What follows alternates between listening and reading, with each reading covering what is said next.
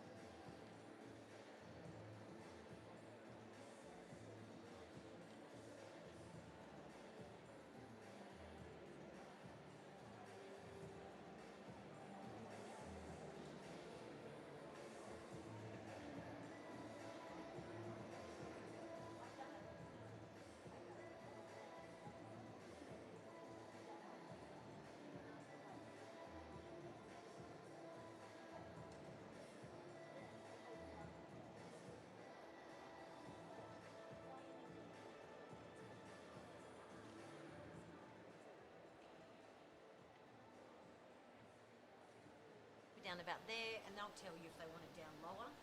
Who will, the comms? The comms.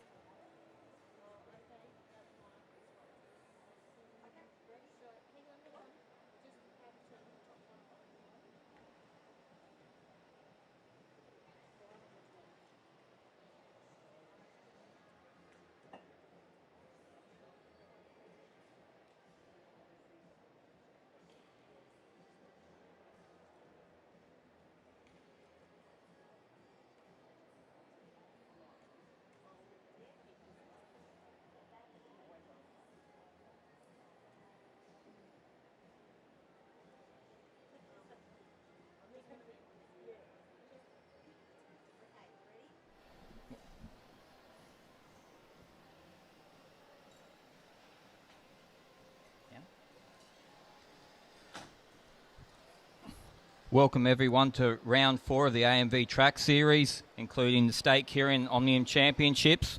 Should be a really good weekend of racing. There's several Australian reps here and Academy of Sport riders.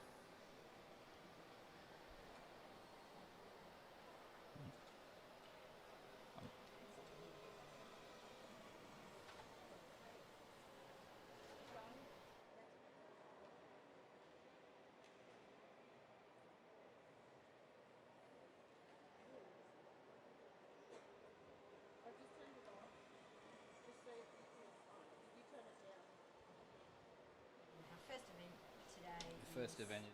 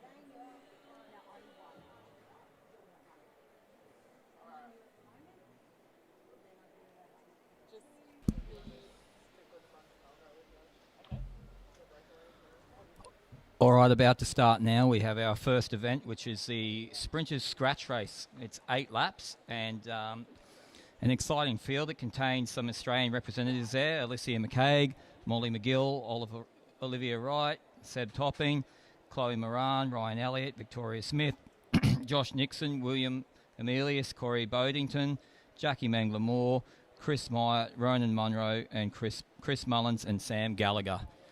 That's a really stacked sprinted field. We've got some people in there that have recently won awards at the Oz Cycling Rider of the Year Awards.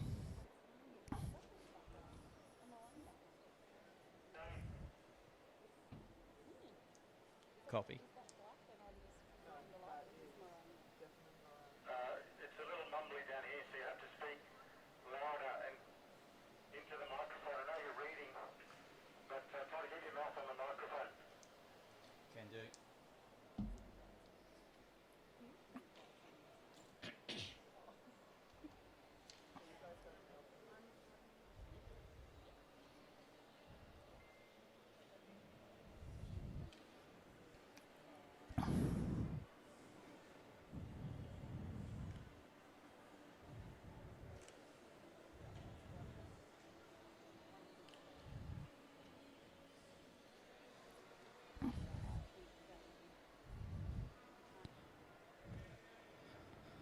All right, and our first race is underway. The bunch is bunching up, getting ready to roll away. They'll come around to the front straight where they'll receive the whistle to commence racing. It's a pretty big bunch out there. It'll be interesting to see how hard these riders go on this first race, considering they've got Keirins that they're invested in later on in the evening. Corey Bodington on the front, Paralympian, followed closely by upcoming junior Will. And then a long line stretched out as they get the pace underway.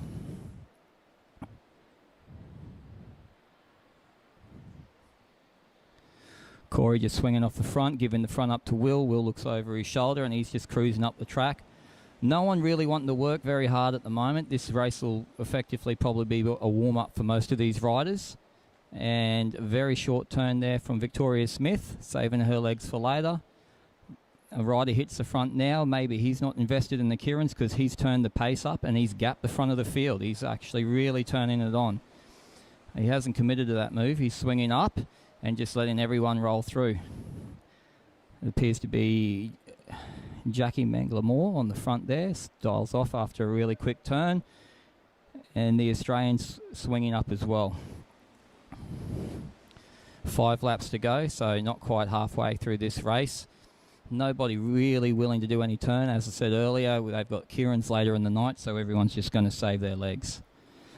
Another really short turn there, and the rider on the front puts the pin down just a little bit to keep the pace.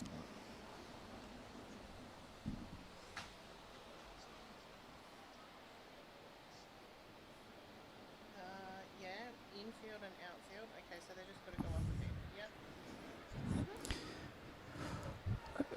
Corey Bodington doing a big fly around the outside, chasing down another rider that made a move off the front. Are they going to work together, or is one just going to mark the other rider? It looks like Corey's just going to mark the other rider. He swings up, and Corey pushes through. Corey's going on with it, and he's actually starting to develop a pretty big gap, and it doesn't look like anyone's really keen to get after him. In fact, he's probably going to run away with this if someone doesn't make a move soon. And there's what appears to be Chris Mullins come flying through the middle there and chasing after the move. He's followed by Byron Davies and Ryan Elliott, and Ronan bringing up the rear there.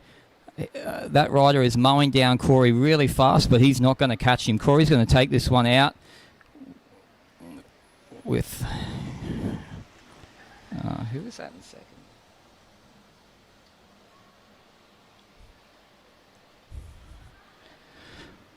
Well, that race started out pretty tame, but Corey put a bit of action into it in the end and made it a bit exciting. So let's see what this next bunch does in their 8-lap scratch race. This field contains Anthony Lane, Kiara Smalley, Milan Bradshaw, Sandra Stoy, Jared O'Connell, Glenn Searle, Madison Smith, Simon Wallace, Peter Macris, Oscar Winchester, April Paddy, Jason Tipple, Courtney McGowan, Indiana Plant, Julie Barnett, and Maddie Douglas Savage.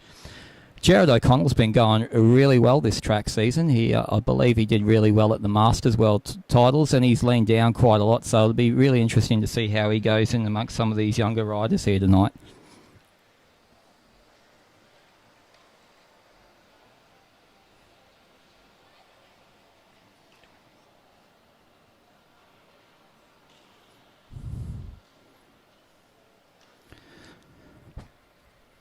Big compliment to Chris Mullins in that last race. I actually thought Sam Gallagher was Chris Mullins. So there you go, Chris. Bulking up. You're starting to look like the big boys.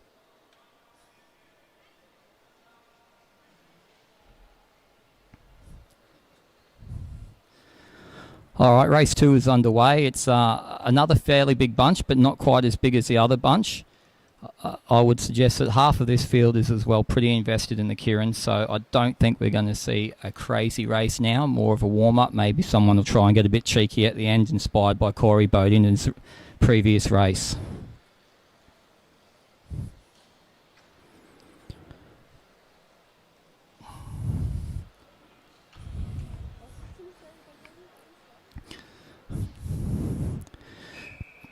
There goes the whistle. That means racing is underway. Peter Meares on the front, followed by Jared O'Connell, then April Paddy, Sandra Stoy, and then behind her is Simon Wallace. Peter just having a cheeky look over the shoulder and starting to dial a bit of pace and swinging up. Jared O'Connell rolls through. They're just rolling along at a nice smooth tempo at the moment. No one really getting ready to drive it, but it's only one lap in. Jared swings nice and high. April Paddy pulling a standard half-lap turn on the front before swinging up.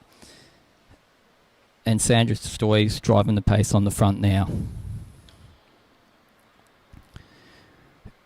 Got some young guns in there as well. We've got Maddie Smith, an under-19 rider, Ella Liang stepping up first year under-23s, and Maddie Douglas Savage, who is an absolute rocket, an under-17 rider, sitting towards the second half of the field.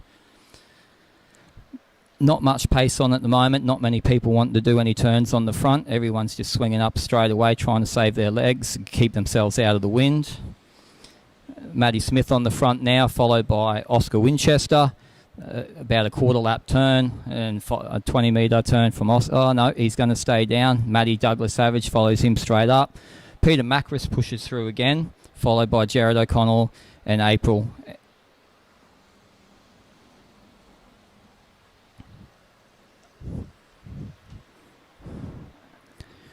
Jared O'Connell doing a nice long turn there. Saw a lot of that from him at the Bundaberg Track Carnival too. You wouldn't have seen Jared pull a turn that long 2 years ago, but he's fitter and stronger than ever before now.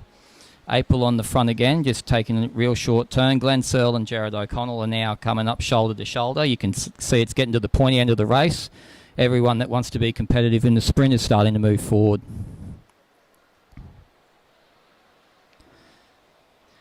And there's a flyer over the top. He launches away and gets a good gap, but Ella Liang's onto it straight away, followed by Sandra and Milan. Do those girls have the horsepower to chase this Anthony laying down? He stands out of the saddle again and tries to get some more pace. Ella is flying up the back of him, followed by Sandra Stoy, Jared O'Connell and Milan. And Anthony takes that one out quite convincingly, followed by Ella and the rest of the field.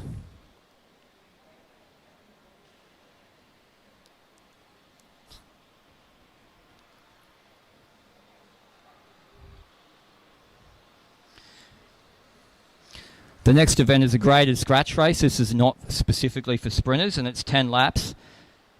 Quite a large field. We've got Isabel Blackwell from South Coast, Max Edwards, Patrick Richardson, Henna Walters, Flynn Jensen, Henry Velasquez, Richard Watson, Felix Henderson, Jacob Cork, Ari Mueller, Elise Vaughan, Ethan Lee, Ewan Holzberger, Max Pocock, Matilda Kemps. I don't think Matilda Kemps is here, actually. Jack Moulin, Adele Dixon, Georgia Dowling, Sebastian Uri, Winter Bradshaw, Judd Larkins, Evie Rose and Hannah Gigorio. So Judd Larkins and Evie Rose are under 13 riders. They're on tiny gears and they'll be spinning their little hearts out just to keep up with this bunch. There's a few first-year under-15s there as well, getting their taste of racing in big bunches. The opportunity for these juniors to be put in amongst these big bunches is just an amazing initiative because it gets them ready for national level events where they go from racing their peers of 5 in their own state to racing in large 24, 25 bunches. I expect this race will probably have a little more pace about it, perhaps. People want to go early rather than waiting for the sprint. So the commissaire's just given his final instructions to everyone on how the event works and all their safety instructions, and they've been cleared to roll away.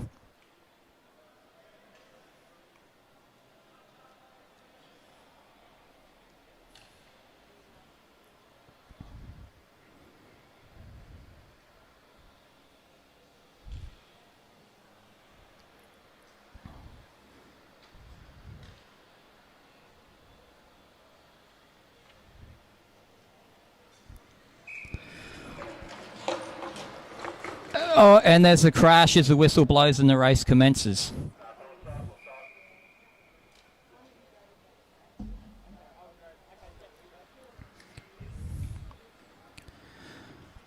So the race will be stopped and the riders will be lined up back on the fence.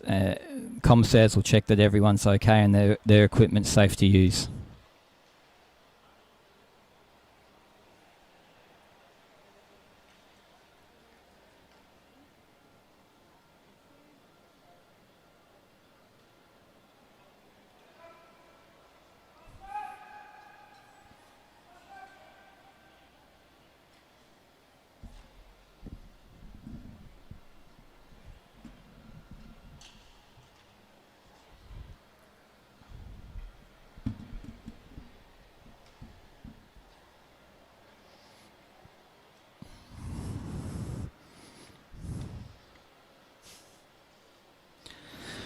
Something you might not know about the commentary box at Meares Velodrome, it's actually incredibly difficult to see the finishing straight when you're up here.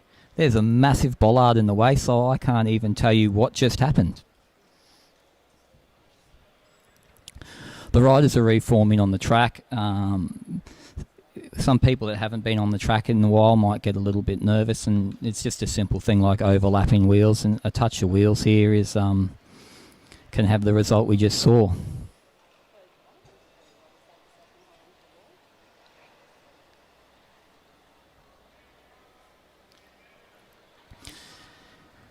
And we're off again, take 2. Let's hope that we get off to a better start this time. Hopefully everyone's not too sore and they're ready to race.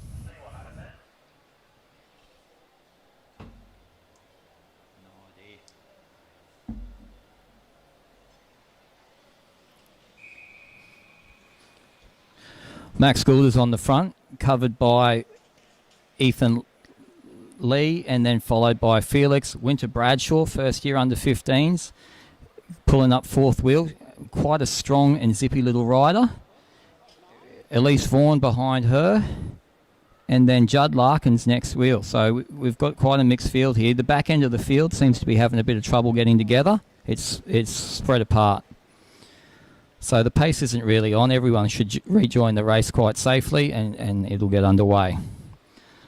Not a lot of pace on the front at the moment. Ethan and Felix look like they're getting ready to have a coffee ride at the moment. So hopefully as the race progresses, we'll see a bit of pace come on.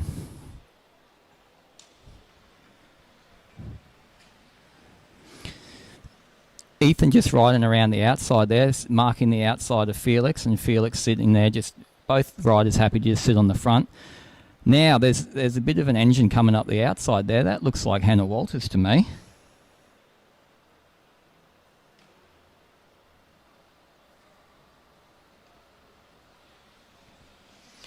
And it is Hannah. Hannah's a really strong rider, and just like her older brother, she loves nothing more than to put the hurt on everyone by attacking a lot. I thought Hannah was going to go for a fly just there. Maybe she looked over at the lap counter and realised it was a bit early for those sorts of shenanigans. And just as I say that, Hannah decides that she's it's not too early and turns the pace up a little bit. marked immediately by Elise Vaughan. You will notice in some of these races there seems to be races within races. Riders that will normally race against each other in state competitions will mark each other in these mixed groups. And those two are certainly competition for each other. Ethan back on the front again. Winter Bradshaw happy just to sit behind him and just check over her shoulder to see what's going on. The bunch is spread out across the track quite wide. The pace isn't really on at the moment. Everyone at the back and in middle is perfectly happy to let these riders at the front just sit there and soak up the wind for them. Only 4 laps to go now, so hopefully we start to see some moves or a bit of a turn of pace and something like this race up. Georgia Dowling coming through to the front, and right as she does, Hannah Walters does what Hannah Walters does and turns on the pace again. Winter Bradshaw reacting immediately, straight out of the saddle and onto her wheel. She's such a crafty little rider. She doesn't miss much, but on her under 15 gear, will she have the legs to motor after Hannah? Hannah sits up again and it all comes back together. I think Hannah's just stretching her legs, seeing how everyone else is feeling, so she can get a bit of a gauge for where she needs to be coming into that final sprint. Everyone's spread out across the track again. Everyone's looking at each other and they've only got 2 laps to go. Hannah's just marking that pace on the front, and here comes a move from Ethan Lee right now, and he's covered immediately by a Balmoral rider, and they just cart straight across the front, and I think that might be Jacob Cork. Hannah Walters and a rider from South Australia are immediately after them. I don't know if they're going to have the pace to bring Ethan back, but they may latch onto that Balmoral rider. There's a massive gap back to the next rider, but there's a rider from Hamilton mowing them down really quickly, and the rest of the bunch is just not in contention with that sprint. And Ethan got that clear as day. That was a really good move by Ethan. He timed that well.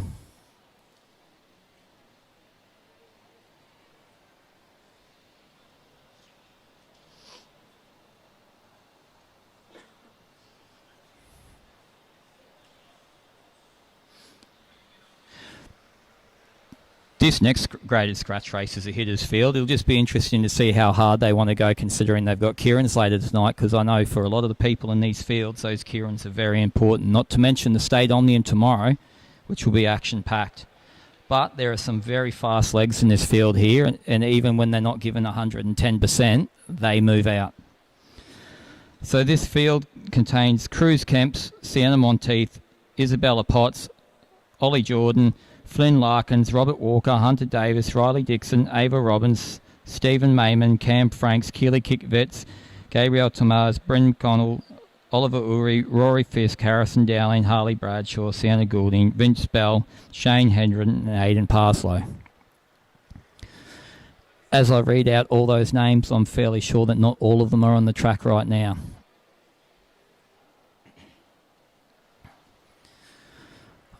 All right, the bunch rolls away with Cruz Kemps on the front. Cruz Kemps is quite a zippy little rider. He's got a real sprint on him. His father was quite the bike rider back in the day. Cruz is followed by Cam Franks and Harley Bradshaw.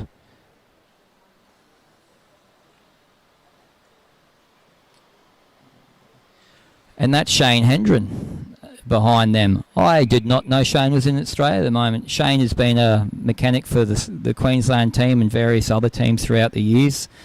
Really given back to the sport over the years, off the track as well. Cruz swings up, Cam pulls through and does a turn. Cam is another rider that this state has produced that is really crafty and quite zippy as well. You can see all the juniors are at the front bunching up there. You've got Cam, you've got Harley, you've got Flynn and you've got Aidan. Shane Hendren's following them along. Behind Shane we have Bella Potts. Bella Potts now moving into the under-19 ranks, and I'm sure she's enjoying being able to use some bigger gears now. And that is Ava Robbins behind Bella Potts. Ava is an under-17 rider, and she is absolutely phenomenal. She's got an amazing turn of speed and quite a big engine for endurance as well. So Bella swings up, Ava rolls on through, followed by Oliver Uri. Shane Hendren's just there. Very, very sneaky by Shane. He seemed to always be at the front so far and never actually get his nose into the wind till right now. Oh no, that's Keely. Shane's gone to the back. Keely swings up. OJ swings up. Sienna Monteith comes to the front. Some of the names in these bunches we really need to pay attention to, because if you've ever watched them ride a bike race, you know a lot of them probably are going to go far in this sport.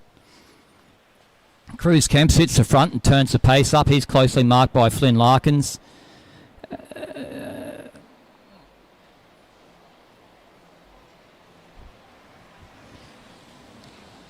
70. Vince Bell hits the front right now, closely marked by Cam Franks. Franks says Hunter Davis behind him, and I believe that's Shane Hendren up behind Hunter Davis again there. And no, that's Keely. My apologies, Keely. Cruz Kemp's coming through for a turn, followed by Sienna Monteith, followed by Flynn Larkins, followed by Aidan Parslow. There's a bit of a gap in the middle of the field there. There's a slight increase in pace, and I think someone in the middle felt that there for a second. Now the bunch is all coming back together. Bella Potts cruises up onto the back of Oliver Jordan, with Ava coming up onto her wheel.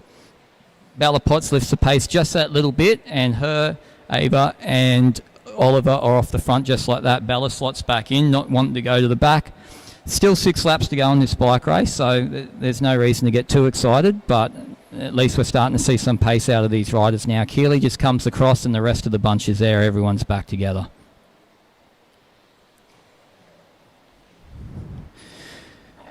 Keely doing another turn at the front. He's actually got his nose in the wind tonight quite a lot, doing a lot of work. Cruz Kemps is marking him. Flynn Larkins behind him. Sienna's there. OJ's there. Ava's there. And then Oliver Rui coming up behind Ava. Tex Walker in the middle of the bunch there, followed by Shane Hendren. Aidan Parslow, Cam, Vince Bell and Hunter behind them, and Bella pulling up the rear. So it looks like for the most part this is a mainly junior bunch. There's a couple under 19s, a 23 and then a couple masters. 4 laps to go on the race now. People are going to start wanting to move around, jostle for positions and get ready for the sprint. If we're lucky, we'll get to see someone do a surprise flyer and try and get away sneaky, just like Corey Bodington did at the start of the night.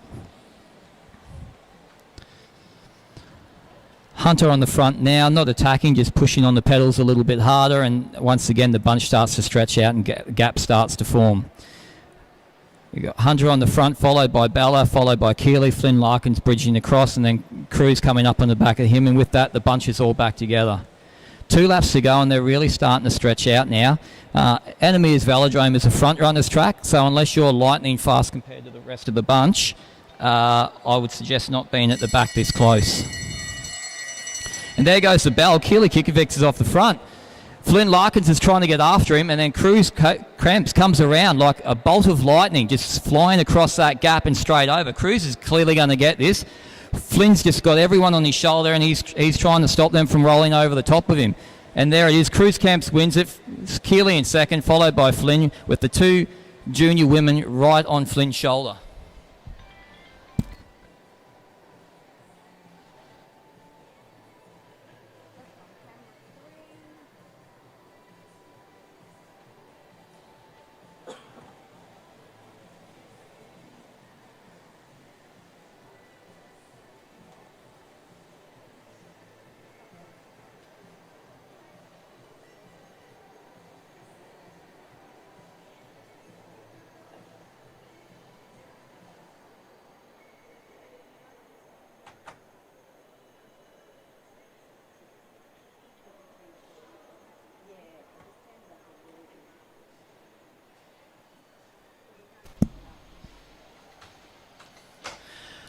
All right, everyone. So cycling dad extraordinaire Barely Angers just rang me, and he said he's got his last lucky $5 in his pocket that he's pulled out.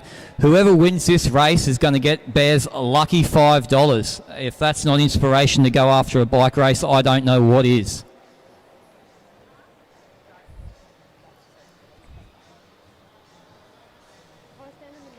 So this is a 20-lap graded scratch race.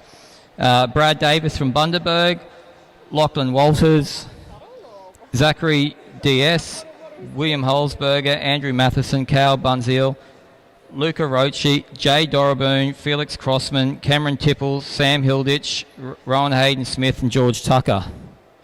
I don't think Sammy Hilditch is out there at the moment, but the rest of the field should be there. This is a real hitters field, so not as many people in this race will be interested in the Keirin, so we might actually get to see some fireworks in this one. Not that the last race wasn't exciting.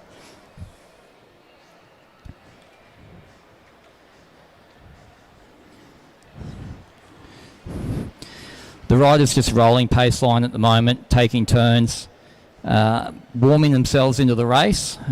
Brad Davis ducking down on the back there behind Felix Crossman. And then on the front we have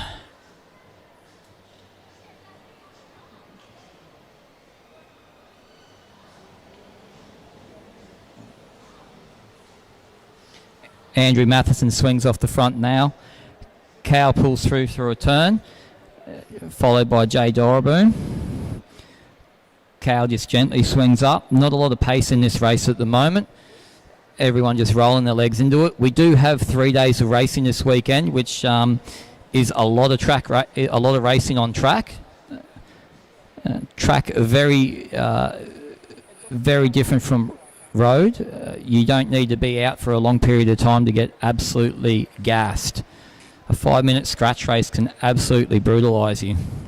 Lockie Walters hits the front, and much like his sister, just turns the gas on and starts stretching the bunch out, and you can see the damage he's caused with that acceleration. He hasn't decided to go on with it. He's swung up. Zach Diaz comes through. He keeps the pace on, swings up. Rowan there now swings up. Cameron behind him. Zacky's ducked in behind Andrew. Andrew on the front again, and the pace has all settled down and the bunches come back together. 14 laps to go. There's quite a long way in this race yet, so I don't expect to see too much go. Early days in the weekend, no one's going to stretch their legs too much at the moment.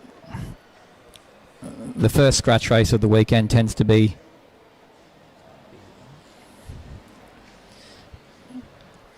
Lockie hits the front and he swings up immediately. Felix Crossman swings up. Brad Davis comes through, followed by Jay Dorabune, Cale behind him, Andrew behind him. There's a bit of gap back to William, but he's starting to close that down now. 12 laps to go. At this stage of the race, I don't expect to see anyone get dropped.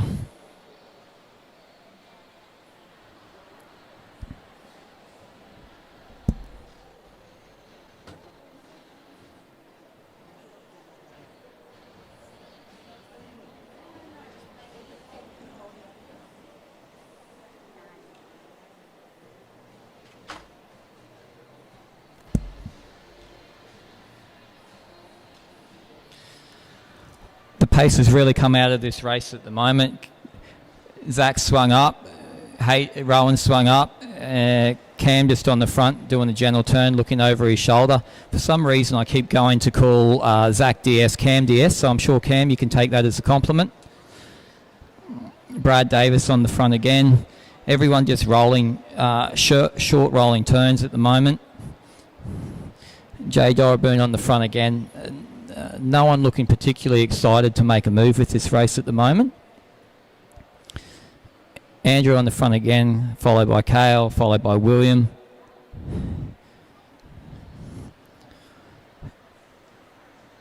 Cale does about a quarter of lap turn. William pushes through under him. Lockie Walters there in second wheel, and I was just about to say I think Lockie's going to go for it, and before I could get the words out of my mouth, Lockie stands out the saddle and just gets that gear rolling. And once again, he just splits that field apart. Rowan's flying after him. He's getting across that gap quite easily. Zach Diaz is coming. Cam Tipple's coming.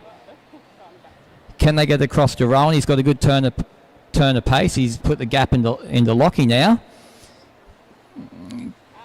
So we've got three of them at the front. Cam Tipple stuck in no man's land, followed by Luca Rocky as well, stuck in no man's land as well. Cam Tipple looks to be, no, he's abandoned the chase. These three now, if no one comes after him, they're going to ride away with this bike race with only 5 laps to go. The field seemed to have just looked at the horsepower of those three at the front and resided themselves to have their own bike race separate. The three men at the front are just swapping turns, nice and smooth half-lap turns, just working together. The bunch now has basically ended their chase. It would be interesting to see in the bunch sprint exactly how much chasing that breakaway affected Cam and Luca. This front group's basically out to half a lap now, and it looks almost like a team pursuit of 3 against a bunch of 9 or 10. 3 laps to go now. Good thing for the bunch, it's 3 laps to go now, because the 3 out the front look like they're fixing to try and lap this field. Zach swings up, Rowan swings up, Lockie swings up. Now the cat and mouse games begin. There's only 2 laps to go. If they go much slower, but and the bunch put the hammer down, the bunch might actually come back to these gentlemen if they keep these games up. Zach going high now. Zach's going to launch his attack. Rowan's coming after him. Lockie's up on him now. It's a great move by Zach. I think Rowan and Lockie might have the horsepower to come up onto him though. And here comes the sprint from Lockie now as Rowan comes over the top of Zach. Has Lockie got the legs to go over the top of Rowan? But no, he doesn't. Rowan's going to take that out, followed by Lockie, followed by Zach. Luke is off the front of the main bunch, and Felix Crossman has just come flying over the top of him to take 4th place, and then the rest of the bunch is spread out between. Those last few laps really put the herd on the legs of that bunch. The second half of that race turned into a very exciting race.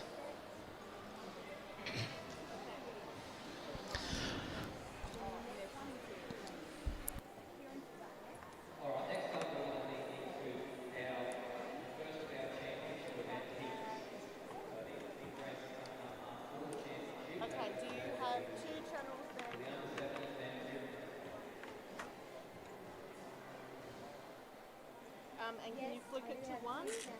And can you flick it over the sound to 1? Yep.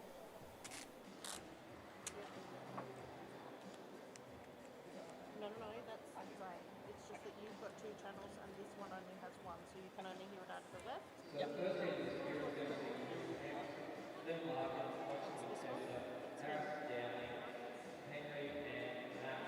that's your red one.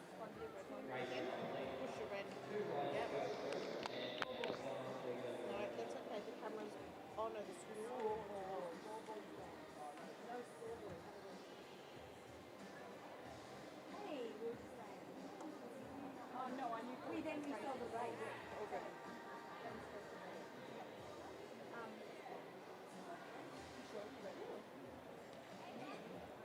The only thing is just be careful.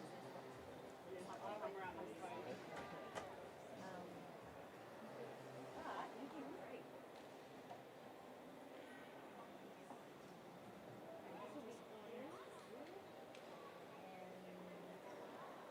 That might just sit there. If that becomes annoying, can you just let me know? That cable. Is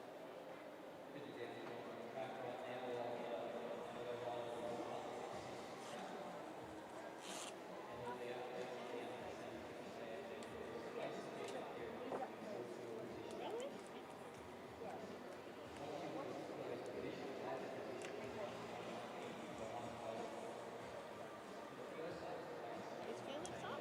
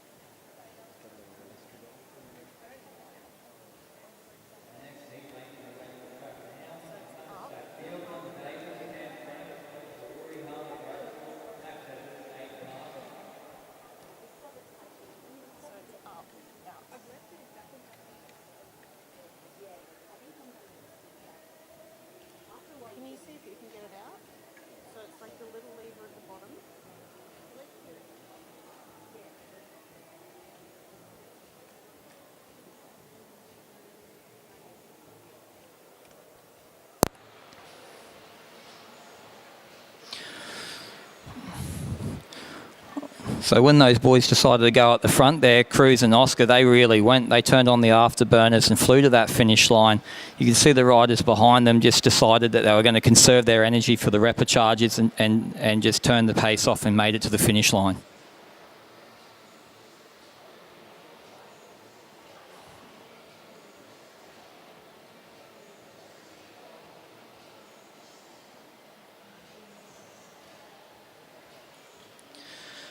So it looks like Harley has drawn position 1. Two positions people seem to hate in the Keirin is position 1 and position 6. But once that motorbike's off the track or even after the first lap, you can always attempt to change your position.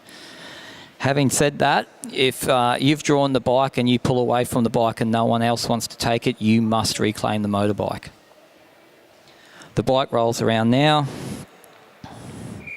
Commissar blows his whistle and the race is underway. They'll all line up in this order behind that motorbike and nothing will change in the first lap.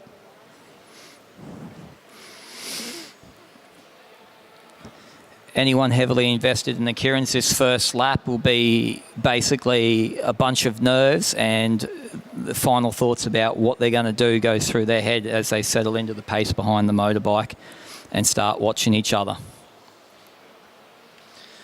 Harley Bradshaw there, nice and narrow. He's constantly looking around. He just wants to see if anyone's moving up nice and early, because anyone that's moving up this early is going to absolutely pin it when the bike pulls off. So you want to be ready for that.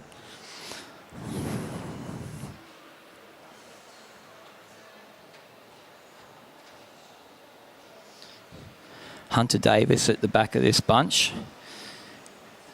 So we've got Harley Bradshaw in first. Then Max Edwards second, Oliver Uri in third, Aidan Parslow fourth, Cam Franks fifth, and Hunter bringing up the back of the field. You can see the pace is starting to move up by the motorbike now, and he moves off the pack onto the duck board. So Harley just holds onto the front there, and he's not going to swing up, I don't believe. He's just going to hold the front, control that pace. He'll set a pace that he's comfortable with and he'll wait for the moves to come. And if they don't come, he'll go when he's good and ready.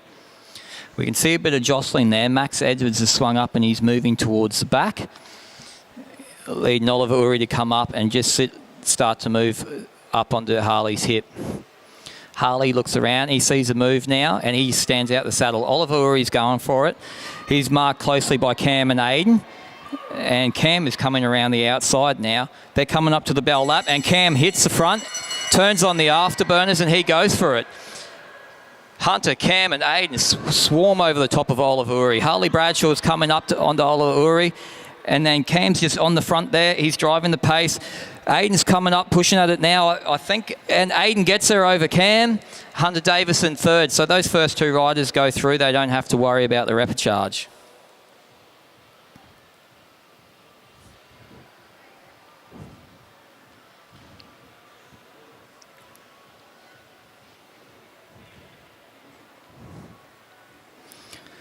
So a very close race between those front three riders.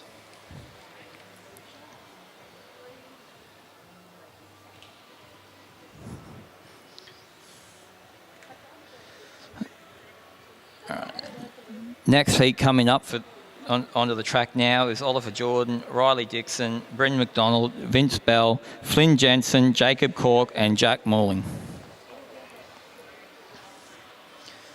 A bit of a mix of people that favour sprint and favour endurance in this race, but I can guarantee you they're all very zippy young gentlemen.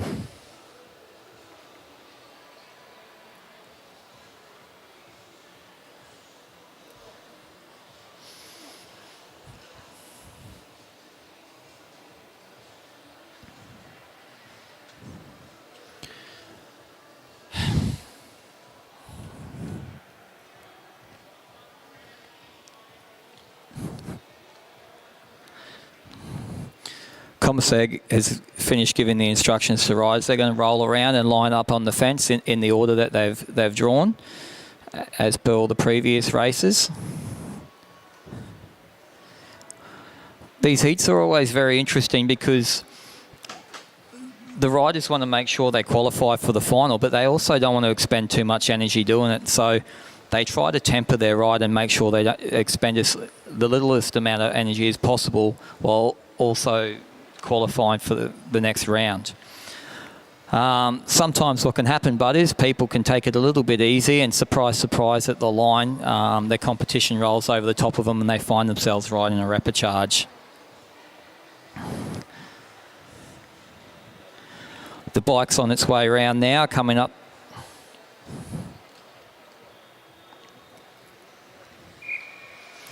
Commissaire blows his whistle and the riders roll away. So Oliver Jordan has drawn the motorbike. He's drawn number 1, which he's an endurance rider, so that should be fine by him. Flynn Jensen pulling up second wheel.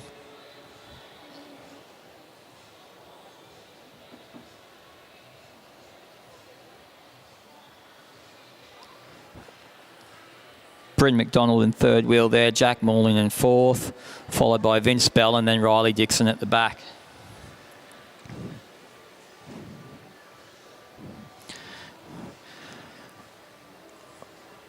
Riley's bike having an interesting colour combination now that he's got the forks off another track bike on the front of his bike after an unfortunate spill in the Madison a couple of weeks ago.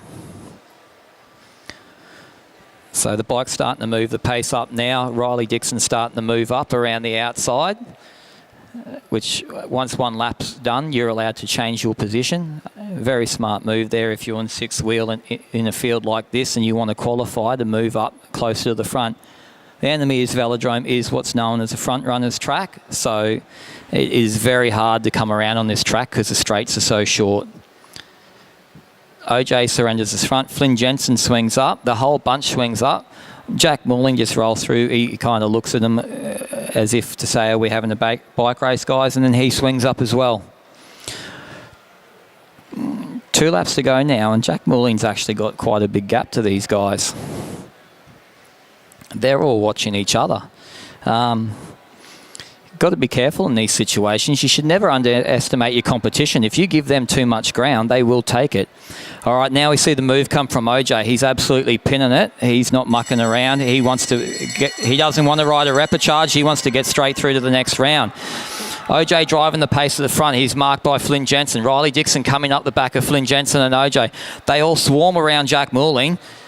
OJ still holding the front. The rest of the field seem to not have the power to come over the top of him. Now it's a fight between Riley and Flynn Jensen Flynn Jensen got that by a tyre. So OJ and Flynn Jensen are your top 2, Riley in third. So Vince Bell, Bryn McDonald and Riley will go through to the repechage. The other 2 will go straight through to the next round, and that was really close on the line.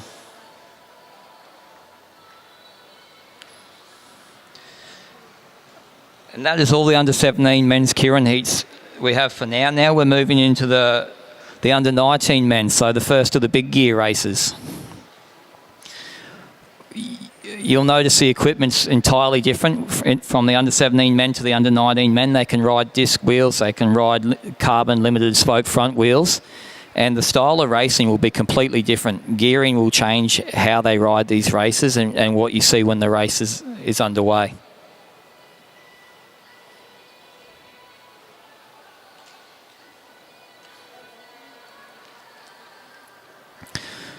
And the riders start rolling around to take up their spots on the fence. So in this race, we have Sebastian Topping, Lachlan Walters, Zachary Douglas Savage, William Holzberger, and George Tucker.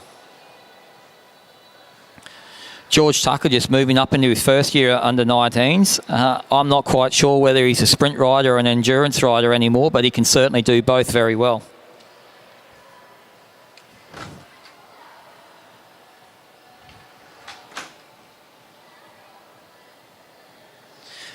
So it looks like Seb Topping's drawn position 1. He's going to have the motorbike. Zach Diaz behind him, followed by Lockie Walters, followed by William Holzberger and George Tucker. Be very interesting to see if Lockie Walters decides to take this one long and absolutely launch it as a nice warm-up for his Omnium tomorrow. So just like all the other Keirins, they just form up in their positions behind the motorbike. Nothing's going to happen on this lap. You're not allowed to change your position.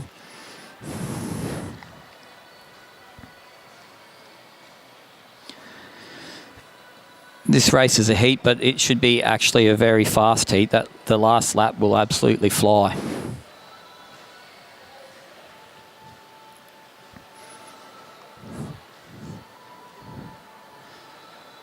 Pace is starting to lift a little bit now. Seen a bit of floating at the back now. No one's really moving up and trying to change their position, but it's just a bit of a float up and down the track. Get a taste of what the wind feels like, gauge the pace and see how much effort you have to extend to move up. And then Georgie slots back in behind him again to have a bit of a rest. He swung out, he's seen what the pace is like, he's seen what moving up and the wind feels like. Now he's moving around up the outside. He may be a first-year under-19, but he's got a good turn of pace and he's very fit. They need to not underestimate him. Seb Topping has swung straight up. Zach Diaz is swung straight up. They've pushed Lockie to the front. So Seb Topping moving to the back and preferring to come behind the endurance riders and let them cover the wind for him. Obviously, he's really confident in his speed, doing a move like that, and he thinks he can get around these guys. They're now three abreast. George Tucker is pushing around the upside hard. He wants to get to the front, and he kicks. He doesn't want anyone in his way. He doesn't want any traffic. He wants to take the bull by the horns here and lead this race and force everyone else to come around him on this front runners track. And here comes Seb Topping, kicking around the outside, but the pace may have been a little bit higher than he was expecting because he's not able to get round them at the moment. George Tucker and Lachlan Walters are fighting it out. Zach Diaz around the outside, Seb Topping in fourth. What a race. And that is how you ride a Keirin. You take the bull by the horns and you lead the race and you control it, and that's what George Tucker did.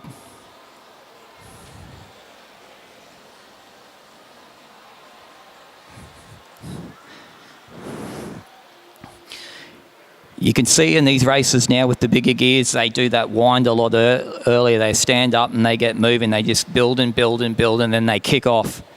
That was an absolutely fantastic race to watch. Good job, boys. All right, our next heat comes out onto the track now. We've got Will Meares, Chris Mullins, Keita Smalling, Sam Hilditch, I don't believe is here, Rory Fisk and Ari Mueller. Will Meares is just stepping up. It's his first year as an under-19 on big gears. A very zippy young sprinter in the under-17 ranks.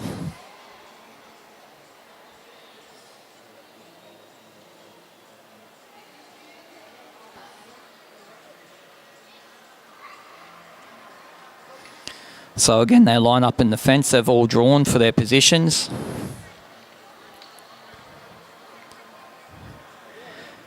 So it looks like Will Meares has drawn position 1, Chris Mullins position 2, Rory Fisk 3, and Keita Smalley position 4. Quite a small field for this Keirin, which is not really favourable.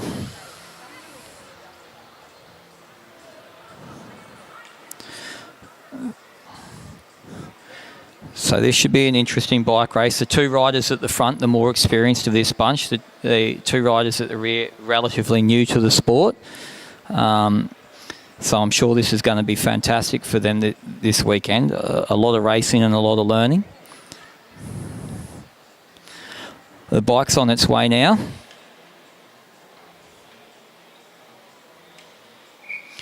And there goes the commissaires whistle, and as before, they all roll off and line up behind that bike.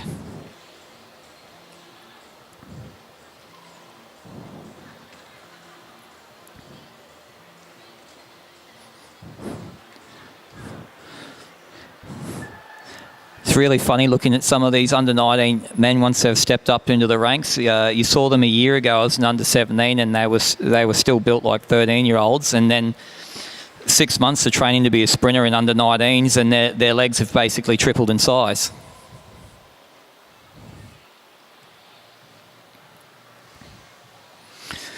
Everyone quite content to just sit where they are at the moment, follow the motorbike, not a lot of jostling for position. I would expect this race not to have a flyer from the back like the last race, but you never know. The two experienced riders at the front should really know how to take control of this race and push themselves through. But we'll see if there's an upset from the newer riders with less experience.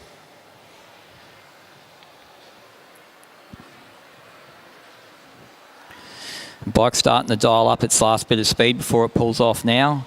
Will just sits on the front. Will and Chris looking over their shoulders. Rory's starting to push a little bit up onto Chris's back wheel and then back off. He can't quite decide whether he wants to move around onto his hip or not. Everyone just staying in that line now. 2 laps to go and nothing much has changed at the moment. William's just setting his own pace that he's happy with, and Chris is just happy to sit behind Will and keep an eye on the riders behind him. When you're in that position, and here comes a move from the back now. Will and Chris stand up out of the saddle to respond. Kiata goes around the outside. Rory's coming up on them. Kiata's actually getting a little bit of a gap there. Will's closing it down. Chris Mullins is starting to get a bit of speed up, but he's taken a bit long to decide to get on top of that gear and come after him, and he's going to actually have to go through to the repechage. So Will and Kiata go through. Chris and Rory will go to the repechage.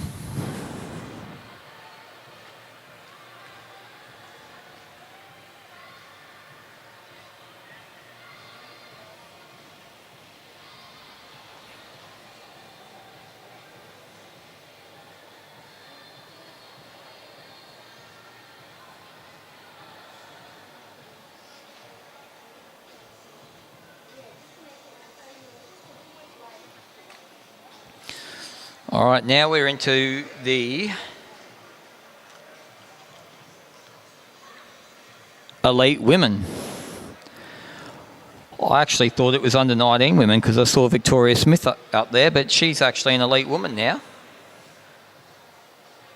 So this first heat has Alicia McCaig, Olivia Wright, Victoria Smith and Jackie Mangler-Moore. What a fast heat.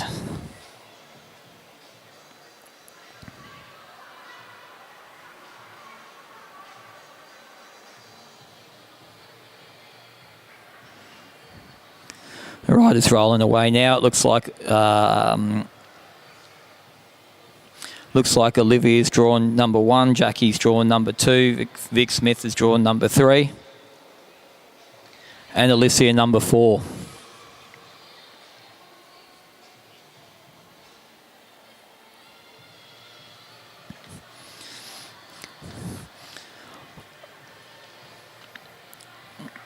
Of course, Alicia being a representative of Australia in the elite ranks, one of the top elite sprint women in Australia. Victoria Smith has ridden several national titles through the junior ranks, and she's here in the elite ranks now. Jackie Mangler-Moore, tons of experience, world records in the tandem, I believe. And then Olivia on the front. Olivia, another relatively new rider to the track cycling scene, but she's ridden Junior Worlds this year, so some really valuable international experience there to put her up with these riders here. Be assured this is a hitter's field, and in that last lap we should see some fast bike racing.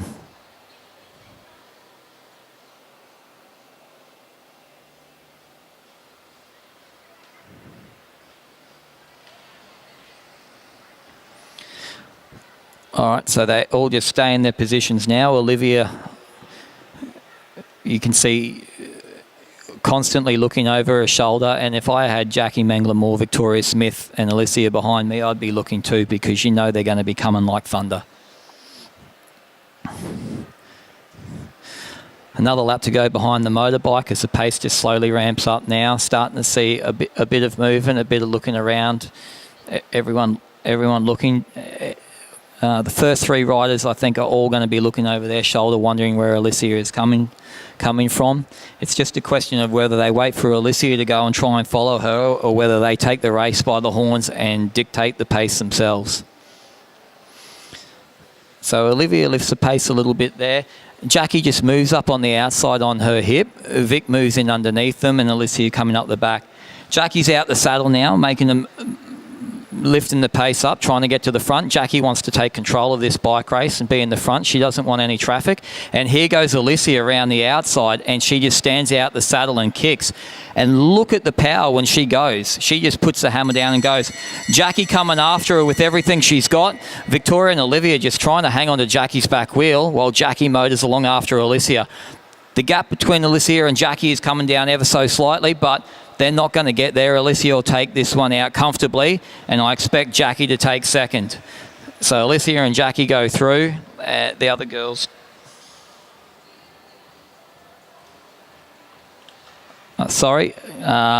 Jackie, Victoria and Alicia will go through.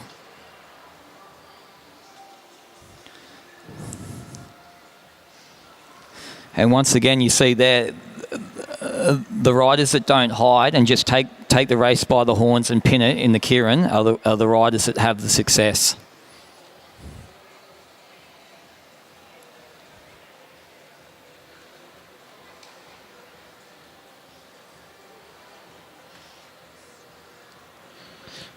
Heat 2 has got Molly McGill, Chloe Moran, Sandra Stoy, Ella Liang and Courtney McGowan.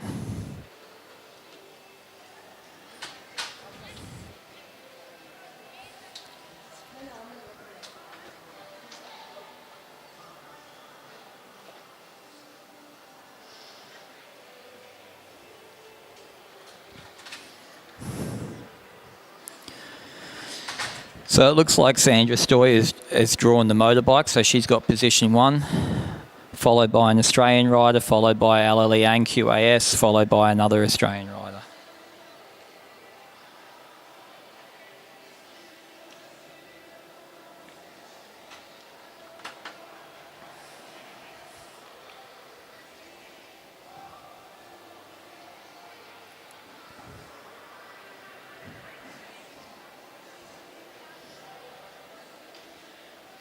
All right, so that's Sandra Stoy is drawn first position, Molly McGill in second position, Ella Liang in third position, and Chloe Moran in fourth position. Motorbike's on its way into the front straight now. They get the whistle to roll away and form up behind that motorbike.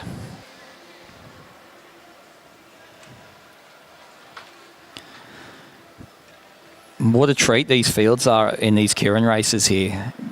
So much talent, so many fast riders here tonight. Australian rep, Institute of Sport reps, and everyone in between. There's no slouches in this building tonight.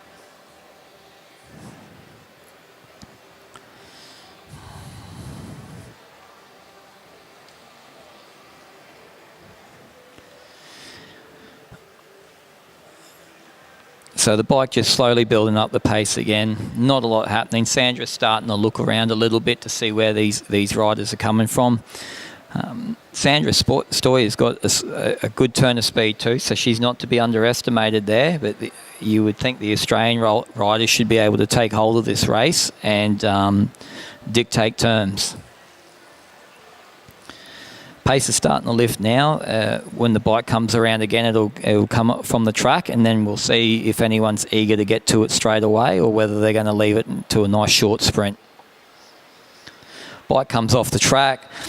Sandra's still got the lead. Sandra looking around, Molly looking around, Ella watching Molly, and Chloe at the back just watching everyone else. Not a lot happening at the moment. Chloe starts to just lift the pace and move up the outside. She wants to get to the front and avoid the traffic and take control of this race. The two Australian girls coming around the outside of Sandra. Ella Liang coming around the outside of them, trying to mark them. She doesn't want to be caught behind them either, trying to get around them. She wants to try and pace match them and make sure that at least they have to come around her. We get the bell now. It's Moran still on the front, followed by Ella Liang. Molly McGill just starting to roll that big gear up on the outside now. And she's hip to hip with Ella Liang. Ella could be boxed in there. It just depends on if she can push through. And Ella pushes through, and then it's Chloe Moran, Ella, Molly, and then Sandra in fourth. So those first three will go through. I think they all did that comfortably, and they all got through where they wanted to get through, knowing that three of them had to make it.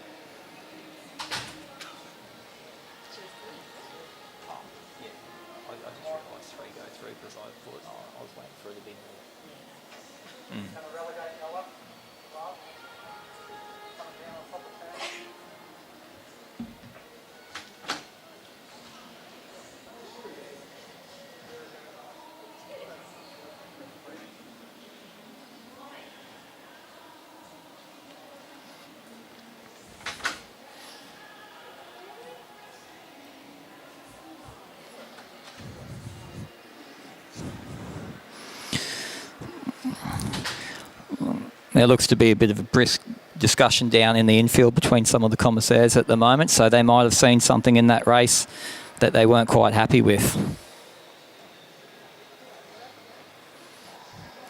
the commentary, LLE Yang has been relegated to fourth place. LLE Yang relegated to fourth place. Made official, Ella Liang has been relegated in that last event, so that'll be what the discussions were about.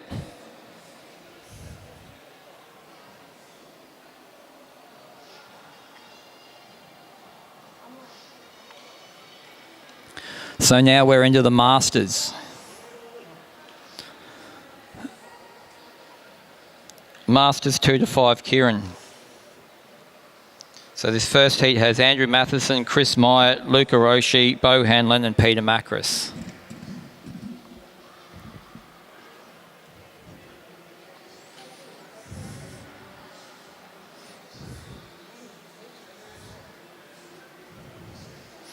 Motorbike's on its way.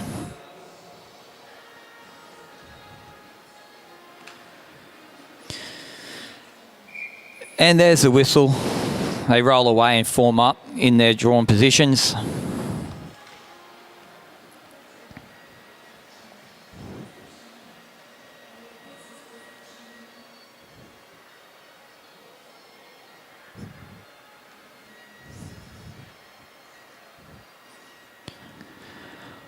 All right, so rolling around for this first lap. None of them can change their positions as per every other Keirin race so far tonight.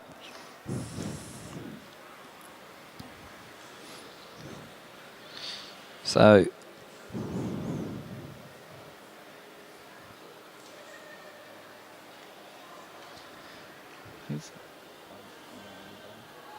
Luca Rocky at the front, followed by Andrew Mathiasen. Peter Meares in third wheel, followed by Bo Hanlon.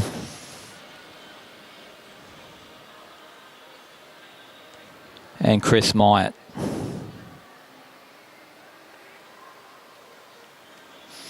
So we have a rider moving up already, just not happy with being last wheel in the Keirin as the bike's preparing to come off. Moving up, looks like he's moving up on the heat of Peter Meares. Rider on the front swings up. Everyone kind of lifts up the track and looks around at each other. And now the rider's nose got caught in the wind. He's just going to take control of this race and keep some pressure on the pedals. Coming around with 2 to go. Everyone seems fairly calm at the moment. The rider on the front's just slowly ramping the pace up. And then he's out the saddle. And he's going to take this one long, more than a lap and a half. He hits it. Everyone else stands up and responds. Peter Meares is just comfortably sitting on his wheel, followed by Chris Myatt. And the front 3 riders are putting very clear distance into the back 2 riders. Peter and Chris trying to move around the outside out of Andrew, but I don't think they can get there. He's going to take this one, and with Meares in second and Myatt in third, very close between 2 and 3, but number 1 got that convincingly.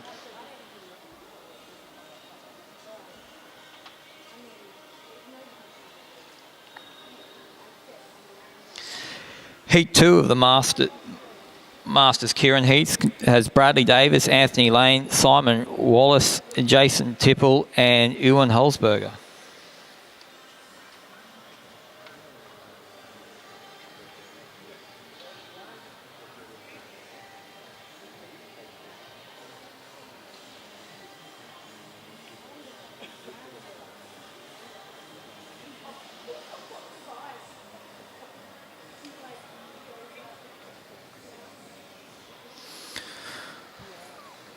All right, so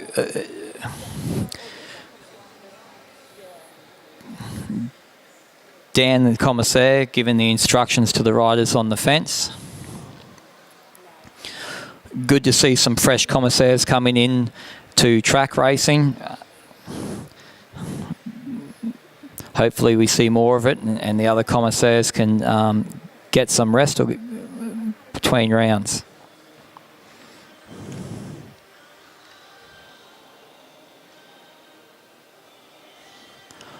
All right, it looks like Ewan Holzberger is drawn number 1. followed by Anthony Lane in number 2, Simon Wallace in number 3, and the man from Bundaberg, Brad Davis at the back.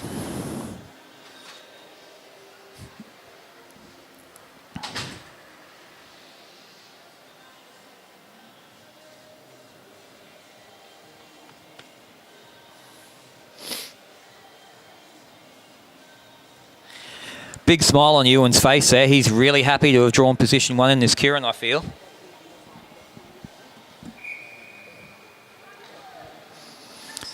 If the Bundy Track Carnival's anything to go by, when the bike swings off, Ewan's just going to slowly increase the pace constantly until no one can get past him. So they all line up in their designated positions as per every other race so far. No one's going to move in this first lap, and I don't really think anyone will do too much until that motorbike pulls off the track, but we'll see. So we got 3 disc wheels and a set of standard alloys on the front. And I didn't think anyone would make a change of position till the bike swung off the track, but there's Brad Davis moving up. He clearly wants Anthony Lane's wheel, and he's taken it from Simon. Simon's let him go. Simon's happy to go to the back for now and sit back and make a judgment call on the race after the motorbike swings off the track.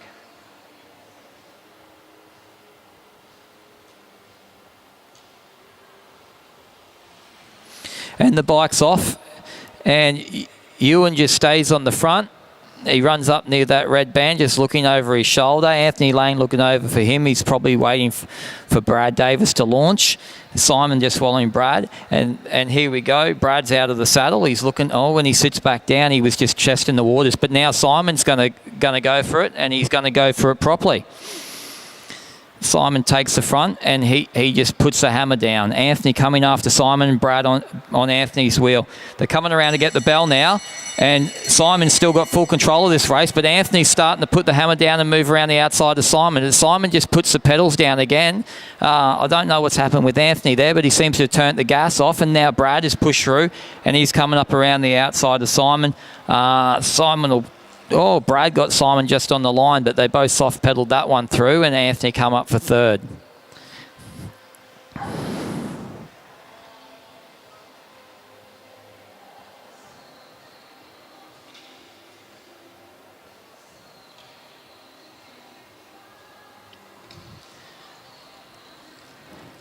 All right, now we've got our Keirin repecharge.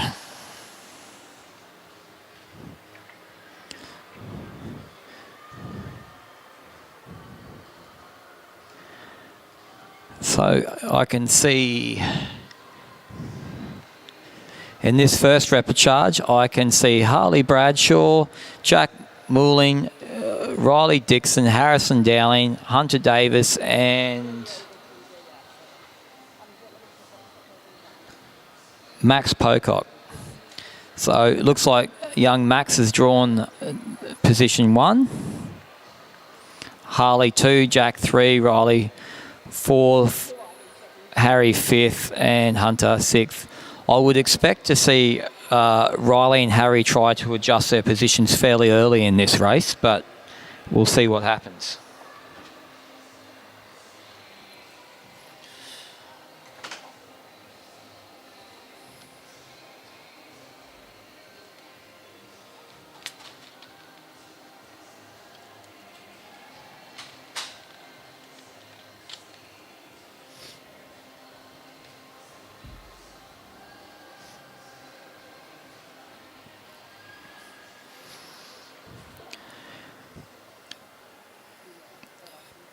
And just for a different side at the Velodrome, there's Dave Moore fitting disc wheels to a track bike. The motorbike comes around into the straight, Commissaire blows his whistle, and down they go. So quite an important race for the guys in these repecharges. It's if they want to go through, they need to get the position in this one. So if they want to progress to round 2, they need to be in the top 3.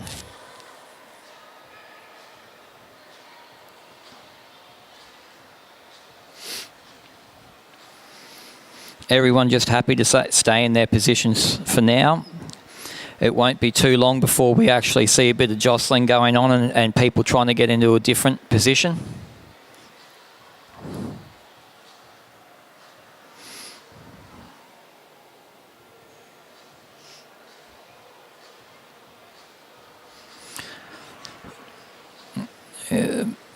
Moving into the last lap, the motorbike will be on the track. The pace is starting to ramp up a little bit. Bit of a gap forming between the motorbike and the first rider.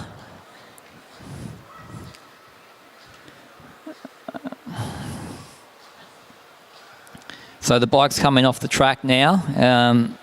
There's a bit of a gap between him and the first rider. So the first rider is just going to sit on the front. He's just maintaining his pace. He swings up now. Harley swings up behind him. Jack pushes through. Riley's following Jack. Harry's following him.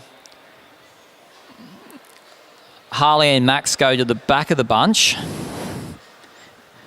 Jack swings up now. Riley's got control of the front of this bike race, which is where I suspect Riley really wants to be in a repechage of Keirin.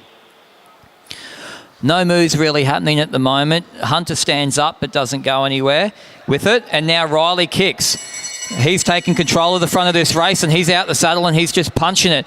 Harry just trying to follow Riley. Hunter on the back of Harry and Harley coming up behind them. Riley has full control of this bike race and he will cruise along to first place and Harry will come up in second, Hunter in third. And they're your three that progress through to round two. The others will go through to the 13th to 19th final.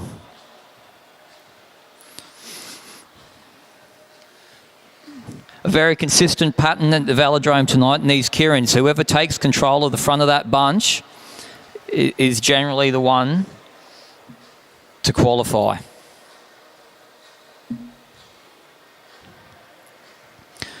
Next heat moves their way to the track. Looks like we've got Bryn McDonald, Flynn Larkins, Max Gould and Henry, Oliver Uri and Vince Bell.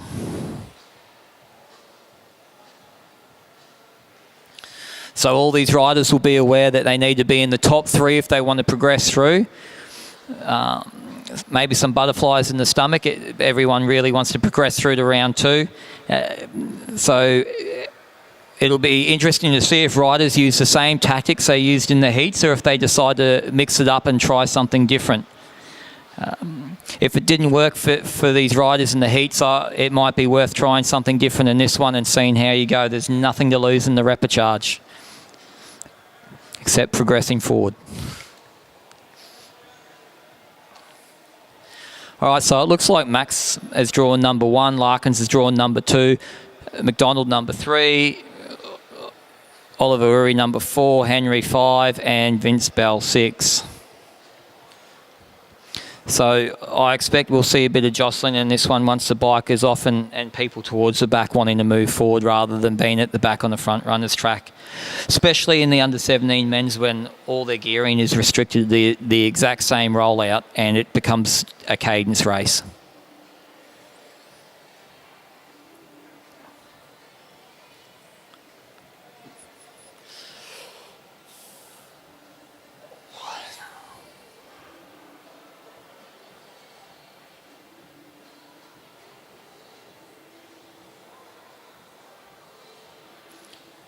The bike's coming around to approach the front straight. And there's the commentator's whistle. They'll roll off and form up behind this motorbike. You must take the position you're given for the first lap of the race. If you draw the motorbike, you have to get up behind that motorbike. You can't leave a massive gap either. You have to be right behind it. So, just cruising around at the moment. This bunch looks to have, the riders look to be fidgeting a little bit in this one, a little bit of nervous energy for this repechage.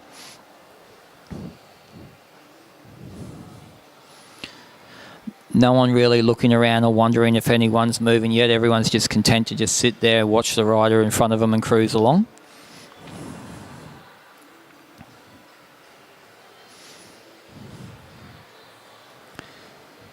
Pace is starting to lift now.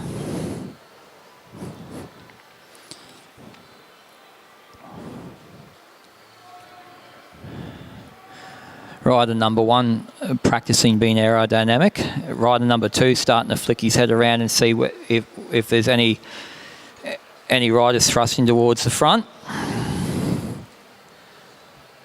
So starting to be a bit of movement, a bit of floating on the track. Heads on the swivel now, looking around, and there's the rider at the back. Already makes his move. He doesn't want to be at the back carting around traffic at the pointy end of this bike race. He's going to take the race and he's going to lead it out. And he's got a very clear gap very quickly. Larkin's coming after him. Bryn coming after Larkins. These guys need to just latch onto this guy, and if they can roll him, they can roll over the top of him. So Larkin's latching onto Vince Bell and just persisting with his effort and going straight over the top. He's followed closely by Bryn McDonald, and Max is come out of nowhere, coming up on the back of him, and it's going to be a race between him and Vince Bell to get through to that round 2, and Max gets it. So Flynn gets the race, Bryn second, and Max squeezes through to third. So those 3 riders will progress to round 2, and the rest will be through to the 13 to 19 final. And that looks like that's all the Keirins for now as we move into the elimination scratch race, event number 9.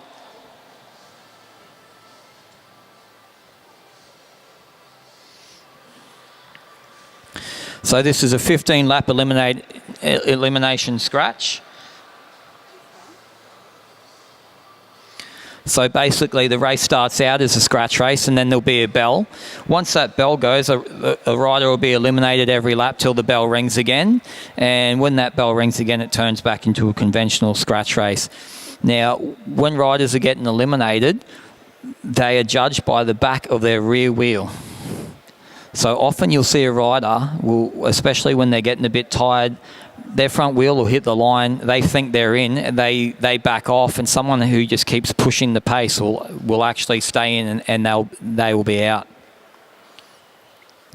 Quite a large field by the looks of it. Mostly juniors. In fact, it looks like it's all juniors. Bit of a mix of gearing out there. There's under 17s, under 15s, and under 13s. Oh, hang on. Yeah.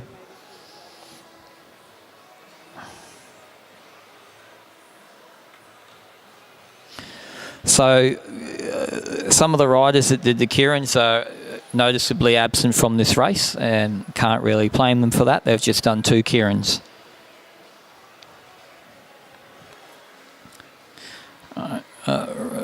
Rolling around the bunches in a nice long line.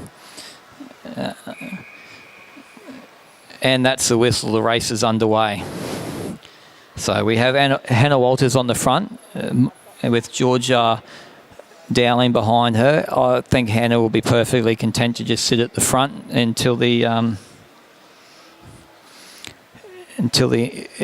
eliminations start. The bunch are already starting to act like they're in an elimination, but they're not in an elimination yet. No. Ethan Lee moving up the outside of Hannah. He's closely marked by Felix Henderson. Then we've got Judd Larkins behind him. Underneath Judd Larkins is Patrick Richardson. And then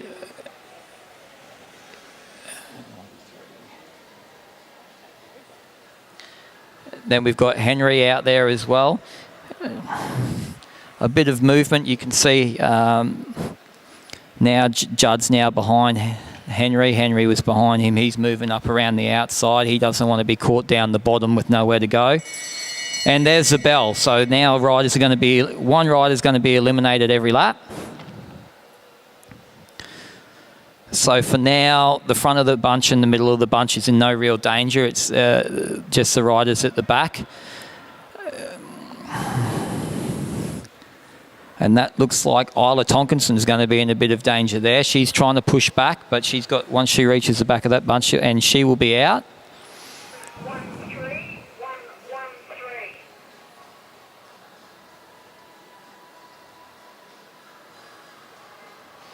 So that's Isla Tonkinson there that is out. As we come around again, there'll be a surge at the back as people try to make sure they stay in this bike race. And that will be rider 103. Max Pocock that is out, so he's just ridden a couple Keirins.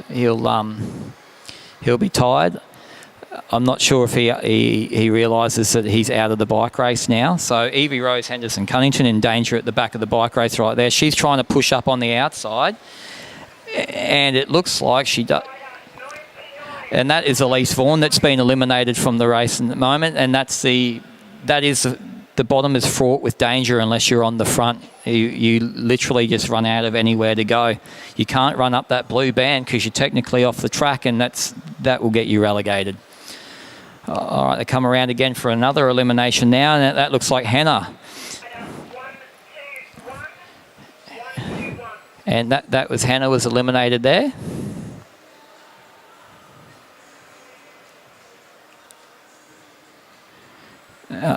I'm not sure Hannah realises she's out. Now she's removed herself from the bike race. Now there's a desperate surge at the back again to try not to be out, and that will be Evie Rose Henderson Cunnington. Now the bunch is starting to thin out. There's going to be a lot more competition to try and stay in this bike race. Paddy choosing to dive down low, so hopefully he doesn't get boxed in down there, and it looks like that'll be Henry. So Henry's out, probably got some very tired legs from those Keirin rounds. Now at the back we've got Judd up high and Patrick down low.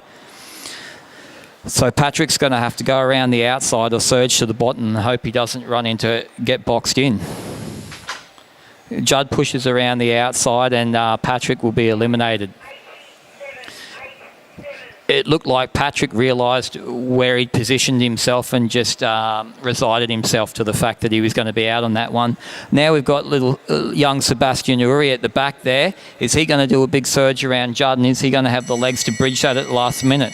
Oh, and there goes the bell, so it turns into a scratch race. And that looks like Adele Dixon was out that time.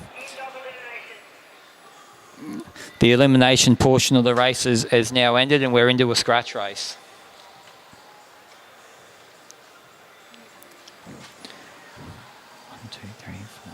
So we've got 6 riders left in this field. An under 17 in Hannah Walters, a bunch of under 15s and one under 13. It would be very interesting to see how this race unfolds in the last lap. Ethan content to just sit on the front, Felix following him, Judd following him, Seb following him, and Hannah and Georgia at the back. Next lap round will be the bell. No one really seeming to, and as I go to say, no one seeming to move up. Hannah starts making her move around the outside. She hasn't kicked yet. She's just increasing her pace and improving her position around the outside. And there's the bell. No one really hitting their straps yet. Everyone just sort of waiting. Must be some tired legs in this bunch now. And there's Hannah out of the saddle now. Hannah goes for it. Ethan says, that's enough for me today. And Felix comes through. He really wants to take Hannah up to the line, and he comes straight over the top. Felix wins it, followed by Hannah, followed by, I can't tell if it was Georgia or Judd, and Ethan and Seb.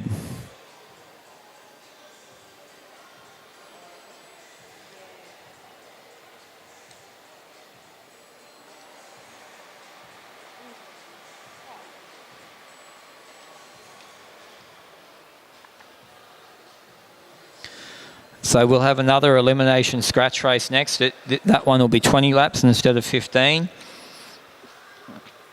And it's a solid field. Cruz Kemp, Sienna Monteith, Isabella Potts, Oliver Jordan, Flynn Larkins, Robert Walker, Hunter Davis, Riley Dixon, Ava Robbins, Steve Mayman, Cam Franks, Keely Kickvex, Gabriel Thomas, Bryn McDonald, Oliver Uri, Rory Fisk, Harrison Dowling, Harley Bradshaw, Santa Goulding, Vince Bell, Shane Hendren, Aidan Parslow. So quite a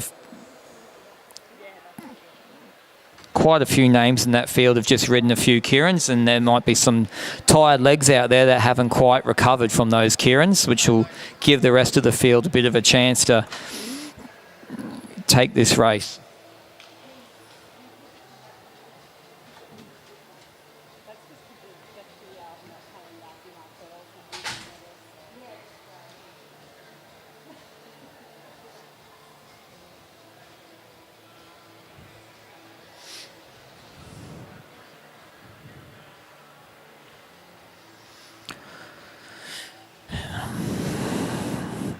commissaire just explaining the rules of the race to the riders as they go out, as they line up on the fence.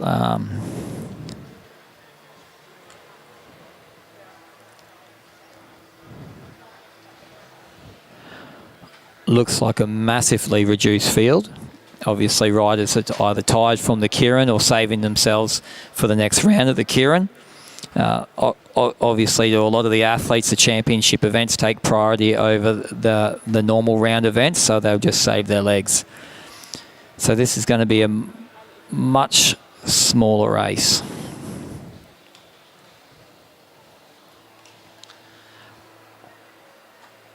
Ballapot's perfectly happy to go to the front.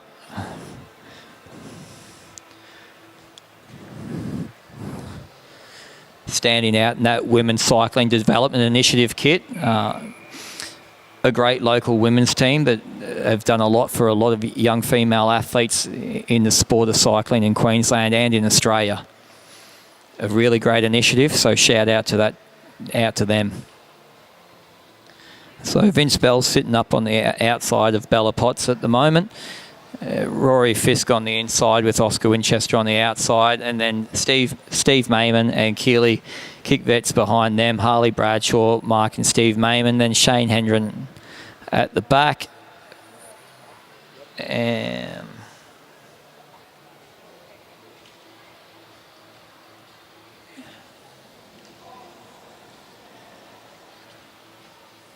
And that's Gabriel Thomas coming up the outside. So once again, scratch, elimination, scratch. But this first scratch race portion, just like the last race, the bunch is choosing to ride this first scratch bit like it's an elimination. You can see they're just two or three abreast, just riding tempo, not swapping off turns, and just gearing up for when they hear that bell.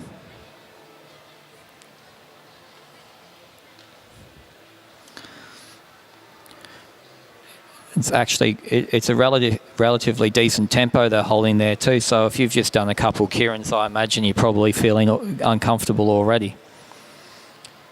So no change in the order, no one swapping off turns, no one moving up. Everyone seems quite content to just sit in the bunch they're in. Once we get to the elimination portion, some riders will choose to just stay at the back and hop around riders, picking them off one at a time, hoping to gamble their luck. Some of the fitter, less snappy riders will just choose to sit in the front bit of the bunch, trying to avoid getting boxed in and just keep rolling pace and hopefully not having to sprint too much.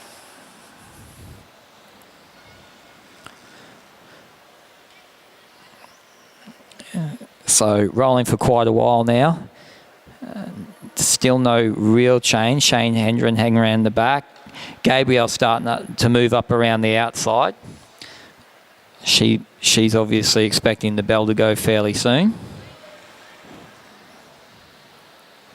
Shane's still hovering around the back, just sitting a little further up the track so he doesn't ride himself into a hole. Bella's still just sitting on the front of the bunch, tapping along on those pedals. Bella's quite a good pursuit rider, so sitting on the front with her nose in the wind isn't going to bother her too much at all. Keely's now moved up beside her. He doesn't want to find himself in the box and have to take any risks to get out. Harley somehow sneakily, with anyone barely noticing, has creeped from the back to the outside of the front.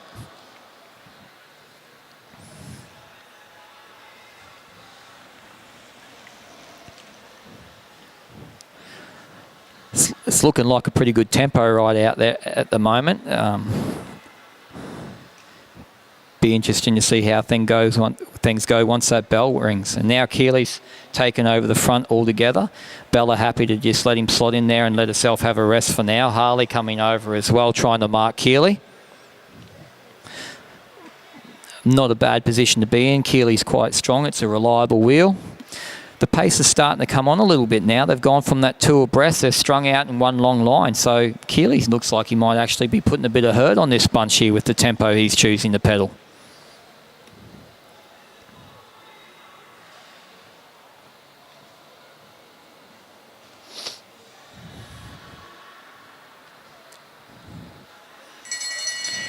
And there's the bell now. Next time round, people will start getting eliminated, and they're strung out. If you're at the back, there's a lot of movement up the back. Oscar Winchester pushing up the outside quite hard there. He's just sitting on the outside now, giving the people below him nowhere to go, which is fine. Gabrielle finds the gap button. She pushes her way through, and it's Steve Mayman is going to be the first one out. Harley swings out a second wheel, drops down to the back of the bunch, and he misses there. Keely's still on the front driving that pace.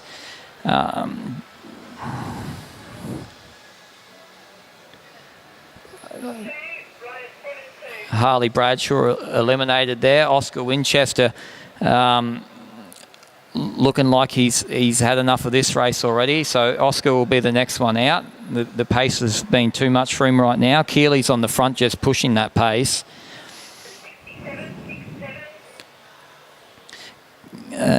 Hopefully Gabrielle's aware that there's no one behind her at the moment, so she's in a predicament there. She needs to be surging around the outside and getting that run to the line. She's gone low. She's got nowhere to go, so Gabrielle will be out,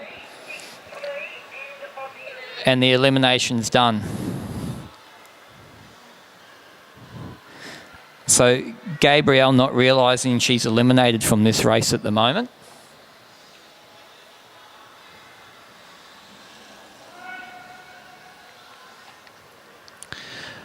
Bella Potts back to the front again, followed by Vince Bell. Bella swings up, Vince follows her and then moves back down the track. Rider 63 thinks she's still in the race. So she'll just safely back the pace off and move, and the rest of the riders will move over her. 2 laps to go in this race. Keely's still on the front driving this pace, and Shane Hedren has snuck himself up into second wheel there. And the bell rings, and Keely's out the saddle. Here comes Shane, here comes Rory. Rory's got a decent turn of pace, so if his legs aren't too fried, he should actually be a good shot to take this one. And there we go. Rory just uses his sprint speed to get away from the front of him. And Shane comes in for second, Vincent third, and Keely at the end there and Bella both feeling the effects of their massive amount of time they spent on the front of that bunch at tempo.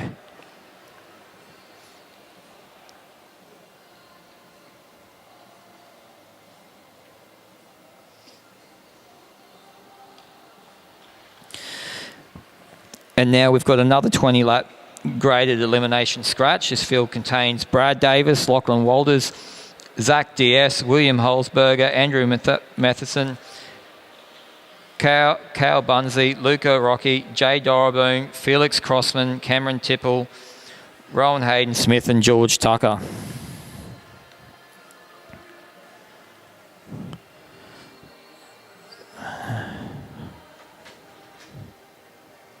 So I don't think I see George Tucker out there at the moment, but he had such a good run in the Keirins. I think he's going to be saving his bickies for the championship Keirin races tonight.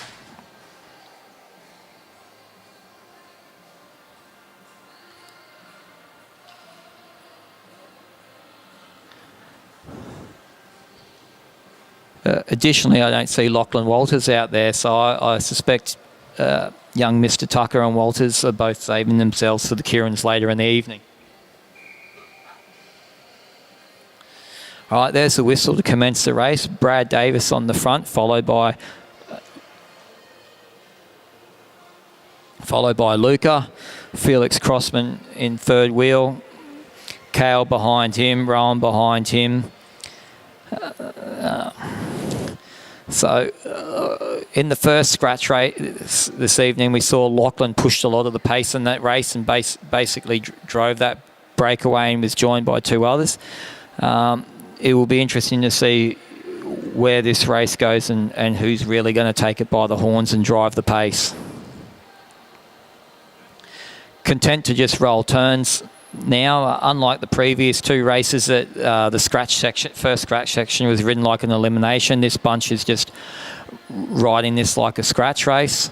just swapping off turns. And then as soon as that bell goes, you'll see a blind panic as everyone tries to form up and keep themselves safe. Andrew just rolling through. Jay's on the front now. Jay Dorburn just ticking away at a cruisy pace, looking over his shoulder. He's going to swing up. Young Zach's going to hit the front. He's got Cameron behind him and Brad behind him. Just rolling turns for now and all waiting for that bell to go. And Cam decides to turn the pace on and just roll straight off the front of the bunch. This is interesting really early. We'll see if the bunch decide to shut this move down or not. Because at the moment, there's not a lot of pace coming after him. The gap is staying fairly consistent. I wonder if he has the legs to go the whole way with this thing, because there's another 15 laps to go, and that's a long way. Rowan moving around the front at the moment. Brad Davis quite content to just sit at the back. He's going to roll through. First one out.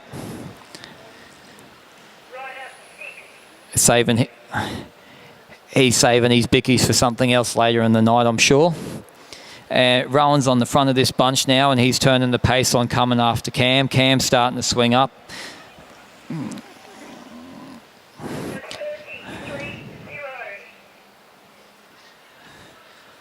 Number 30, Felix Crossman, out that time round. Will Holzberger is in definite danger. He's towards the back and he's sitting at the bottom.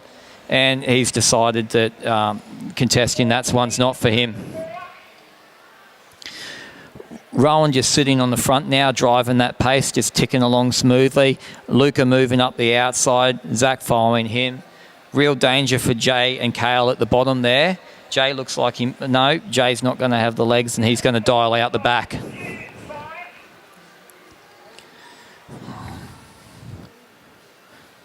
Jay's out.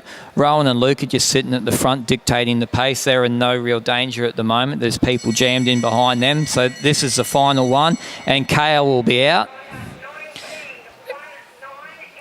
And now we're back to a scratch race again. So 5 riders left. Will anyone have the legs to try and take this race on and bust this bunch apart? And Rowan straight away moves to the front. Not really an out-and-out attack, just testing the waters to see how everyone else is feeling. Cam goes on with that move. And they're all together and comfortable. Zach on the front just dialing through his turn as well, swinging up. Rather short turn. Lucas swings up straight away. And Andrew's on the front now. Just dialing the pace up a little bit, stretching them out a little bit. He swings up. Rowan comes through again. Rowan is probably going to do a large amount of turns in this one. He swings up. They seem to be back to just riding pace line at the moment. No one willing to risk a big move and blowing their legs out before they're close to the sprint. The pace is backed right off now. Cam sat it up a little bit. Now Zach sat it up. Luke has come to the front.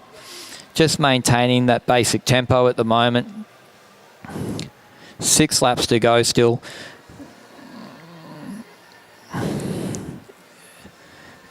Andrew swinging up. Rowan dialing through. Rowan will pull a half-lap turn. Cam will pull a half-lap turn. No one really willing to up the pace yet. And right as I say that, Cam doesn't even get out the saddle. He just does an in-saddle acceleration and starts ramping that pace up.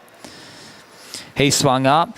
Zach's willing to go on with the pace. It's a short turn. Lucas swings straight up. Now the pace is on. Andrew swings straight up. Rowan and Cam, the whole bunch has moved to the top of the track. That little last pinch of pace seemed to put a lot of hurt on all the legs, so everyone's just come to the top now. They got 4 laps to go, which is basically a kilo. Everyone looking at each other, no one really willing to do anything. A move is going to come at any second now, and then not so much a move, but Rowan gets to the front and just dials the pace back up a little bit, and everyone follows him down. Rowan looking over his shoulder, swinging up. Everyone swings up, but then Cam says enough of this. He gets out the saddle and he dials that pace up again. Zach Diaz immediately covers him, and they've got a little bit of a gap now over the other two. Zach's really hitting it, and Cam can't go with Zach. Zach's put a gap there. Rowan's coming across to Cam, but he's going to have to go straight over him, or Zach's going to get away with this. Oh, they're coming up to the bell lap. Rowan's really going to have to put the hammer down if he wants to catch Zach. Zach just dialing the pace around. He hasn't even looked over his shoulder to see if anyone's coming, but someone is, and it's Rowan. Rowan's coming like lightning, straight over the top of Zach. Zach just has to keep on those pedals now, and he can hang on to second position there. Rowan takes it out convincingly, followed by Zach, followed by Andrew. Cam coming through for fourth. A lot of work done by Cam in that race, and he was really feeling it. So those last 2 laps, they put the pin on, and it turned into any man's game on and off for a few laps there, and then Rowan coming out on top.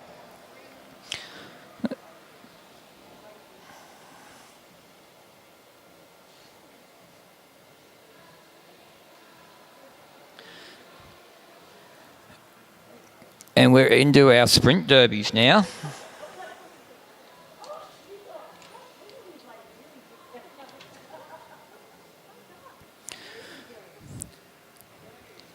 Heat 1, the program has Ryan Elliott and Sam Gallagher listed, but there's 3 riders down there at the moment.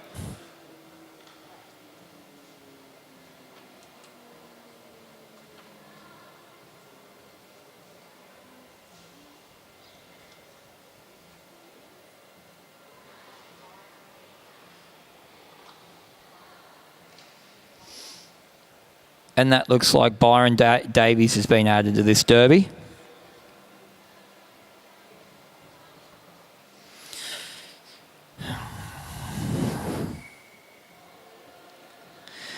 And there's the comms whistle. They roll away. Byron happy to lead it out, followed by Sam, followed by Ryan Elliott.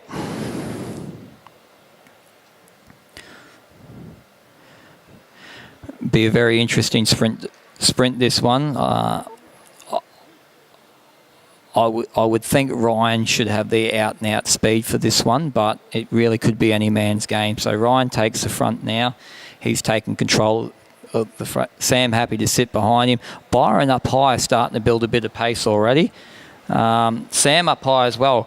Elliott just sitting down the bottom, looking over his shoulder, watching these guys. Now he starts to gain some height. Byron's going to push through the middle and go for it. Sam and Ryan both kicking, but a little late to respond to Byron there. So Byron's put the hammer down, and Sam and Ryan are now answering, but I'm not sure if they've actually got the answer for this one. And as I say that, they come jetting up the back straight at Byron. Sam coming over the top of Byron. Ryan just happy to let those 2 fight it out. Sam wins that one over Byron, and then Ryan Elliott in third.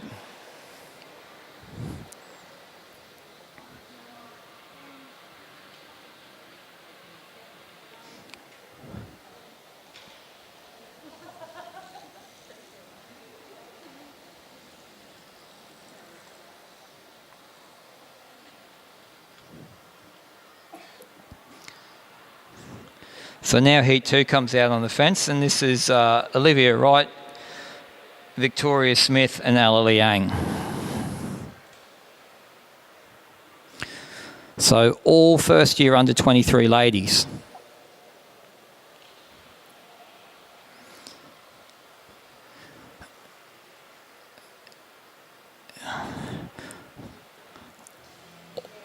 All 3 of these women are very equally matched depending on the race they do. It could come down to how they're feeling on the night or their tactics, or if someone just catches someone else sleeping. It'd be a very interesting bike race.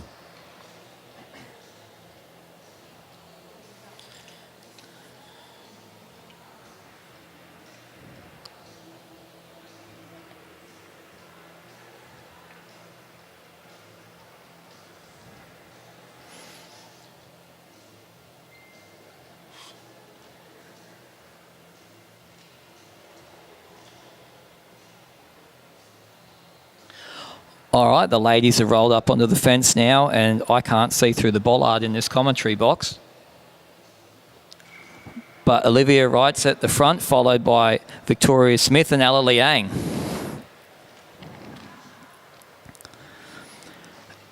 Ella Liang relegated in a Keirin earlier, so I think she will be out to prove a point in this one.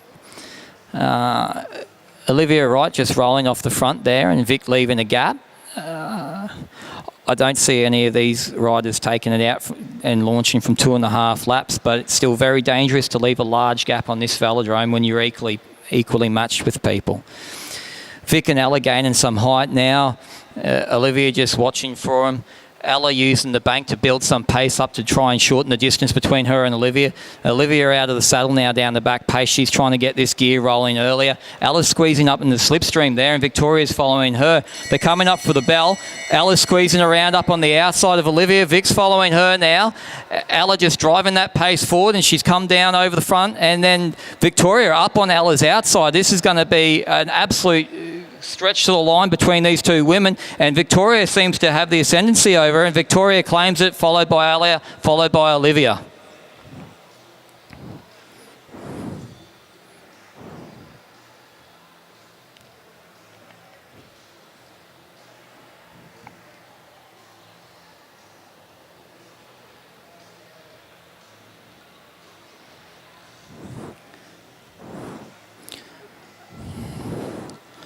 So, a very close-knit race there.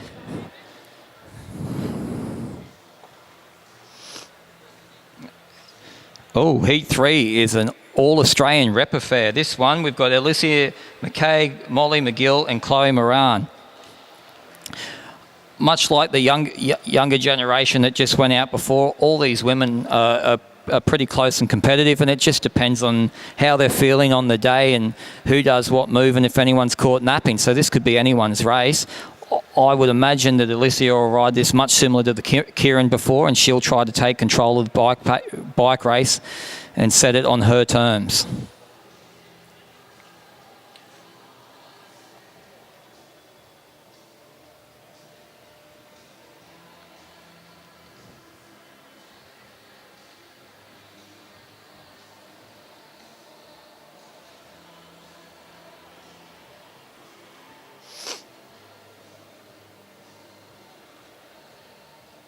So it looks like Alicia's at the front, Molly's in second, and Chloe's drawn third. And there goes the whistle, and they're off.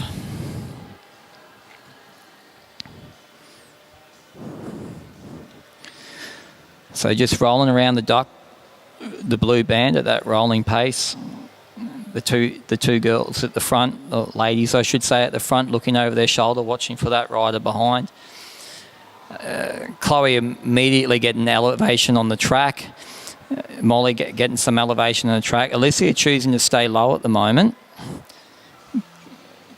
Chloe using the banking to just build her pace for her. She's up nice and high now. Alicia's just rolling that pace in the saddle while Molly gets out.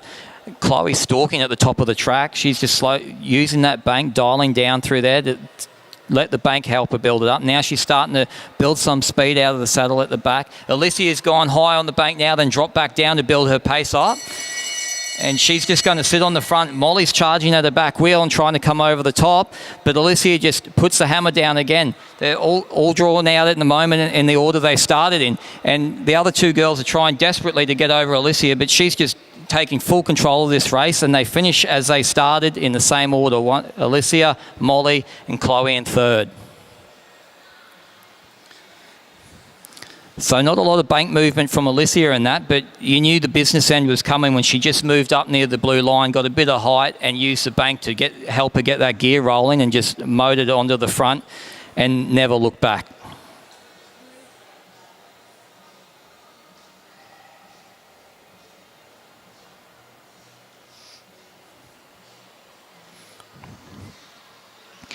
Heat 4 now, we've got Corey Bodington, the Paralympian, Ronan Munro and Josh Nixon.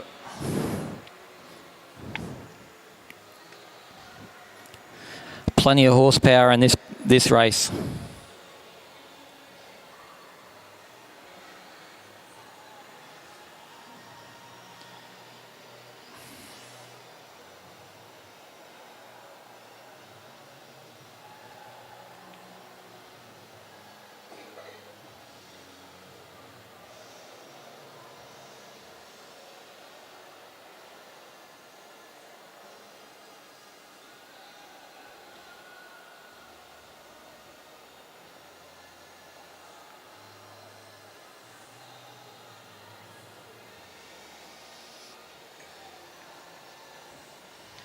All right, and there's our next group taken to the fence now. Commissaire just checking that they're okay and ready to go, and then there goes the whistle and the race is underway. Josh Nixon goes straight to the front. Corey happy to come up behind him.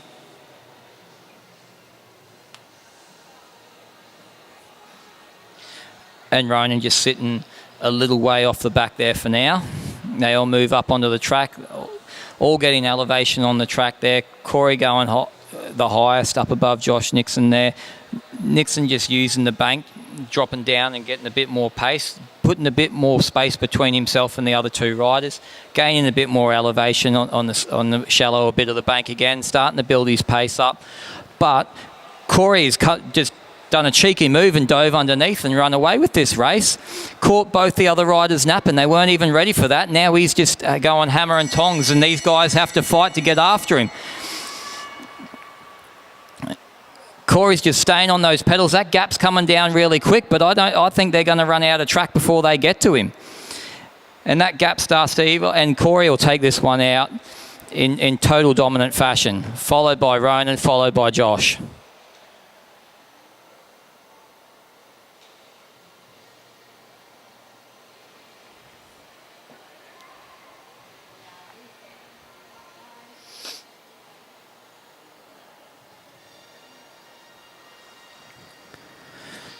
In our next heat, we've got Milan Bradshaw, Sandra Stroy and Indiana Plant.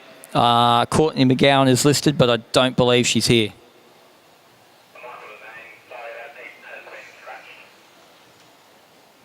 My apologies, that heat's been scratched.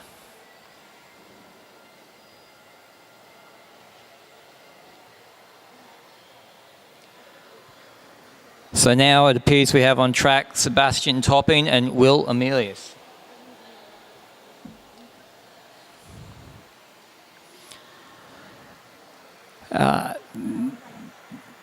This should be an interesting race. These guys have been teammates and rivals for years, always pushing each other through the junior ranks in the sprint and Keirin competitions, work together closely in the team sprint.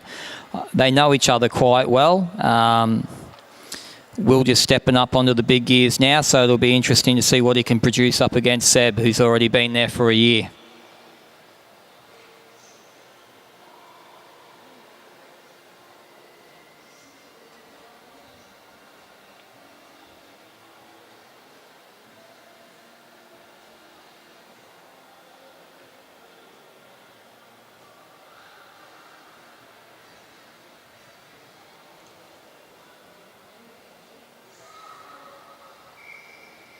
And there's the whistle, and the two young men are away.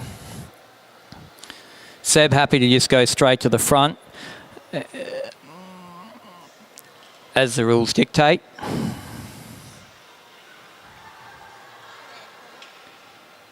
No, I'm right. So just both up onto the track straight away, nearly stalling out to a stop. And Will's perfectly fine to just push past Seb and keep some height and keep some distance between him and Seb. Seb moving up now to close the distance. He doesn't want to let Will get too much room or he'll never tow him back. Will just moving around on the track a little bit to throw Seb off and gain a bit more speed for free. Seb coming up and moving under Will. He's taken control of the front of the bike race again. And Will was thought about ducking under, then changed his mind, and we'll see if that hesitation costs him, because now Seb's winding it up and he's getting some height and he's going to dive down and go for it now, but Will's right there with him. Seb's just driving that. Will's coming back at him now. Can Will come up over the top of him into this finishing straight? He's pushing for it, but he can't quite get there, just finishing the race on Seb's hip.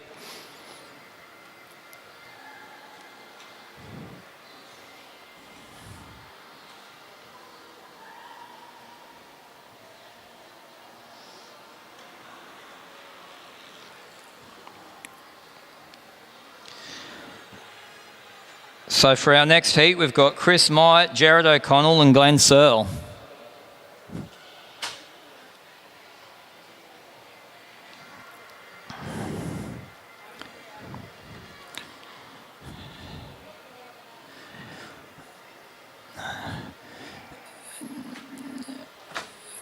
Jared O'Connell should be full of confidence and riding on a high, having a lot of success at the Master World Track Cycling Championships earlier this year, and absolutely dominating B-grade and Bundaberg not too long ago.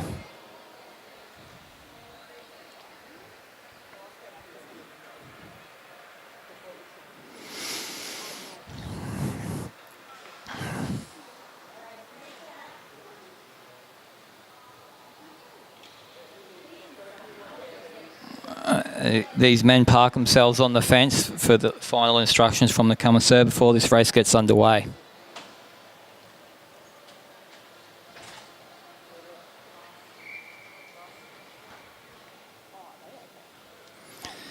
And away they go.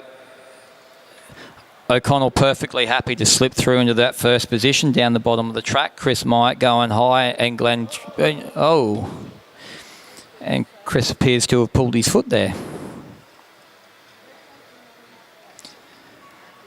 And they're all back on track. Everyone's all right. Chris at the front again. Jared using the bank to just get that gear rolling up to the back of Chris, and now he's gaining a bit of elevation again.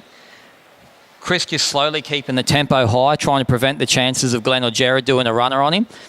Glenn's going to try and do a runner over the top anyhow, and Jared's going underneath. He hasn't missed it, and he's going after Glenn, but Glenn's got a big gap on Jared there. So Jared's just going to take a while to get that gear cranking and come after Glenn now. The bell goes, and Glenn's still got a decent gap, but to O'Connell and Myatt. Myatt trying to come around the outside of O'Connell, but O'Connell actually putting the gas down now, and they're both flying up on Glenn Searle at the moment. I think they're going to roll over the top of him. There's a bit of a bump there between Myatt and O'Connell, and then Myatt gets the race with O'Connell in second and Searle in third. A very entertaining bike race through that last half of a lap.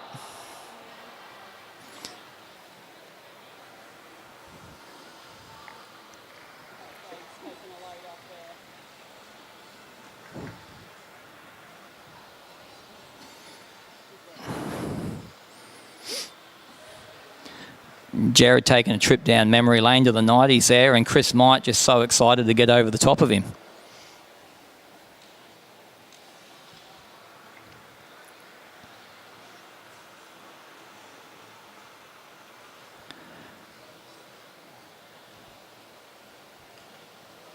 All right, so the next heat up should be Jackie Mangler-Moore, Chris Mullins and Oscar Winchester.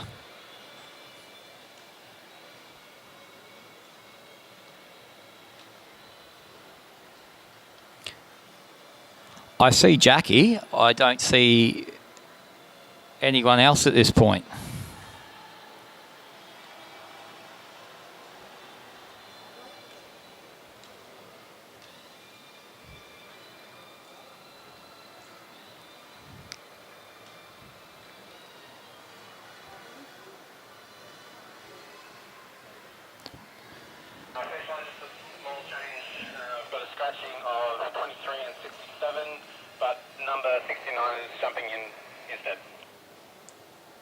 Copy.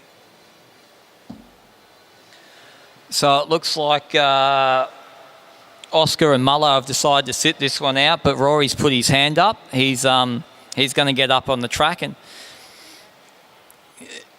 try and give Jackie a run for her money.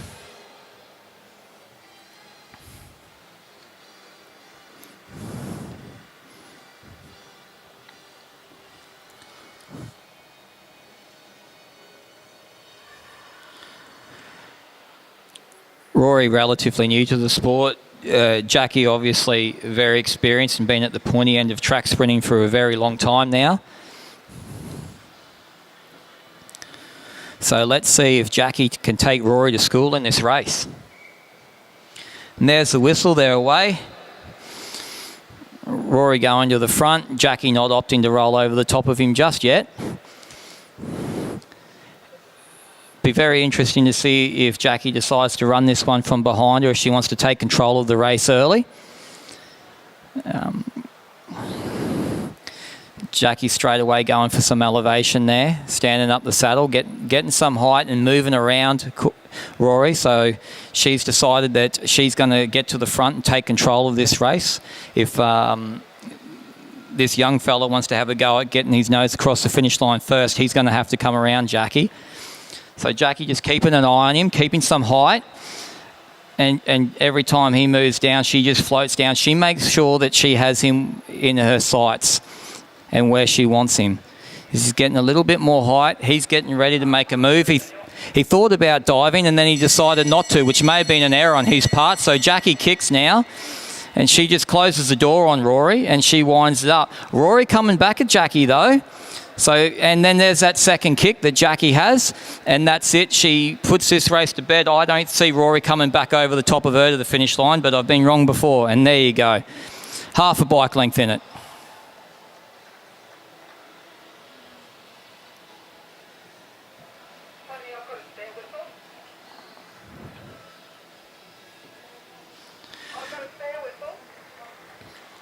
So I think that in that one, Rory should have gone with his gut. And when they were going through turn 3 and 4 before they got the bell, he did a bit of a dip like he was going to go, and then he second-guessed himself and sat back up. I think he should have just gone with his gut and punched it then and there and tried to take control of that race.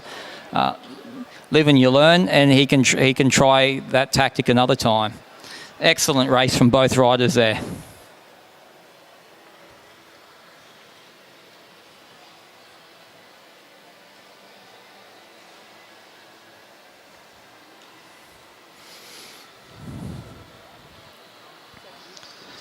All right, our next sprint heat is up, and we've got Maddie Smith, April Paddy, Julie Burnett, and Maddie Douglas-Savage. This should actually be a pearler of a race. All these athletes are very evenly matched. Maddie Douglas-Savage, of course, been at a bit of a disadvantage on the smaller gear there, but you'll be surprised at how fast she can get that small gear going.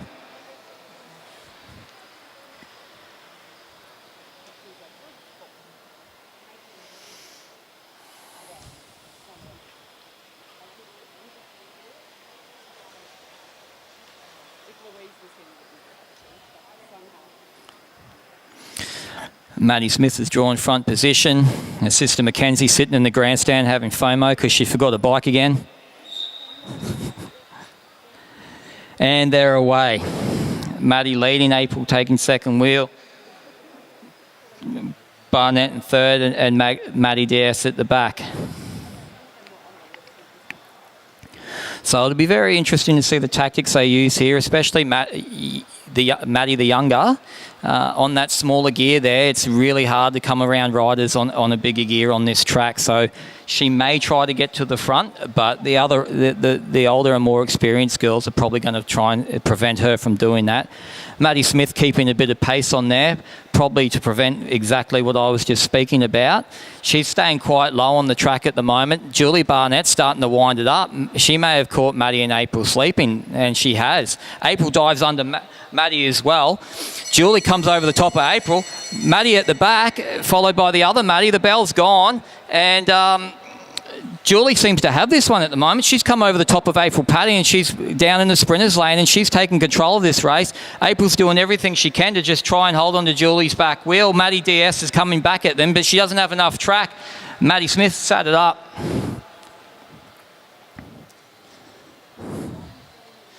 And just that experience there, Julie Barnett has been doing track racing and sprint racing for a very long time, and she just recognised that those other riders weren't really paying too much attention and looked a little too relaxed, and she capitalised on that opportunity and went for it and got the reward.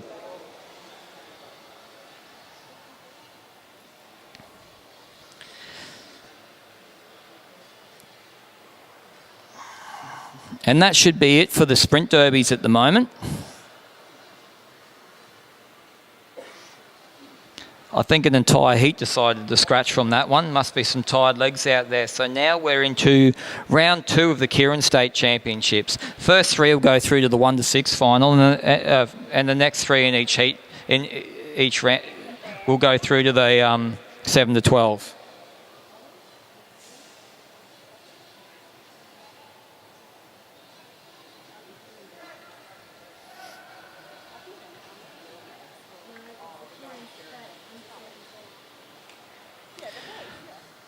Have all our under-17 Keirin riders gone and picked for their spots?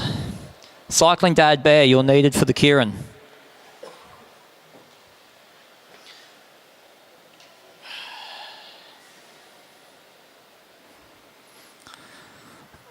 That was almost the funniest run I've ever seen, except I've seen Eden Sealy-Cunnington run.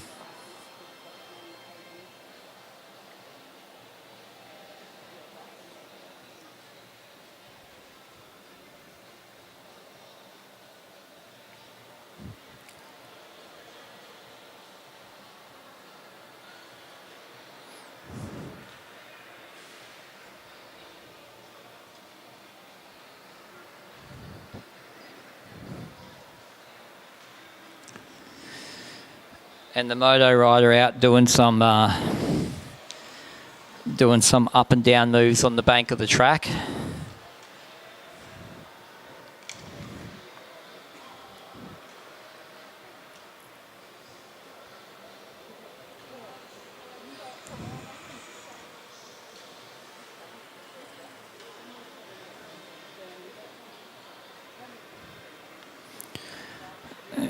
It looks like they're using the UQ Club motorbike, which is a battery electric motorbike, same as the one the Gold Coast use. It is nice not to breathe a face full of exhaust gas when you draw number one.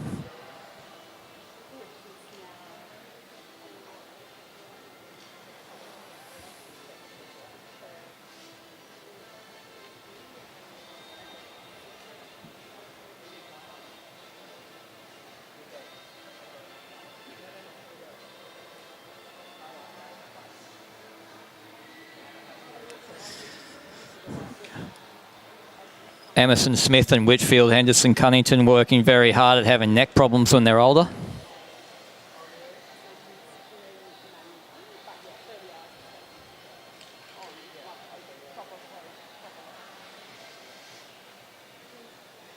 All right, let's see who we've got in the first round of this round two. Looks like we have Bryn McDonald, Riley Dixon, Cruz Kemps, Hunter Davis, Cam Franks, and Oliver Jordan. Oh, what a stacked heat. Cruz out there in his astronaut's helmet.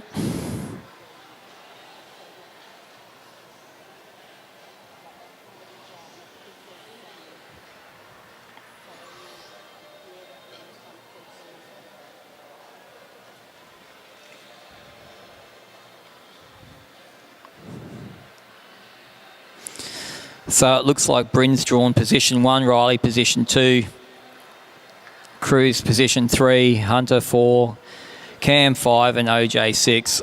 So I'm going to, obviously in this one, I'm going to expect to see OJ make a move once that bike's off, if not before, to advance his position in that bunch so he's not so far back. Cruz and Riley have the hot seat. They're in the spot you want to be. The only thing they've got to do is make sure they don't get boxed in.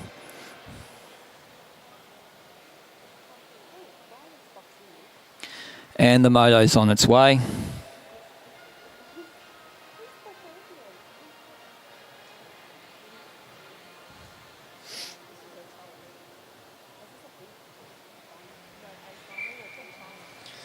There's the whistle, and the riders are away to take up formation behind the motorbike.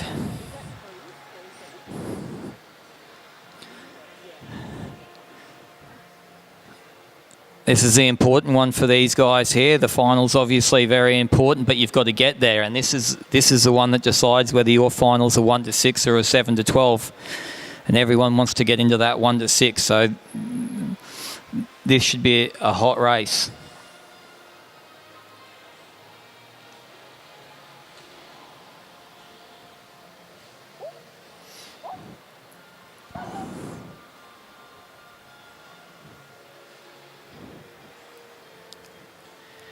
Cruz Kemp's nearly parking his front wheel right against Riley's back wheel. He wants to be right with Riley there. Bryn leaving a little bit of a gap to that motorbike. Not much really happening with the positions at the moment, but once the motorbike swings off, we should start to see some action, some people that aren't in ideal positions trying to rectify that for themselves. Riley leaving a bit of a gap now to Bryn. He wants some room to run, and right as I say that, he closes it down, but the bike's still on the track. Bike comes off the track now. Bryn staying on front. He's looking over his shoulder. He's probably thinking about swinging up, and as I say that, Bryn swings up. Riley swings up. They all swing up. The pace comes right out of it, and Hunter squeezes his way to the front. Cam's boxed in down the bottom, but he's got a hope. Oh, and as he tries to move through, as the gap opens, the gap closes again.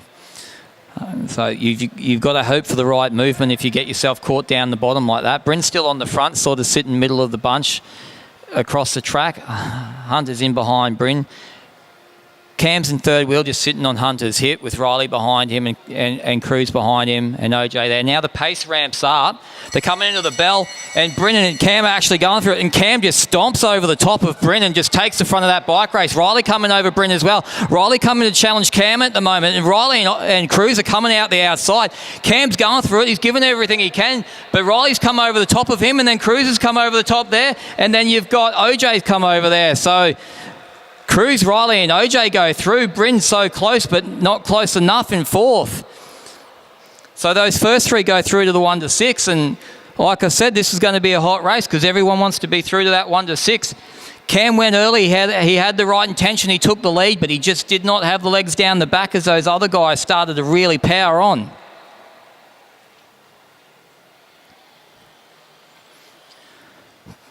Great race, guys. Awesome racing. All right, our next heat, who have we got? We have Harrison Dowling, Aidan Parslow, Oscar Winchester, Max, Flynn Jensen, and Flynn Larkins.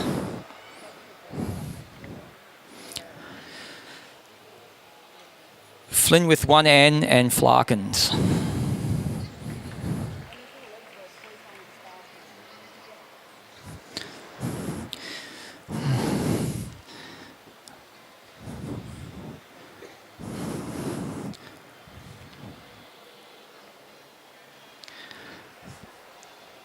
So it looks like Harrison Dowling is drawn position 1. Aidan Parslow is drawn position 2. Oscar Winchester position 3. Max Gould position 4. Flynn Jensen 5. And Flynn Larkins bringing up the back in position 6.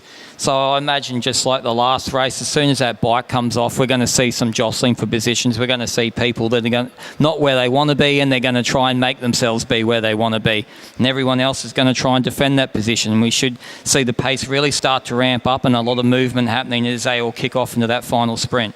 The whistle's gone, the bike's there, and they're coming out to line up in position behind it.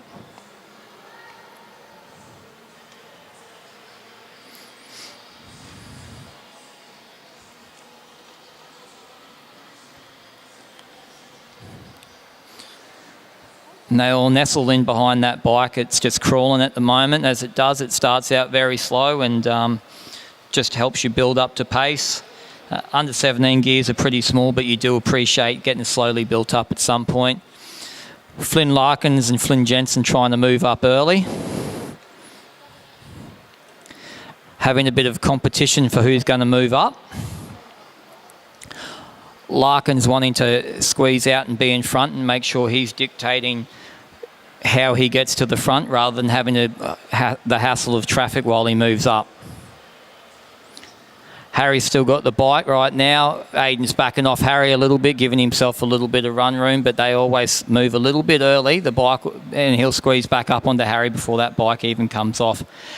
It'll be interesting to see if Harry decides to just maintain control of the front or swing up. It looks like this time round he's going to maintain control of the front. He's just looking over his shoulder right now. Parslow happy to sit behind Dowling while Dowling takes control of the pace, and Larkin's happy to sit on the outside there, just moving up, just making sure he's got a clear run and boxing people in. But Jensen moving around the outside as well. They've got 2 to go now. The pace is going to start to build. Larkin's moving around the outside. Bit of a drag race between him and Dowling at the moment, and Winchester coming up to try and join in on the action as well. They're running in, and here goes the bell now.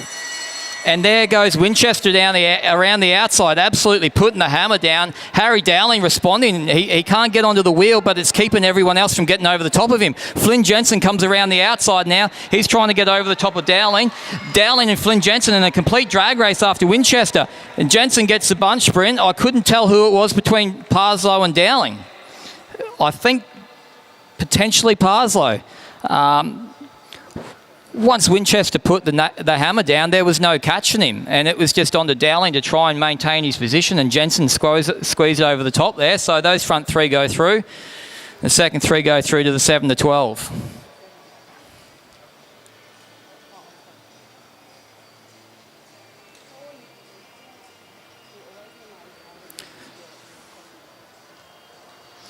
And now we have the under 15 women Keirin State Championship.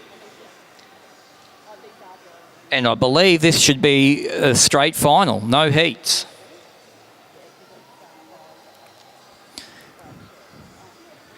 Half this bunch of Gold Coast. We've got 3 Gold Coast riders, a Balmoral rider and a Hamilton rider. So we've got Winter Bradshaw, Adele Dixon, Hannah Gregorio, Isla Tonkinson and Georgia Dowling. I would have to hazard a guess that in this race, Winter Bradshaw and Adele Dixon would be the 2 fastest sprinters. But Dowling's got a very good long-range engine, so does Hannah. If they decide to go early and the other girls don't take them seriously, they could actually sneak off the front here. So this should be another action-packed race.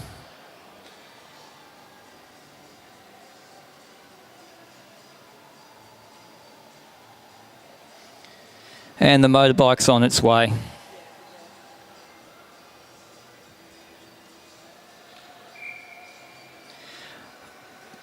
There's the whistle, and there they are lined up. So Winter Bradshaw's drawn the bike. Adele Dixon has drawn position 2. Hannah 3, Isla 4, and Georgia 5.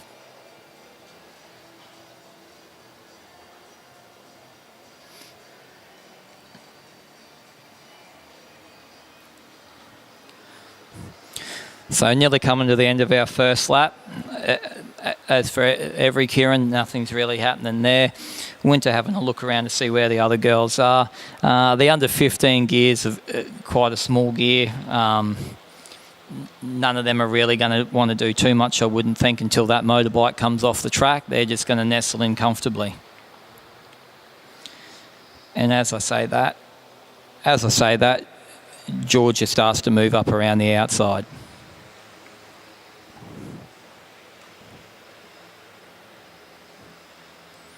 Bit of a gap forming between Hannah and Isla there at the moment. So Georgia trying to move around to fill that gap. Isla trying to close it down. But both girls using a lot of energy. Motorbikes come off the track now. Georgia should potentially might keep pushing with the pace. The pace is dialed right down now. Winter seems to be taking control of the front of the budge. Georgia's moving around the outside though now, getting ready to make a move. Hannah's moving around as well. She can sense Georgia there, and she doesn't want to give her the opportunity to do a fly. She wants to make sure she's in the mix as well. Georgia coming over the top now.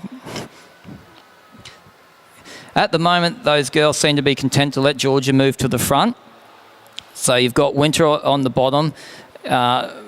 Just sitting under Georgia. Georgia above her. Adele Dixon and Hannah behind them above each other. Obviously, Adele trying to get out. Now the bell's gone. Winter's kicking, Georgia kicking, Adele and Hannah are kicking. They're 4 abreast around the track there, but Winter absolutely puts the hammer down and gaps the whole field. Adele is fighting back at Winter.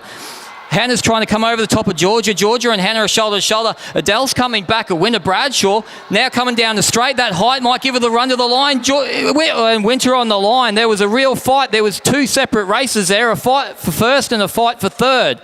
And both bunches were shoulder to shoulder. Great racing, ladies.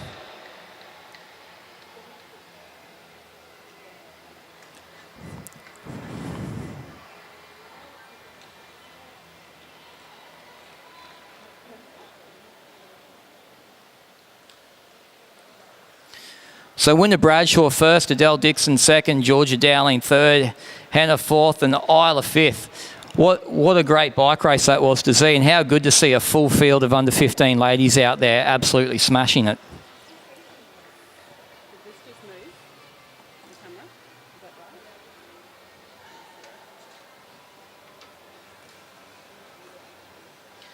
right? Now we have our under 15 men state title up. We got Paddy Richardson, Felix Henderson, Ethan Lee, and Seb Uri.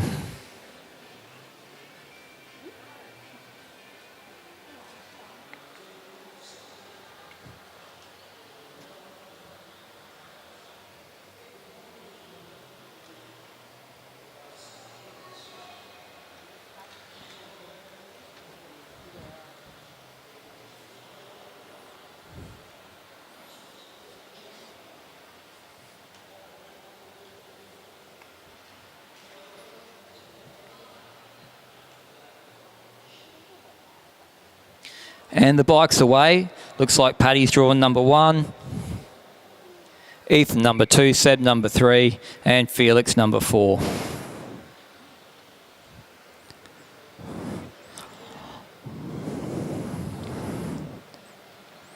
They form up behind the bike, and the bike's just cruising around the track at the moment.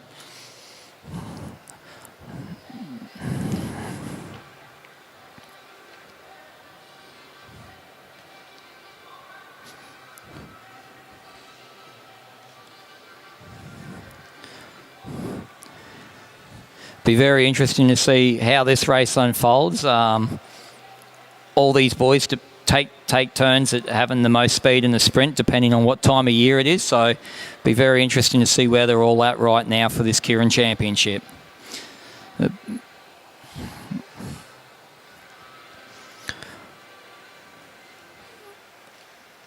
The bike just building its pace up. Those under 15 gears starting to spin. Pat just letting a bit of a gap form between himself and the motorbike there, and he needs to make sure he's getting the benefit of being behind that motorbike, not having too much wind on him at the moment. Bike's going to pull off now, and the race is underway. Is anyone going to shift positions? Is anyone going to swing up or move forward? And yep, there we go. They all fan out across the track. Felix looked like he was trying to move up, and when they all fanned out, he just backed off. I thought he might keep the pace on and take control of the front. Young Seb at the front there now, just looking behind him, waiting for the move to come. And we've got 2 laps to go now. And Seb keeping quite a high pace there, trying to prevent anyone from being inspired to launch against him so early. The other riders look pretty content to sit his wheel at the moment. Ethan Lee just having a look around, trying to see where Felix is. While he's watching Felix, Patrick's going high. Seb's dropping down. Patrick's dropping under now, but he's going to have nowhere to go with Seb there. Ethan flies over the top of Seb now. Felix goes over the top of Patrick.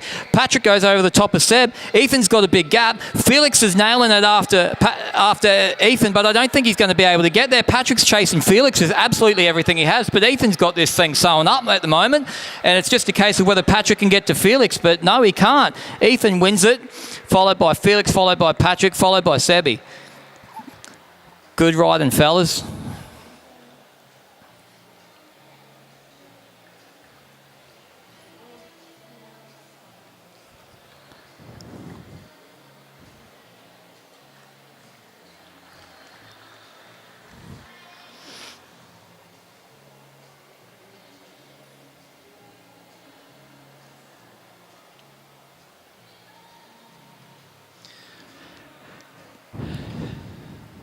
And now coming to the track, we have the Under-17 Women's Keirin Championship. It has Isabella Blackwell, Ava Robbins, Sienna Goulding, Hannah Walters, Maddie Duckler-Savage, and Elise Vaughan.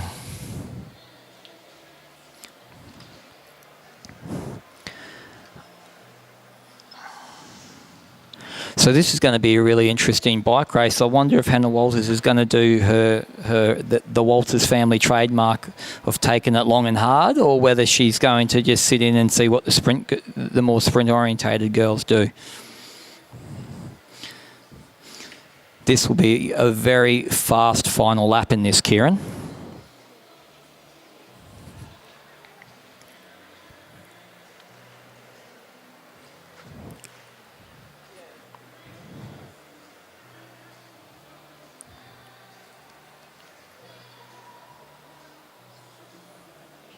So we've got out there Maddie Douglas-Savage, Hannah Walters, Ava Robbins, and Elise Vaughan. So we're missing Isabella Blackwell and Sienna Goulding.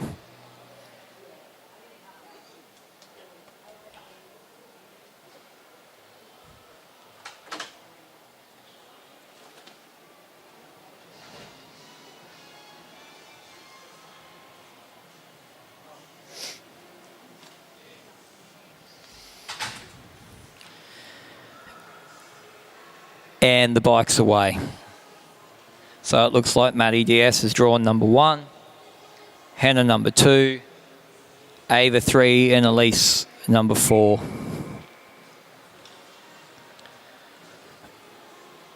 So there'll definitely be some people that don't care about the position they've drawn and some people that really don't want to be in the position they're in. When that bike comes off, we'll see who tries to shake things up. Maddie DS already in that super aerodynamic position.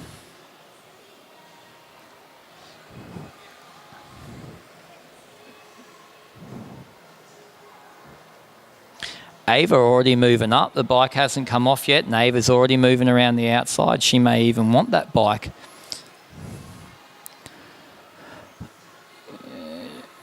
And Hannah Walters is happy to just let Ava squeeze in behind Maddie at the moment.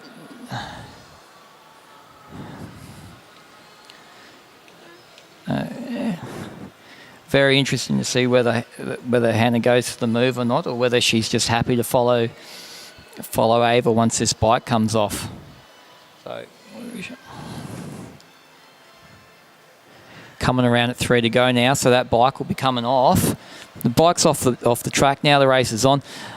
Maddie DS is just staying on the front, staying at the higher side of the sprinters lane, just trying to keep an eye on everyone behind her, keep some pace on so no one's tempted to launch, but obviously she wants to keep the pace comfortable enough that she's got the legs to go when it's time to go. Everyone at the moment just really content to sit behind her. We've got 2 to go. Elise Vaughan looks like she's starting to make a move around the outside, which she is. Ava just stands up and just moves up onto Maddie's hip. And then when they all look around, Maddie just explodes out the saddle and decides it's time to rock and roll, and she hits it. Her and Ava Robbins have just punched it off the front from the other girls. Maddie's absolutely driving it. Ava's just tucked in behind her there. Coming down the back straight. Hannah's trying to bridge across to them. Hannah's actually making some ground. Now Ava's coming up. Maddie's on the front of this race. Ava's trying to come around the outside, but she's not going to get there. Total control of that race from Maddie Douglas-Savage there. She didn't wait for anyone else to set the terms. She just ignited and went. Ava fought really hard, and it looked like she may come over there, but in the end she ended up staying on the hip. What a race.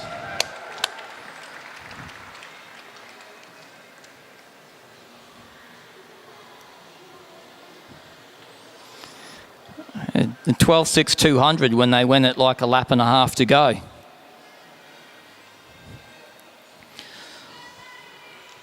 All right, up now we have the under-19 Women's Keirin State Championship, which will be Milan Bradshaw, Sienna Monteith, Isabella Potts, Madison Smith, April Paddy, and Indiana Plant. This is going to be a very interesting bike race as well. A couple riders in there with some big engines that are endurance that could upset the apple cart, and a couple dedicated sprinters that are quite evenly matched. So this race could go long, it could go short, anything could happen, but it should be exciting.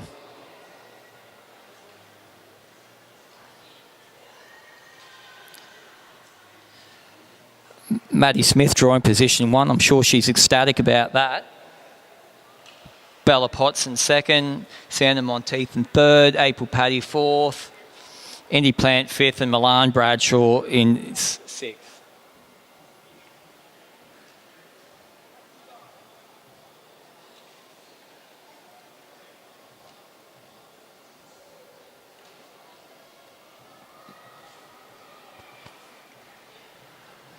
And the bike's away now. Whistle goes and the riders have to line up behind the bike. As usual, there's some riders that are fairly far back that I imagine will want to move themselves forward when that bike comes off the track. And there's a couple of enduros out there that may not wait for the sprint riders to have it their way. They may take the fight to the sprinters. These modern Keirins where the bike's off for 3 laps and you've got 750 metres in the wind does give really zippy enduros a bit of a shot against some sprinters. So everyone maintaining their positions at the moment. Maddie Smith just having a look to see if anyone's having a move now that they've come to the end of that lap. No one really moving right now, of course. They're going to wait a little bit longer. Bella leaving a bit of room between her and Maddie. She's looking around to see where everyone is at the moment as well. Not a lot happening, and I don't think it really will until that bike comes off now. Maddie just squeezing up in the back end of that bike and getting all the rest she can while she can. The bike will be swinging off now, and then it'll be up to Maddie to defend that position and up to the riders at the back to move forward and make sure that they're not out of the action. So now Milan immediately moves up to the front. She wants to make sure there's no traffic there. She wants to make sure she has the ability to dictate terms here. Maddie Smith just makes sure she stays on the hip. The endurance girls are just sitting behind them at the moment. April and Indiana are starting to move up the outside. So now they go 4 abreast. It's the sprint girls 4 abreast. Milan kicks it. Maddie tries to respond. April gets onto Milan's wheel. Maddie pushes up under Milan now, but keeping her on the hip and fights her way back into that front position. Milan kicks again. Maddie kicks again. April's just stuck on their wheel at the moment. She's got nowhere to go. Bella Potts comes flying around the outside with a turn of speed that would make you think she was not an endurance rider. She comes over the front, rolls across, and Bella Potts wins it. Maddie Smith in second, and a lunge to the line between Milan and April for third, and I can't pick who got that one for third. Outstanding ride by Bella Potts. Maddie and Milan did everything right there, getting to the front and dictating terms, and Bella just came like she had a rocket strapped to her back. What a race. And Milan in third on the throw, and what a big throw it was between her and April. A heap of action in that one. What a competitive women's field.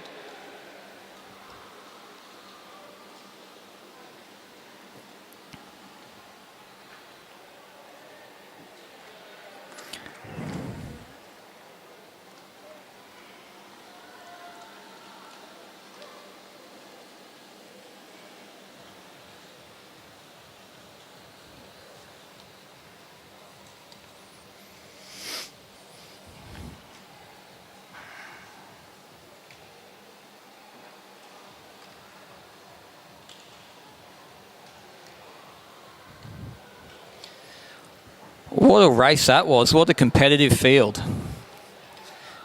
Really good tactics used in that one too. There were those, especially the riders that actually podium, all of them did what they could to get themselves in that position.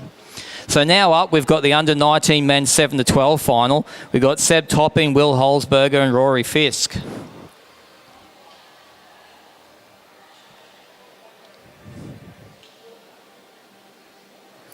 Seb Topping, the most experienced track sprinter out of this bunch. I'm sure he'll be out there with a point to prove in this race.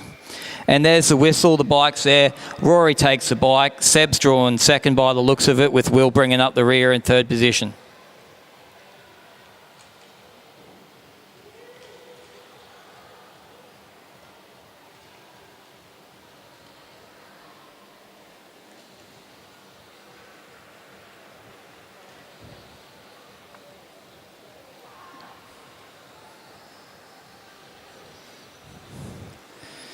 All right, we complete our first lap now. Everyone just staying in their positions. I don't expect much to change until that bike pulls off, and even then, I'm not quite sure whether they'll move around too much until they get closer to the bell. Seb just leaving a bit of a gap now between himself and Rory.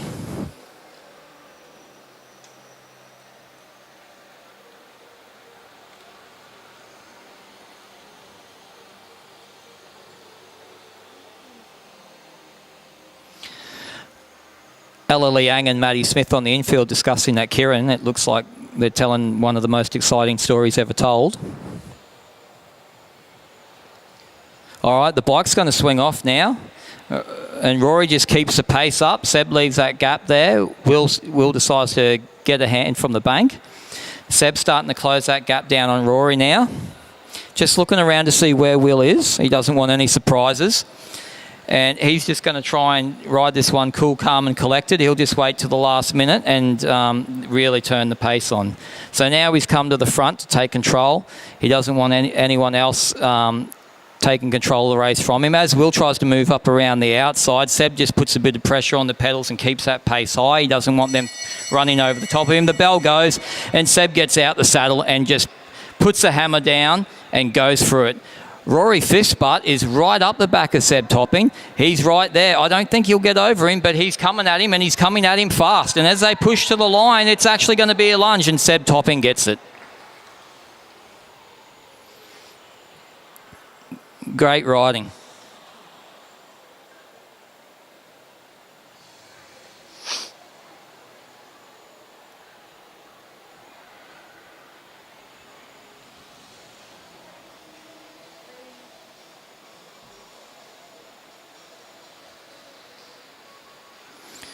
All right, now we have our under-19 Keirin final 1-6, and we've got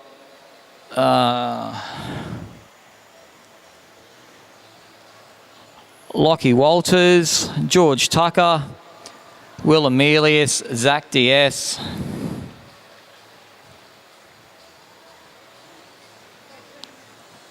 Kiara Smalley,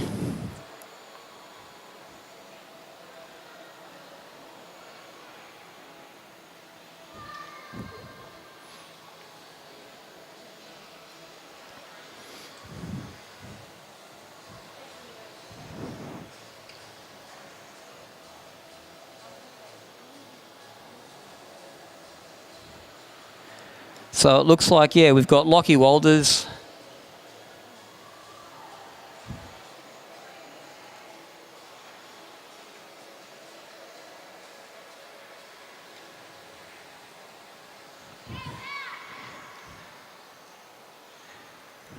Chris Mullins. Lockie's drawing the bike, Chris Mullins is drawing second wheel. Zach Diaz third, Will fourth, Kiara fifth, and George Tucker in sixth. Yet again, Georgie Tucker draws the back end of the field. He'll be in a desperate hurry to move to the front as soon as it's smart to do so. All right, and they're away. Lockie takes the bike. Chris Mullins is up behind him, and Zach there. They're all just going to sit in that order now and cruise around until the pace winds up and that bike pulls off.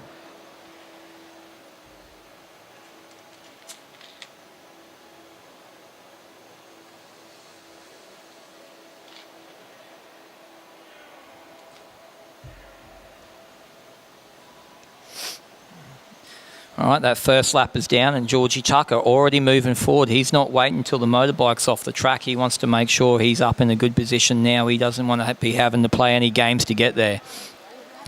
So he just brings himself up and parks him alongside Lockie Walters' hip.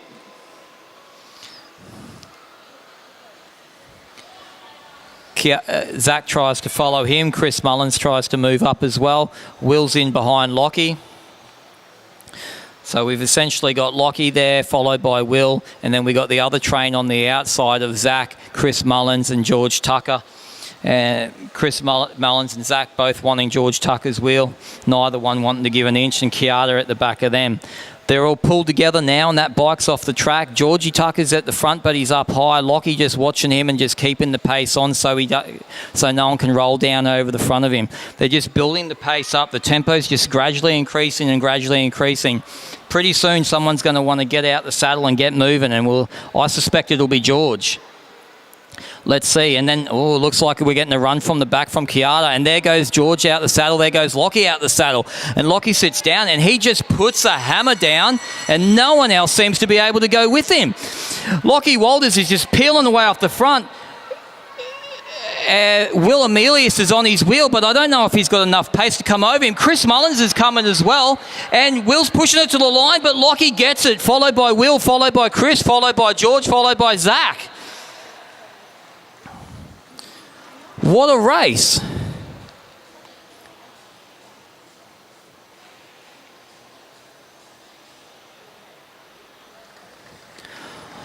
Lockie Walters, he's always been the endurance rider that could be a sprinter if he really felt like it.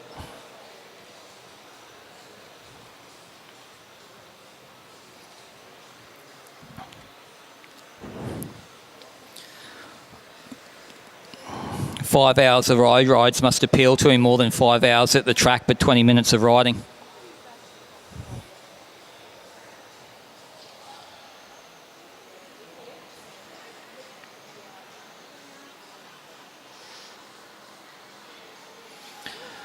All right, up now we have the elite women. And this will be the 7 to 9 final, which looks like it's going to be Olivia Wright and Ella Liang.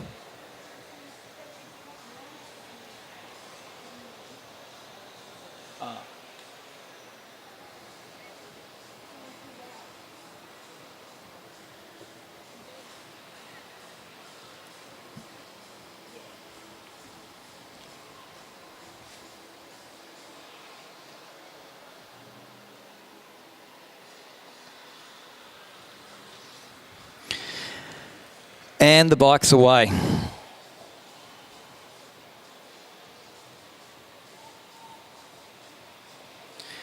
We've got ourselves a motor pace matchy here. Olivia's got the bike. Ella following up. I'm fairly sure as soon as the bike comes off, this will turn into a match sprint.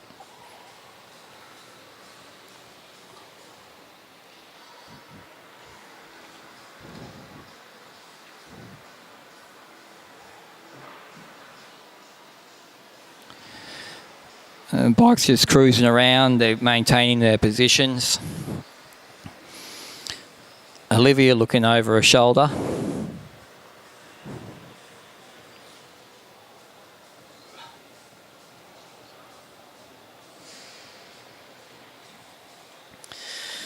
Pace is building up now. Rolling along with a good turn of pace. One more lap to go and the motorbike will come off the track, and then we'll see what we're doing.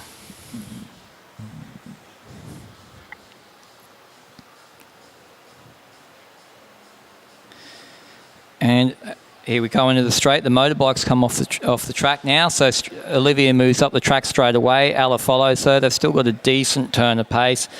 Ella comes underneath, and she just puts herself in the front, and now she dives down the bank, back up the bank. She just wants to dictate terms in this one and make sure she keeps Olivia where she wants her and where she can see her. Olivia gaining some height now. She's going to be building up. She's going to try and take that flyer. I don't know whether Ella's low enough that she can't fly under, so she's going to try and fly over. So Ella's just keeping an eye on her now. Olivia's starting to build that pace. Ella's not quite getting ready to kick yet. She's just putting a bit more space between herself and Olivia at the moment. And here comes Olivia now. Ella's out of the saddle. Olivia's out the saddle. Olivia's got a good run of space, but then Ella just kicks in the saddle and puts her back on the hip again. They're neck and neck down the back straight. Olivia seems to be pushing just over the top a little bit, but Ella's fighting back, and Ella's pushed away in front now. Ella's pushed away in front further, and it looks like she's made it. Congratulations, Ella. Great riding from both girls. It was neck and neck for a while there, and Ella just pushed hard down that straight and got that run and finished it off.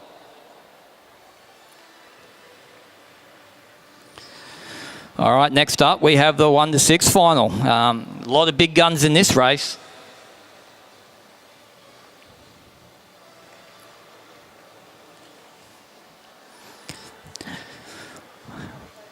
I think most of the other riders there are possibly going to be just vying to grab Alicia McCaig's wheel and follow her all the way home. So it'll be interesting if anyone gets bold and tries to get over the top of her and take control of the race.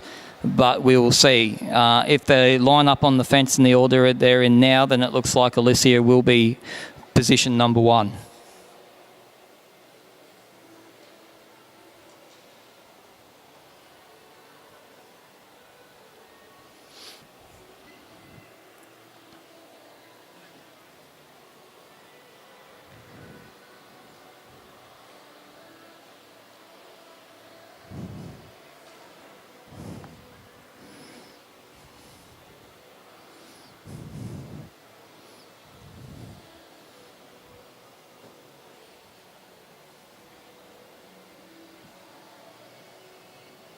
So it looks like Alicia is drawn number 1. Chloe Moran number 2. Molly McGill number 3. Jackie Mangler-Moore number 4. Sandra Stoy number 5. And Victoria Smith number 6. The bike's there, whistle's gone. They roll away and line up behind the motorbike.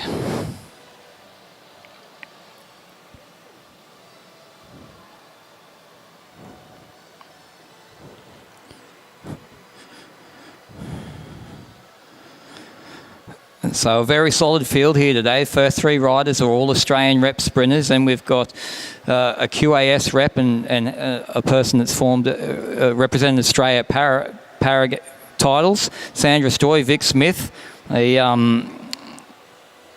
new Rockhampton Rocket.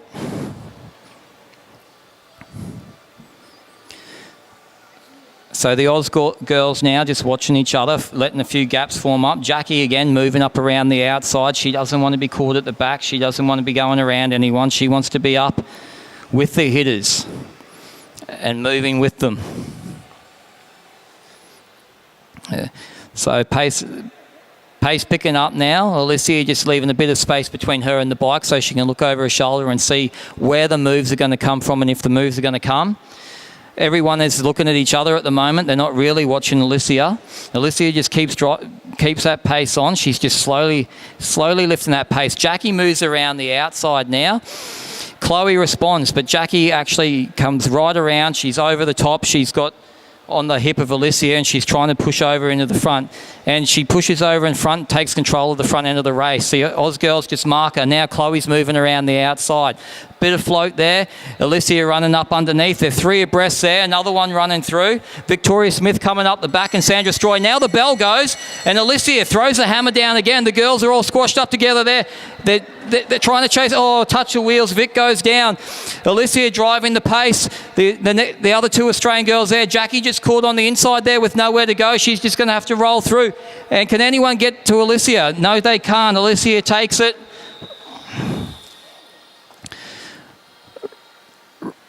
Rider and bike on the duckboard. Riders, just be aware. Stay high when coming out of turn 2, please.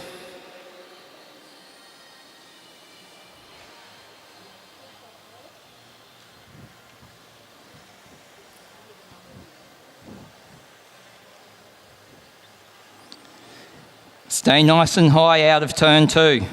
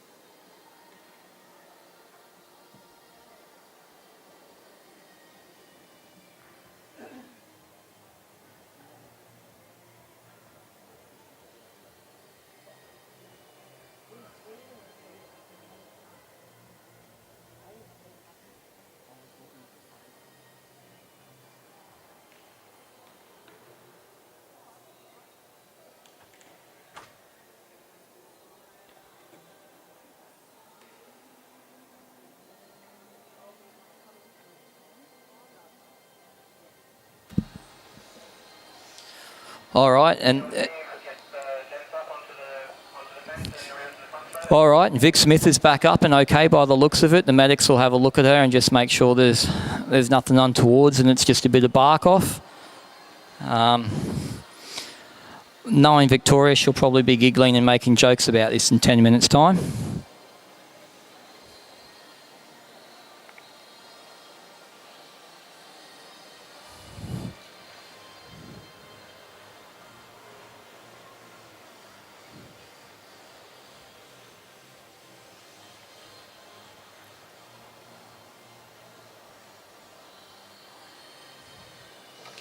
So the next race, once they make sure the track's okay, will be the elite men's Keirin state title.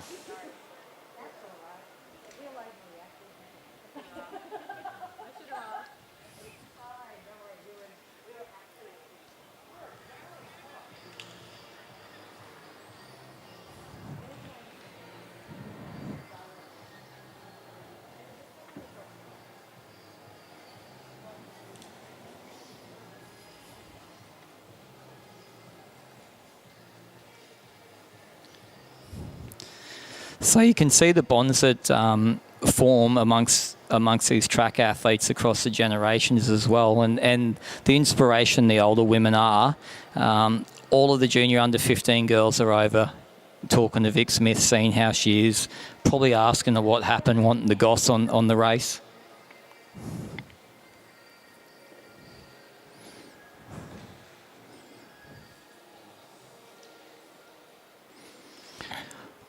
I don't see anyone running for any sandpaper, so I'm thinking that we'll be back away racing pretty soon.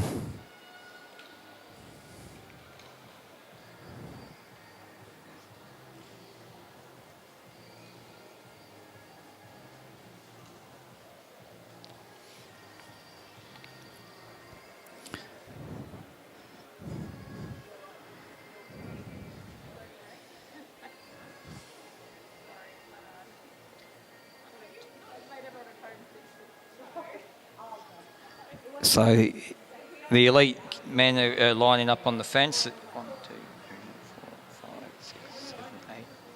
Looks like we've got a full contingent here. Eight riders. Ryan Elliott, Joshua Nixon, Corey Bodington, Ronan Monroe, Sam Gallagher, Byron Davies, Rowan Hayden Smith and Keely Kickvix.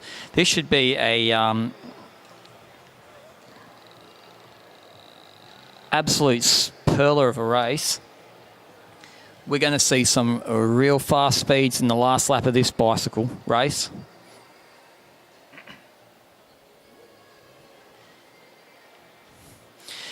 And the bike's on its way now. There's the comms whistles again. We roll off. Who we got on the front here? Looks like Josh Nixon. Josh Nixon is drawn position 1. The big man, Byron Davies, is drawn position 2. Behind him we have Sam Gallagher. Behind Sam Gallagher we have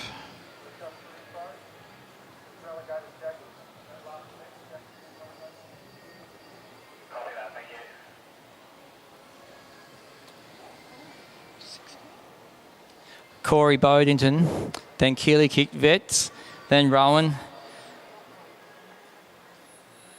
then Ronan, and then Ryan Elliott.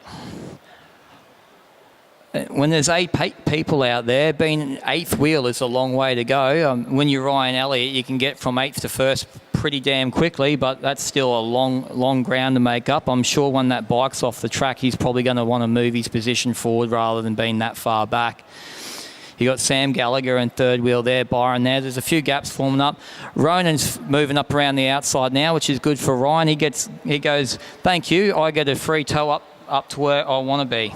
And now he moves around the outside. He's not here to muck around. He's going to take the bull by the horns here and make sure he's dictating terms of this race. He comes over the top, and then he just settles into his place at a pace he's comfortable with. But then Corey Bodington upsets his rhythm by launching a move over the top as well. Ryan looks to see if anyone's going to do the work or box him in, and then Ryan picks up the pace.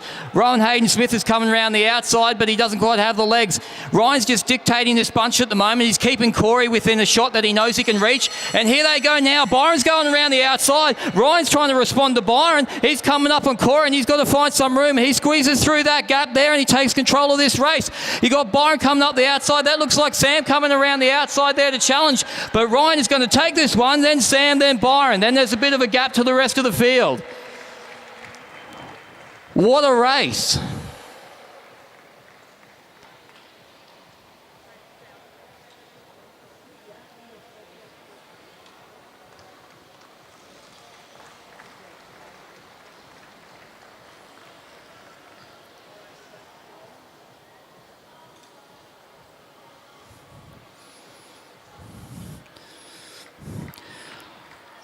Ryan Elliott, always putting himself in the right spot and then just controlling the measure of his effort, just looking at who's coming around, how much power and energy do I need to expend here, and how far away is Corey. And then he just timed it perfection and made sure he used the energy where he had to, when he had to, the right way.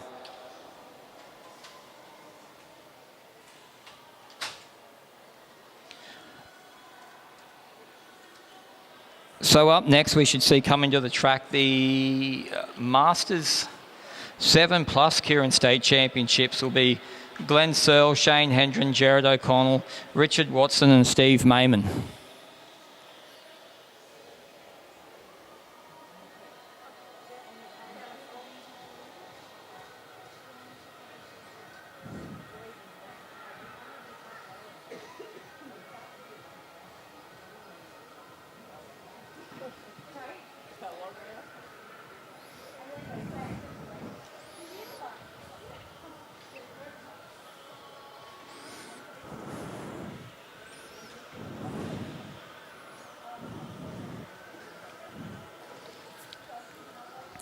All right, looks like Steve Mayman's drawing number one for this one.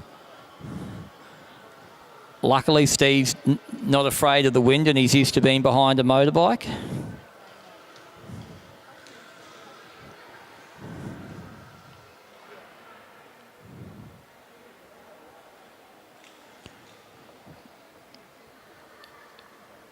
Shane Hendren just rolling away there while the comm gives these instructions.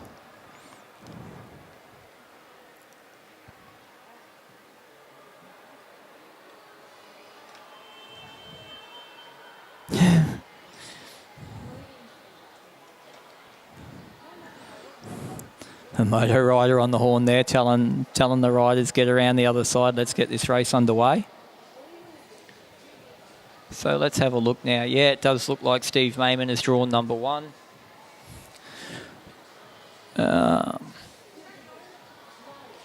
Shane Hendren number 2, Jared O'Connell number 3,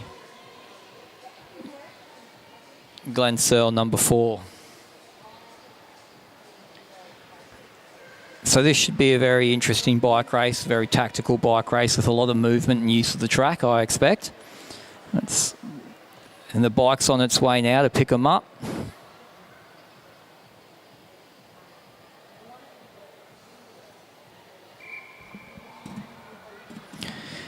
And the whistle goes and out they go.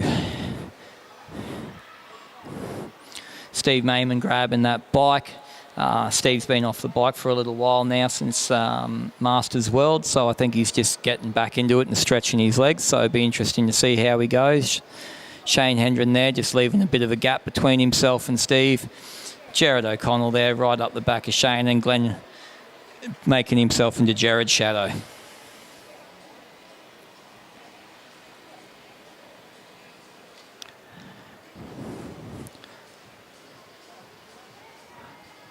Just dialing on that along now at a very soft bit of pace for now as they slowly ramp up and all these guys get ready to give their legs a stretch.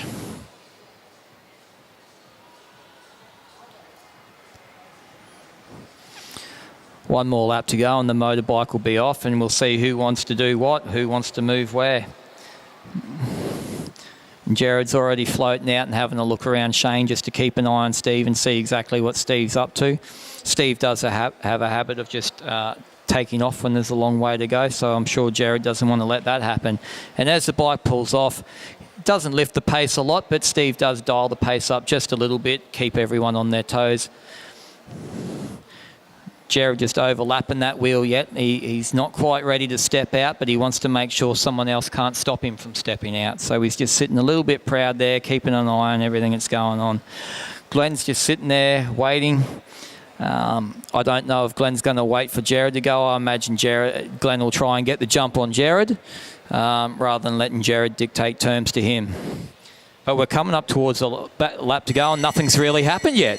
So now we hit the bell now. Jerry goes around the outside. Steve tries to turn the pace on, but Jared just lights the afterburners. Glenn's coming after Jared. He's nailing him down. He's running him down. I don't know if he'll have the legs to get over the top of him as Jared gets a second win, and he just dominates it all the way to the line. And just daylight between Jared and Glenn, back to Shane and Steve.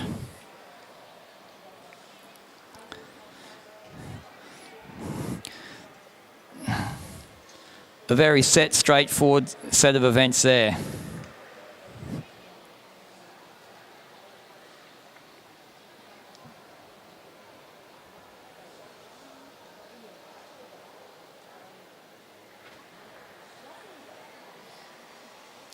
So up next we'll have the Masters 6, Keirin, and that will be Jay Dorabroom, Rob Walker, John Eder and Scott Slade.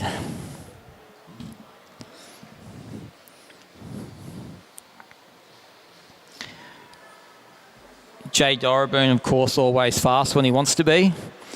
Haven't seen much of John lately, but another very fast man on the track.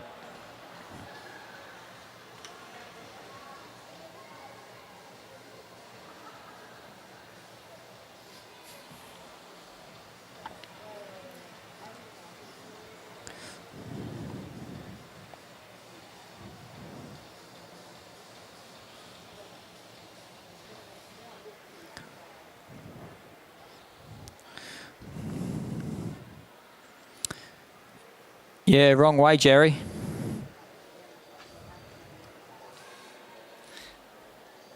So Jay draws number 1, Scott Slade number 2,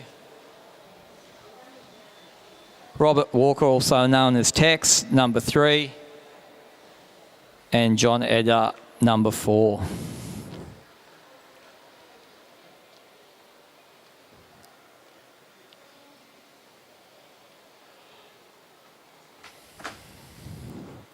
Corey Bodington down in the infield asking Judd why he doesn't get a haircut like him. And there's the whistle and they're away.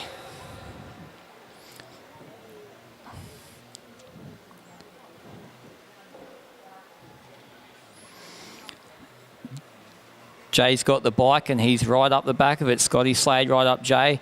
Robert Walker leaving a bit of gap and John just at the back keeping an eye on things for now.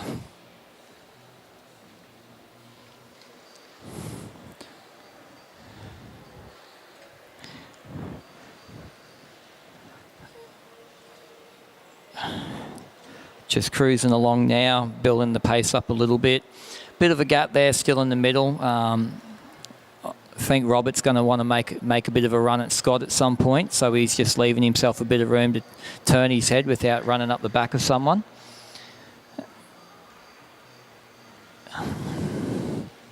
Another lap to go and that bike will be out the way, and then we can get down to business with this race.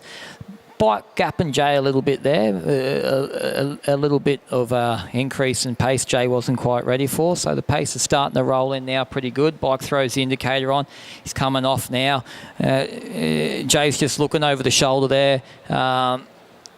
He's not going to swing up at the moment, he's just going to keep control of this pace, make sure he keeps everyone behind him and just keep an eye on them. He's just waiting to hear that noise of a disc shuttling along the track or see a shadow, and then he'll respond in kind. We've got 2 to go now. Robert's starting to push up over Scott a little bit. Johnny Ed is starting to push up, and there he's out the saddle now. There goes that move. Jay's a little bit slow to respond, and John's got a real good run on the rest of them. Jay's going after him now. We're coming into the bell lap, though, and there's a decent gap there. I don't know if Jay and Robert are going to have the legs to come after John. In fact, that gap seems to be moving out a little bit more.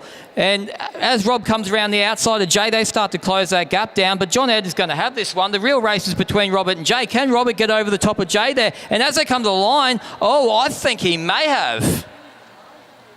Leave that up to the commissaires to decide.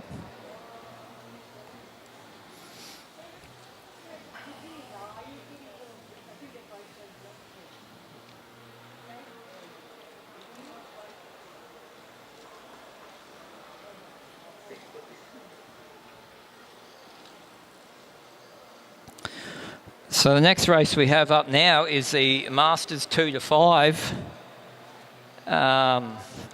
Masters 2 to 5, Keirin.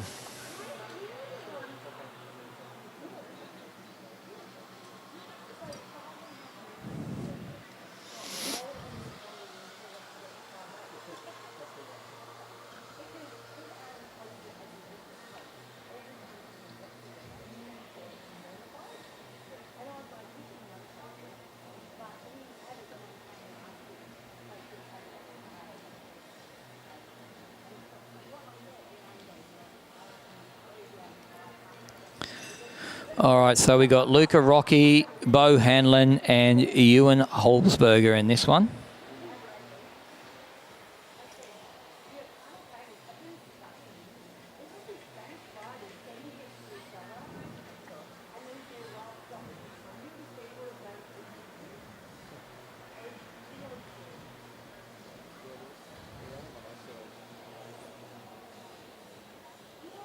So Luca's drawn the first position, followed by Bo, and then followed by Ewan. At least when you draw last in a bunch of three, you don't have too far to travel to get to the front. He's still shaking his head. Nothing makes this man happy. And there's the bike in the straight. There's the whistle, and they're away to take up position behind the bike.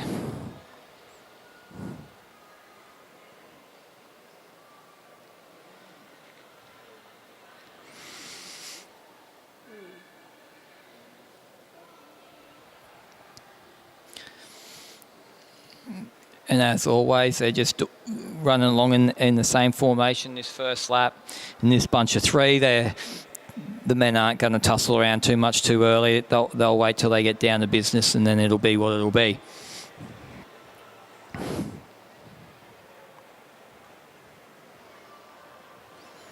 It's cruising up the back straight. Luca rubber banding a little bit from the bike there. A bit of on off, a bit of a surge. One more lap to go before the bike comes off.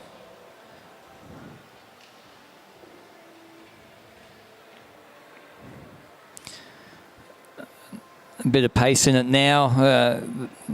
You can see the helmet starting to turn around. A lot of looking going on. A lot of wondering if someone's going to come at them or not. So Luca just keeps the pace on now.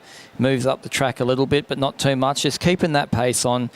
Looking over his shoulder, making sure no one's coming over the top of him yet. No one really making a move. Quite content to leave him on the front and just wait till he's not looking and make their move. Ewan gaining a bit of height now. He's going to use this bank to take a run at it, I think. He swings back down, and now he's just trying to move over the top, but then Bo makes a move. Bo's out the saddle, he's kicking up, but Luca just increases his speed and keeps Bo on the hip, and then he increases his speed even more, but then Bo comes back again. Now they're shoulder to shoulder. Bo trying to push forward, but Luca pushing on the pedals again. Bo's getting back onto the hip. Now Bo's fighting forward again, and he's back up on the shoulder again. Now he's back up on the hip. They're to-ing and fro-ing and to-ing and fro-ing, and Luca's too strong. He just surges ahead. Luca, then Bo, then Ewan.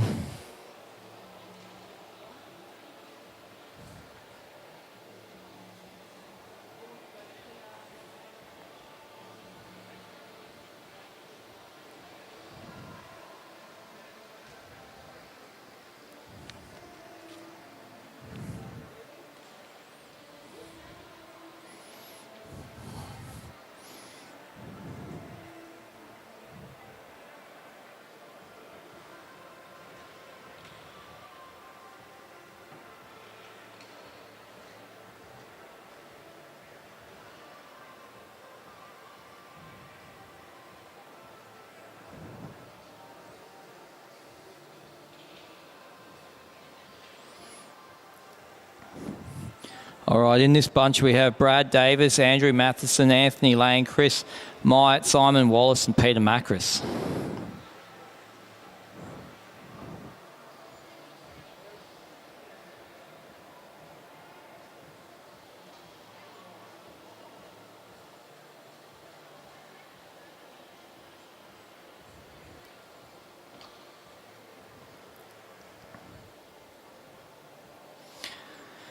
They're just rolling around, coming up to the front straight.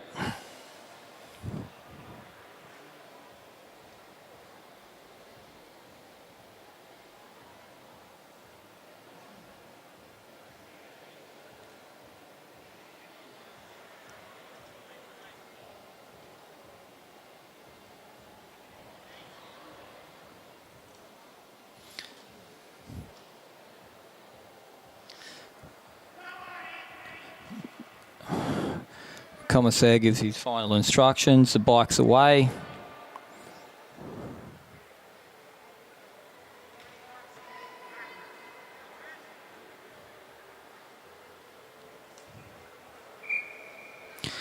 And there's the whistle and they're away. Andrew's drawn position 1 and takes the bike, followed by Peter Meares, followed by Brad Davis, followed by Simon Wallace, followed by Anthony Lane, followed by Chris Myatt.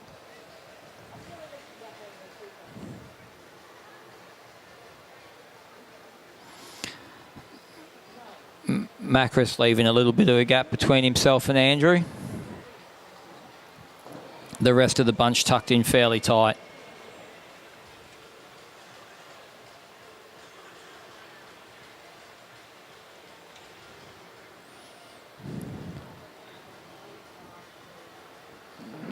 All fairly sedate right now. They're just keeping their line behind the motorbike, ticking away. Not even a lot of looking around going on at the moment, which it doesn't really need to be. There's another lap behind the motorbike to go yet.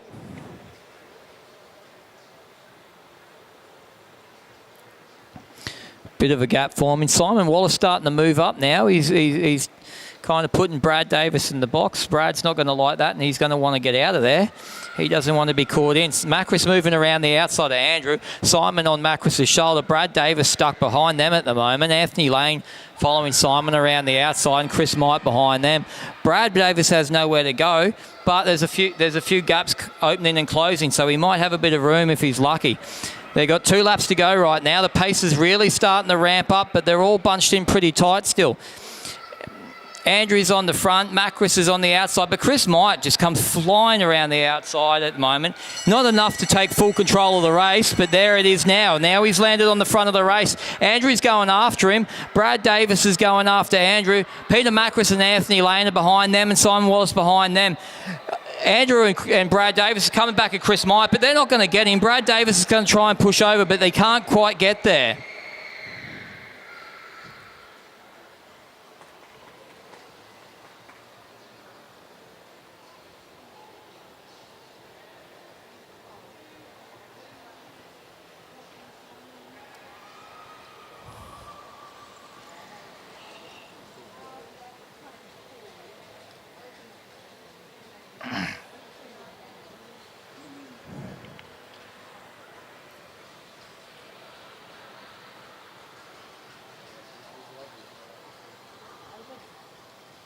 Up next, we have the Masters Women Keirin State Championship with Gabrielle Tamaz, Petra Anderson and Julie Barnett.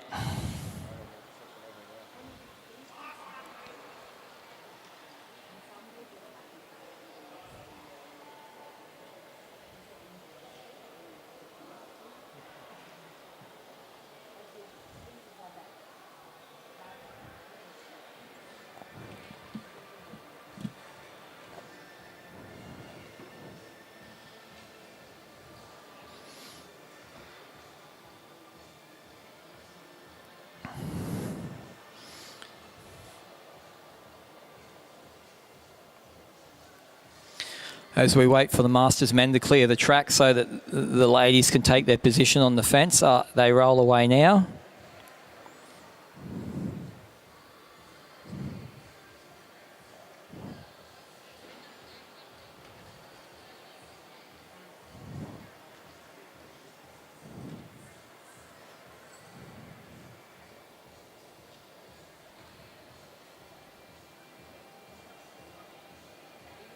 So let's see who drew position number 1.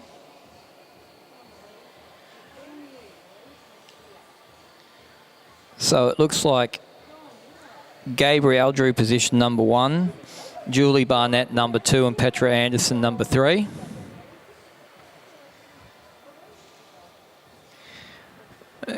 Julie Barnett showing earlier tonight what a crafty rider she can be. So these other two will have to be careful, but they're both from Cairns, so there may be some safety in numbers there. We'll see how this unfolds.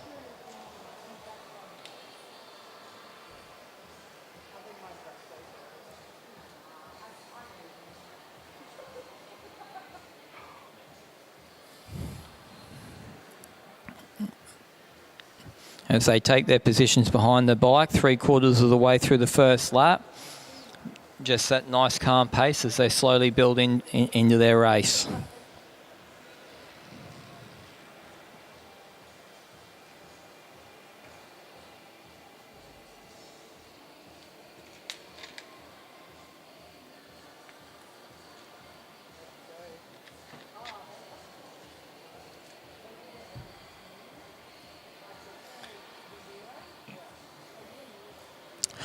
One more lap to go and then the bike will be off. The pace is starting to ramp up. Gabrielle swings up. Julie just happy to oblige. She's going to take the bike. Now, if Julie had decided that she didn't want to take the bike there, Gabrielle would be obligated to go back behind the motorbike. The motorbike swings off and Julie just sits on the front and keeps an eye on her competition. So they're just staying in the same formation at the moment. Gabrielle taking some height, trying to build a bit of pace, but then thinking better of it for a second there. Julie looking around, still just keeping an eye on them. Now Petra trying to move around the outside. She comes up onto the hip. Julie just gently takes a little bit of height, then starts to wind the gear up. Gabrielle trying to come underneath. Petra trying to come underneath. But Julie just taking control of this race and just keeping on the front, keeping it on her terms. We get the bell now. And Julie's just keeping them on the hip. It's just a question of whether she has the legs to keep it on the hip. She stands out the saddle and kicks again. Gabrielle's really fighting back at her now, but she's pushing right up onto that hip. Julie's fighting hard to make sure she doesn't come any further forward, and then she surges ahead again, and Julie gets it.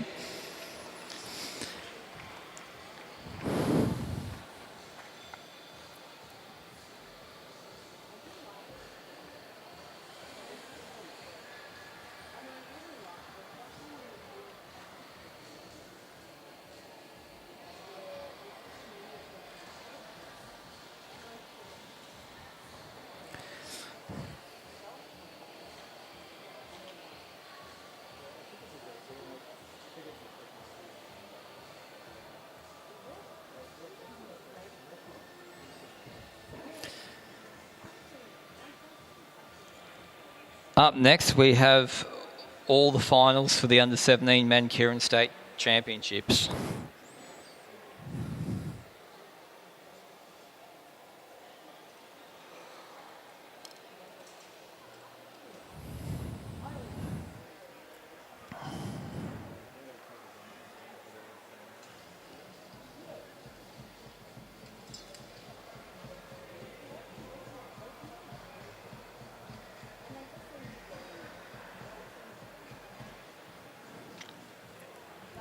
So in this one, it looks like we have Jack Moulin.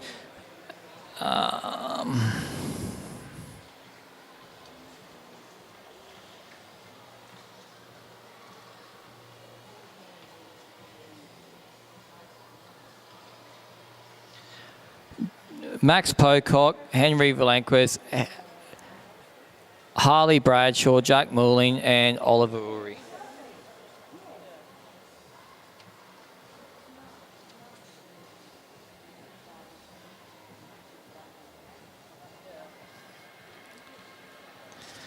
And it looks like young Max has drawn number one yet again.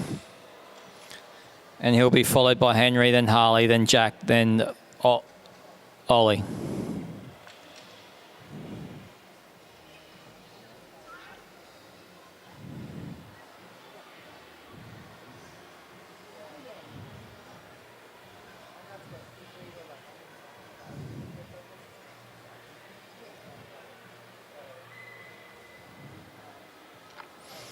And the bike's away.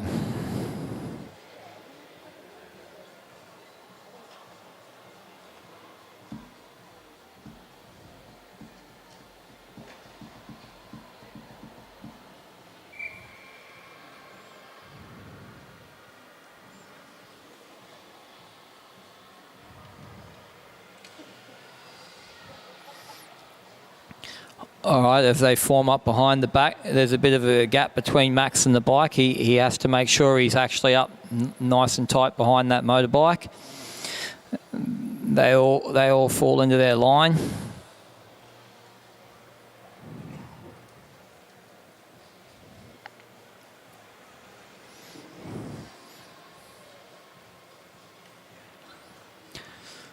So not a lot happening at the moment.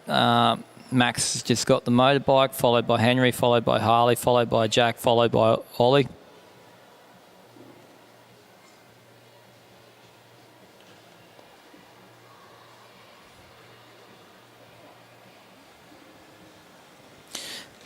Bit of a gap forming again between rider 1 and the bike.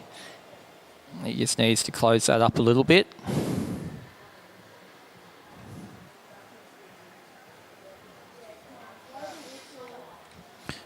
All right, so come around, get 3 laps to go. The motorbike's going to pull off the track now. Max is on the front again, and Oliver Uri attacks straight away. He's not here to play games. He wants to make sure he's got no traffic. He hits the front. Henry comes after him. Harley comes after Henry. Henry just laces up onto the back of Ollie. Harley laces up onto the back of Henry. And now Ollie just keeps the pace going with those 2 passengers with him. Max is chasing. Jack is chasing. There's a gap there. Ollie swings up. Henry just stands out the saddle and absolutely pins it. Harley's coming after him. Can he get back onto his wheel? He can get back. He's back onto his wheel. Henry swung up. And then Harley's come through and Henry swung down. He should have stayed at the front there. He's opened the door up and Harley's gone through it. Has Harley got the legs to finish this off? Henry's coming back at him. Harley stands up and kicks again. Henry's fighting to get over Harley. Harley's fighting to keep Henry behind him, and they're not going to come over Harley. He's going to take this one to the line. Harley first, followed by Henry, followed by Ollie, followed by Max, and then Jack.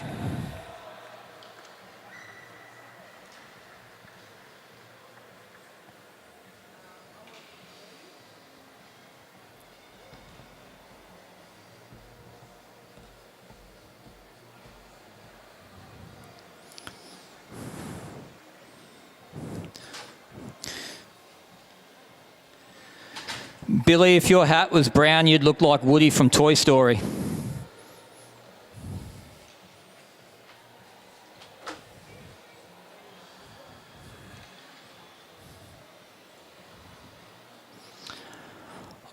All right, in this next final, we've got Cam Franks, Flynn Larkins, Bryn McDonald, Harrison Dowling, Max Gould, and Hunter Davis. Should see some fireworks in this one.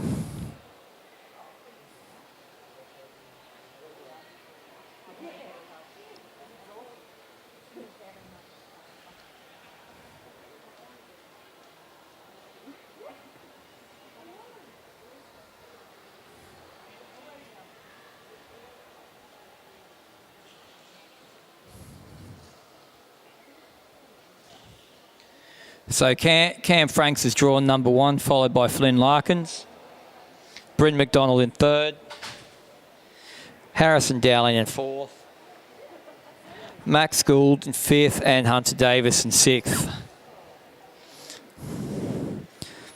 Again, it'll be interesting to see who takes the fight to the front early, whether they take it too early or too late, and whether they can jostle for the position they want once it gets down to the business end.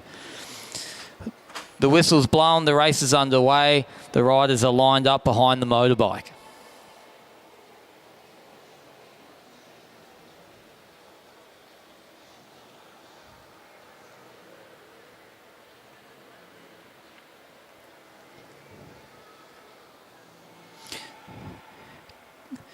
Young Cam is right up the back of that bike. Flynn's right up the back of Cam. Then we've got a bit of spacing back to Bryn, bit of spacing back to Harry, and then Max is there. Hunter Davis is there.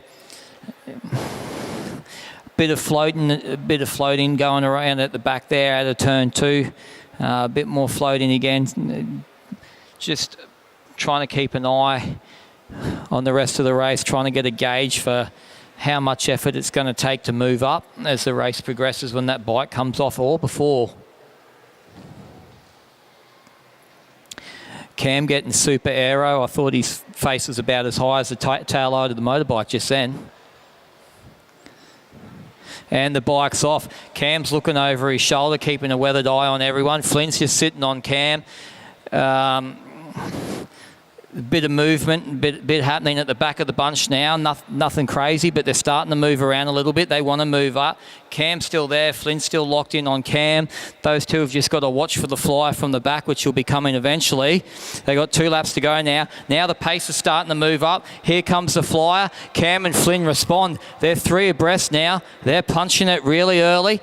2 laps to go and the pace is on. Flynn Larkin's coming over the top of Cam, trying to drop down. Cam's trying to respond, making sure the door can't be closed, but he responded too late. Flynn Larkins is on the front. Cam and Harry are absolutely drag racing. Cam surges forward as Harry drops back. Hunter pushes through a gap and comes up on the Cam's back wheel. Now there's a fight between Larkins and Davis and Cam. They're pushing all the way to the line. Cam surging, but he can't get there. Flynn gets it. Cam second, Hunter third, and Max in fourth. What a race.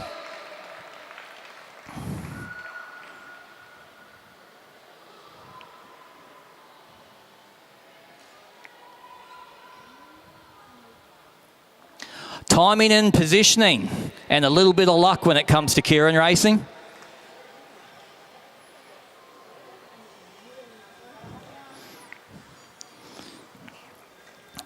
And now we have our 1 to 6 final. Oscar Winchester, Flynn Jensen, Oliver Jordan, Riley Dixon, Aidan Parslow, and Cruz Kemps.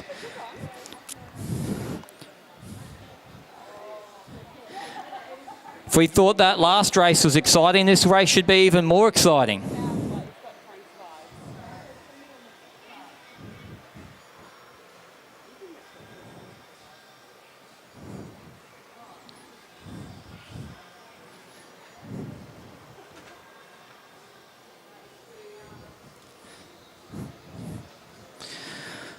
So it looks like Oscar Winchester's drawn number 1, Flynn Jensen number 2, Oliver Jordan number 3, Riley Dixon number 4, Aidan Parslow number 5, and Cruz Kemps number 6. I'd be willing to bet that Cruz Kemps wants to rectify that as quickly as he possibly can. He won't want to be number 6 for too long, especially when the rider who's drawn number 1 has a habit of just putting the hammer down as soon as his nose is in the breeze. So we should see a lot of jostling for position once that bike comes off, if not earlier. And the bike's away.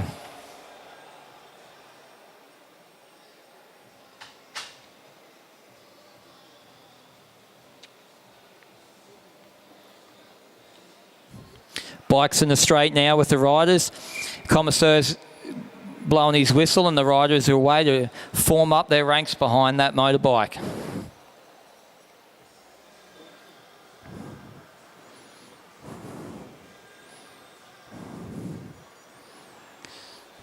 All formed up in the line there.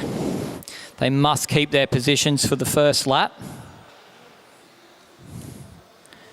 And then after that, you can try and put yourself where you want to be. Nothing really changing at the moment. 5 laps to go.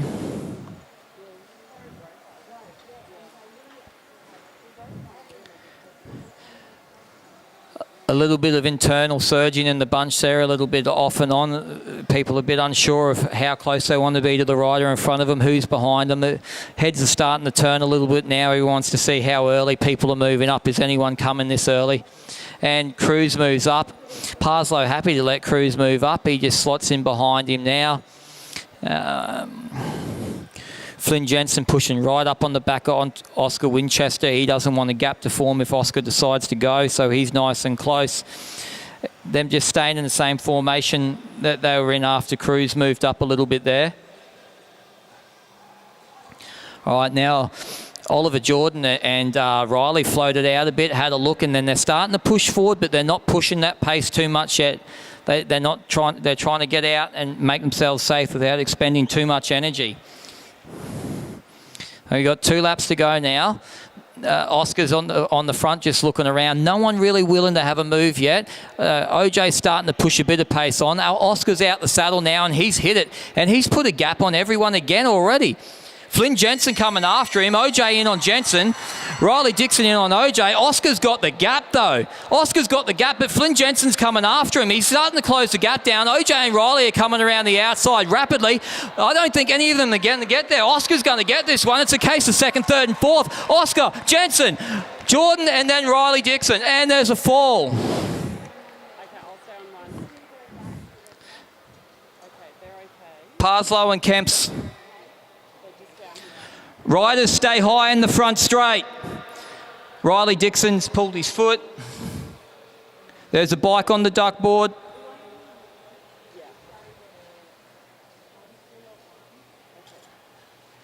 can only see two. Where's the third? Oh, Riley's upstairs. Based on the lack of what it's missing from its hands. Parslow's up. Cruz is trying to unhook himself from his bike. They both appear to be okay.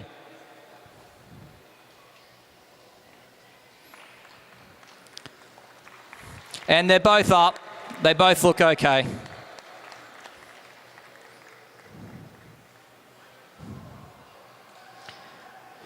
Cruz is checking his bike. He's not too worried about himself.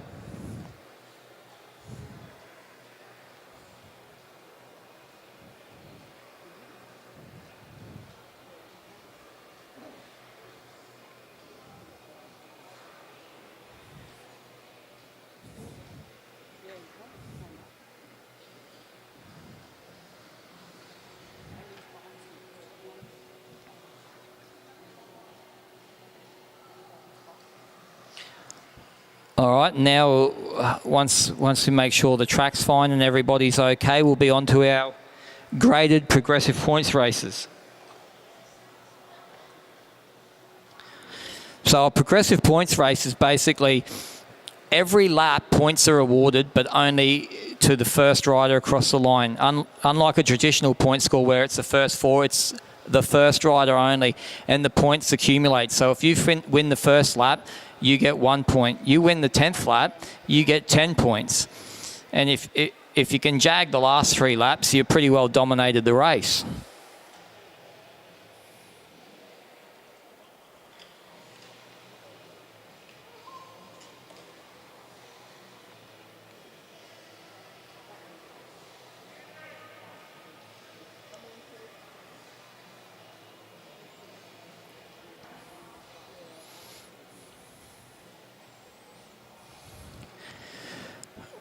Riders, when you get on the back fence, if you're at the front, make sure you push to the very front of the fence so everyone's not funnel necking in that gate.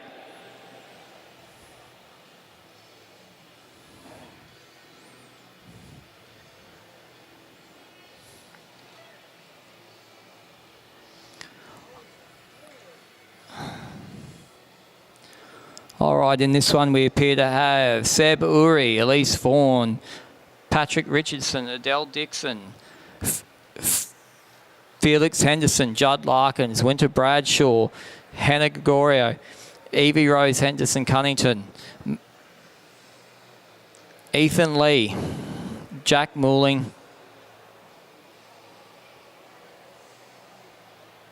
Max Edwards, and Isla Tompkinson.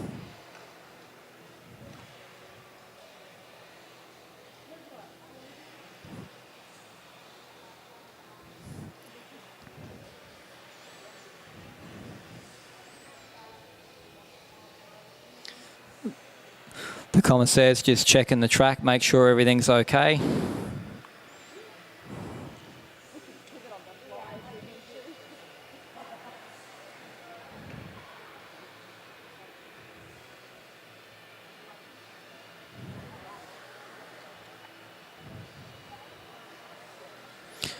Riders, go. Roll away. Bunch up.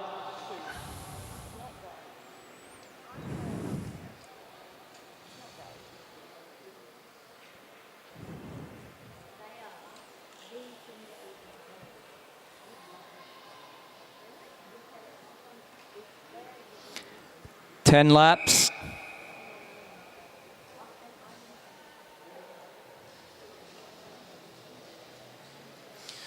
All right, Elise Vaughan on the front, followed by Seb Uri, Patrick Richardson behind them, Winter Bradshaw, and Judd Larkin sitting on the side outside of Winter, Evie sitting out the outside of him. The back end of the bunch is swelling out across the track.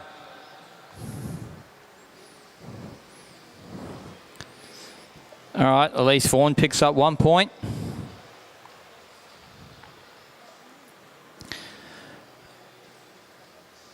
Patrick Richardson moving up the outside. Ethan moving up the outside as well. Max Edwards moving up the outside as well.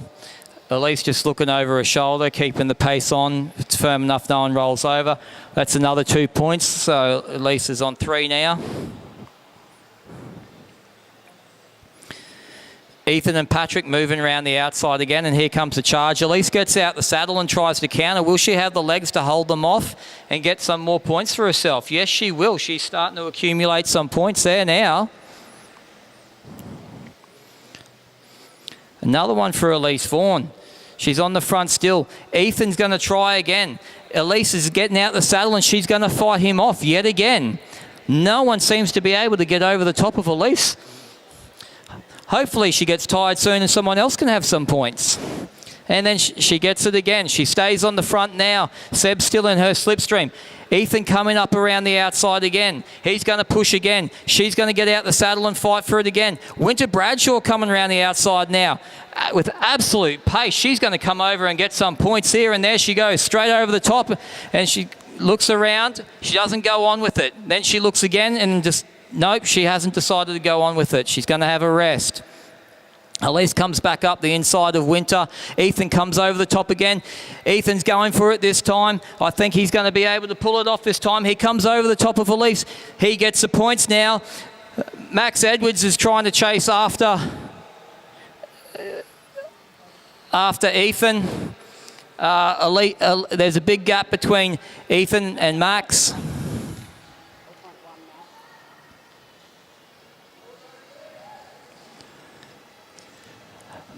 Max is running away with this one now. Ethan's gotten a bit tired. He's stuck in nowhere land between Max and the bunch.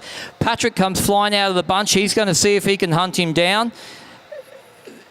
Ooh. Max coming across the start-finish line now. Patrick's chasing after Max, but I don't think he's going to get there. He's caught in no man's land. Felix is chasing after Patrick at the moment. Judd's coming after Felix. Elise is trying to get up into Judd's wheel, and Seb's trying to get up into Elise's wheel. There's a bit of a gap back. Mac Pollux is coming across the gap. Here's a bell for the last lap. Max Edwards is going for it again. And then behind them, Judd's come over the top of Patrick. Judd's been marked by Felix. Felix has been marked by Elise. Seb's trying to push up around the outside. Max is trying to come around the outside of them. Evie's caught in no man's land now. There's a gap back to Adele, Winter and Hannah. Max has taken that out. Then Felix and Elise and Judd in that final sprint. And it looks like Max will have maximum points, followed by Elise, maybe.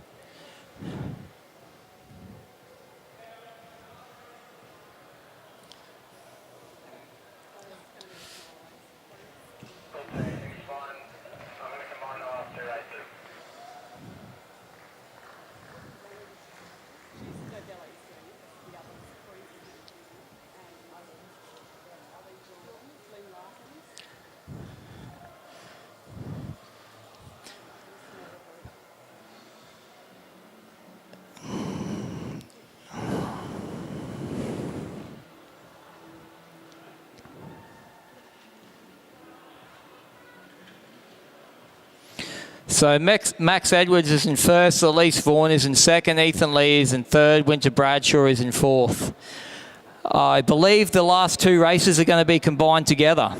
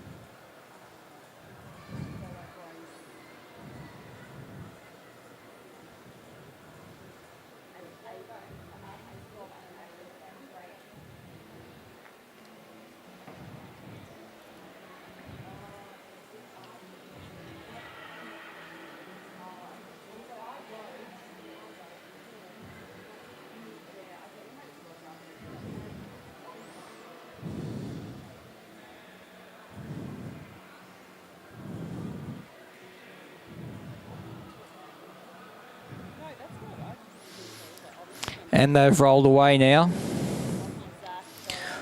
Oliver Uri on the front, followed by Lockie Walters, followed by Bella Potts, followed by Kale, followed by Luca, followed by Zach DS, followed by Riley, followed by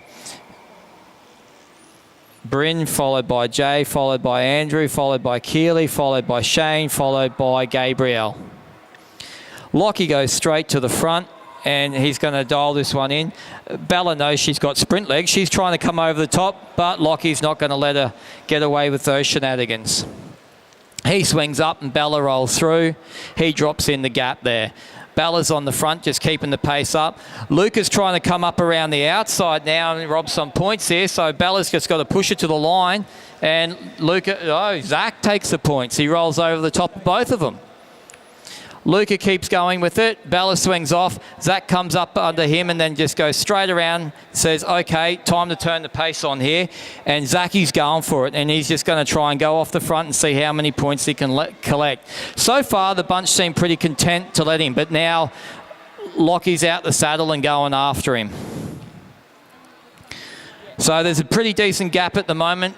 Zach's going to get some more points here. Lockie's not going crazy trying to catch him. Back in the bunch is split into two, and it's about to split into three. Zach swings up, and looks like Lockie's going to push on with it. So Zach just drops down, he slots into the gap, and we've got Lockie and Zach at the front. Kale's trying to bridge. Bryn's trying to bridge, and Riley's trying to bridge. Kale stuck in no man's land. Meanwhile, Zach and Lockie are just swapping turns, collecting points together. Keely's coming across the gap now too. At a rate of knots. I'm not sure if he's going to get there, but he was closing the gap down fairly quick to begin with. The rest of the bunch look like they're getting very, very tired at this point. So we have Lockie and Zach out the front. Stuck in no man's land is Keely chasing them.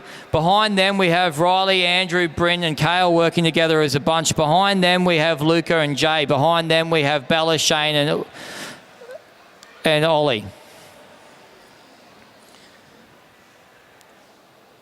So it looks like Zach and Lockie are going to come up on the back of the field now. Lockie just rolls over the top and takes some extra points. Shane swings up and the two leaders have to go over the top of him. Zach drops in behind him, but Lockie's going to push on with this, which means he's going to collect more points now. So Lockie's to the front. He's getting these points as well. Zach's been content to sit in the bunch. Ollie and Bella are going after Zach. Shane's given up the fight, and so is Zach. Lockie's just going to push on with this one. Bella's coming after him, but he's had a look over and realised that Bella's coming, and he's just put a bit of pace on. So final points taken by Lockie, Bella in second, and Ollie after that. The rest of the bunch are making their way around the track now. Dominant performance by Zach and Lockie. Lockie taking the win, Zach in second.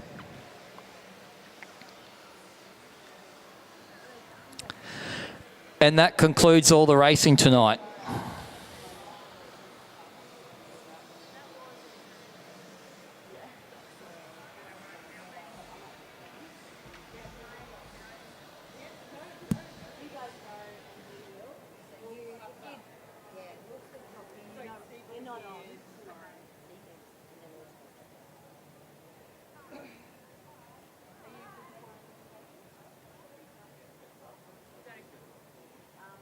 What we do is ask them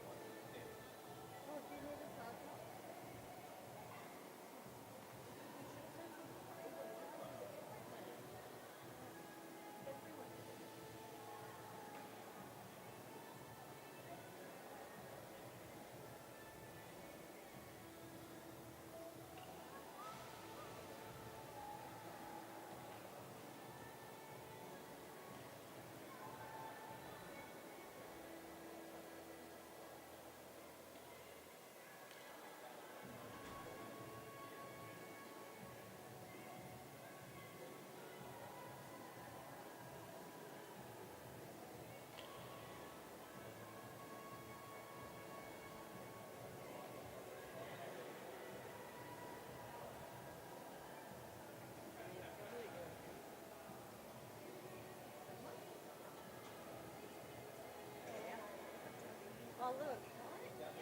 And Todd's there. Sorry? Sorry, I'm coming to talk to you. Sorry.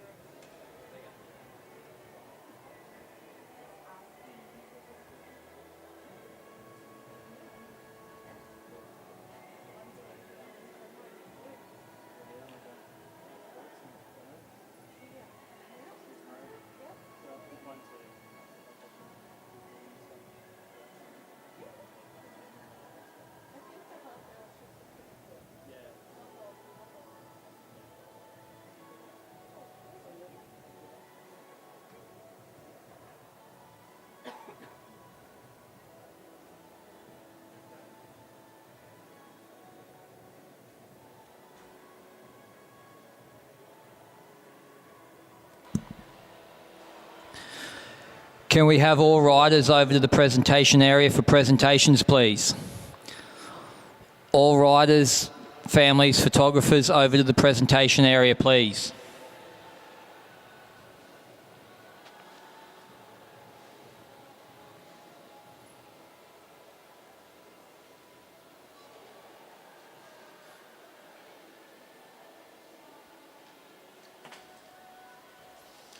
Flynn was...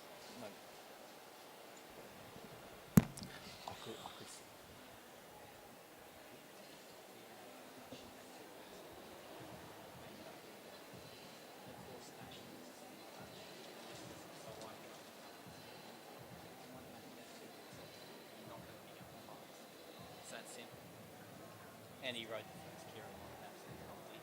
Who swings up in the Keirin? They were doing heaps of them were doing it tonight. That's not how you ride a Keirin, especially on this track.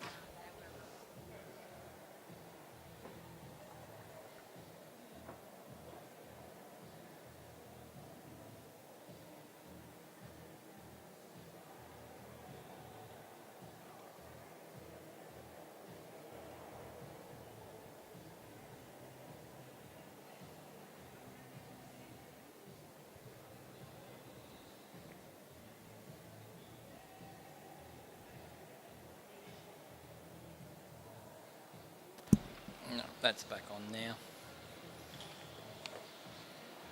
You ready, Liv?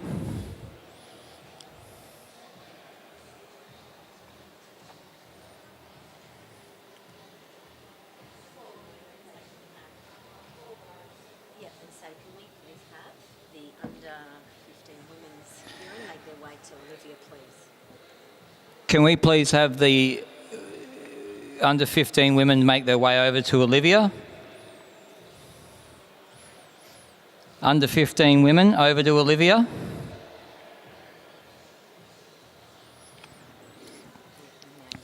Taking the bronze medal. They'll lead them up.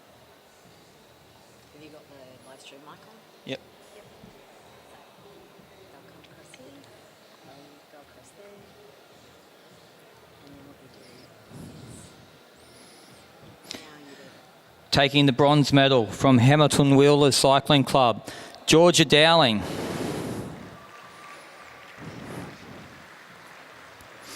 The silver medal from Gold Coast Cycling Club, Adele Dixon.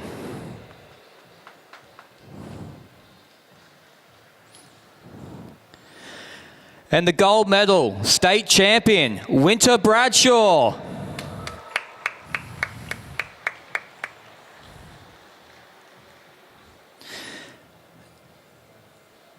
Everyone give them a big round of applause.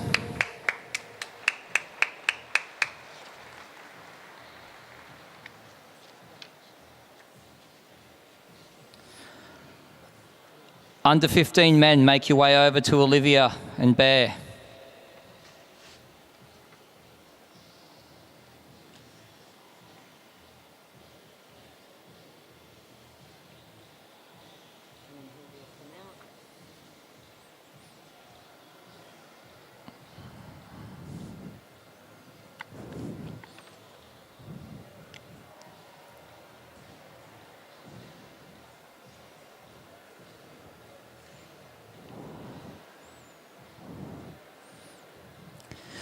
Winner of the bronze medal from Balmoral Cycling Club, Patrick Richardson.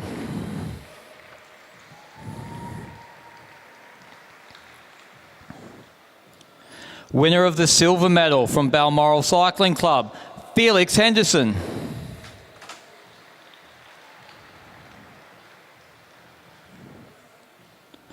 Winner of the gold medal and state champion from Ipswich Cycling Club, Ethan Lee.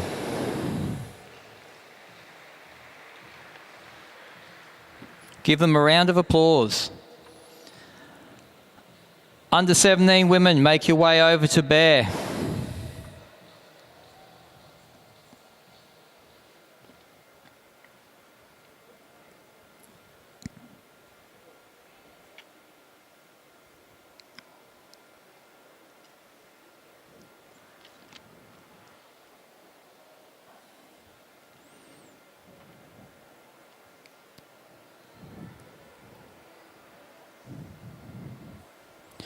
Winner of the bronze medal from the Hamilton Wheelers Cycling Club, Hannah Walters.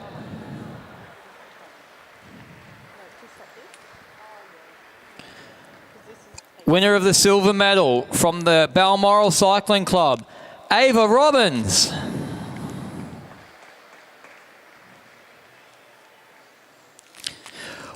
Winner of the gold medal and state champion from Balmoral Cycling Club, Maddie Douglas Savage.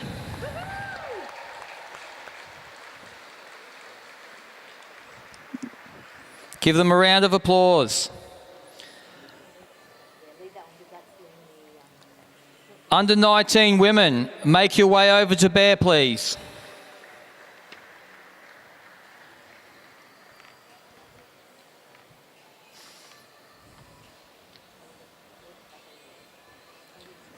Under 19 women.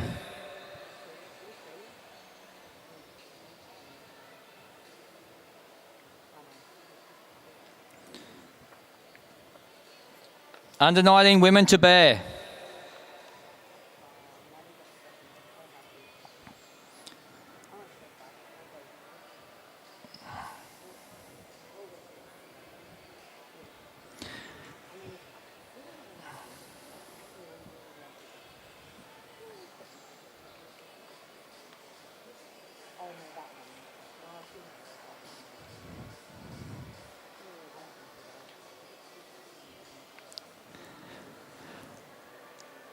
Winner of the bronze medal from UQ, Milan Bradshaw.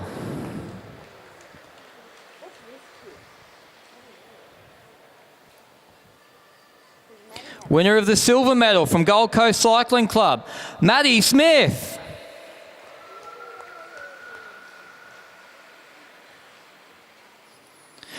Winner of the gold medal and state champion from Balmoral Cycling Club and Women's Cycling Development Initiative, Bella Potts.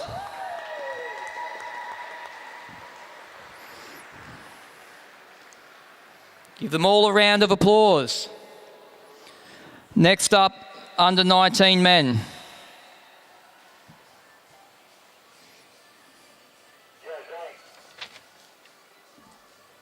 Yeah. Under 17 men, but we'll do them next. I'm just going in the order it's written in the program. Yeah, okay.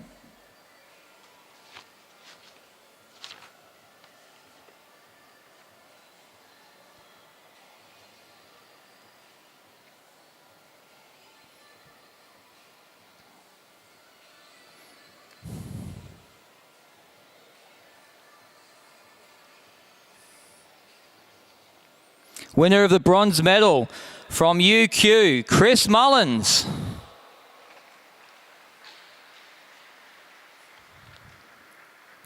Winner of the silver medal from Balmoral Cycling Club, Will Emilius.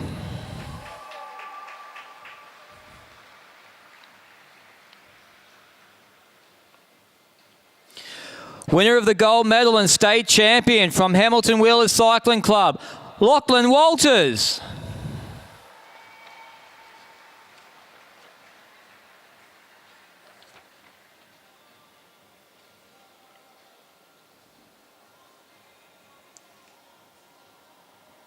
Bear, do you want me to go off the program or in age order?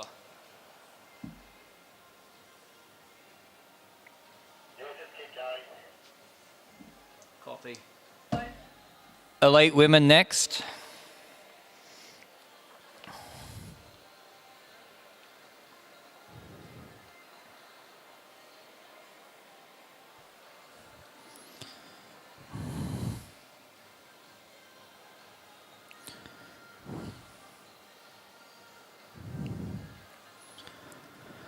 Winner of the bronze medal, Chloe Moran.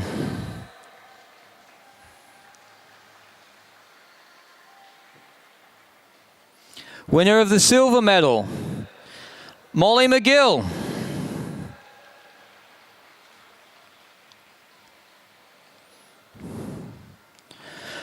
Winner of the gold medal and Queensland champion, Alicia McCaig.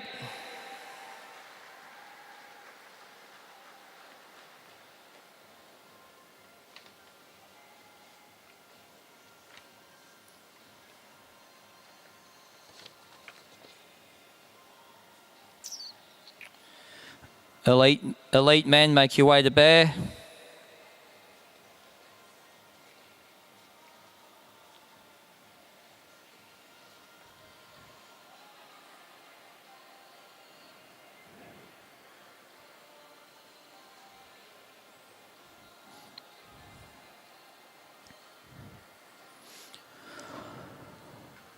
Winner of the bronze medal, Byron Davies.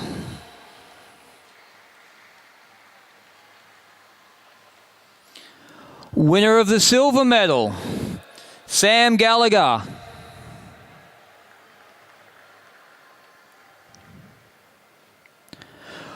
Winner of the gold medal and state champion, Ryan Elliott.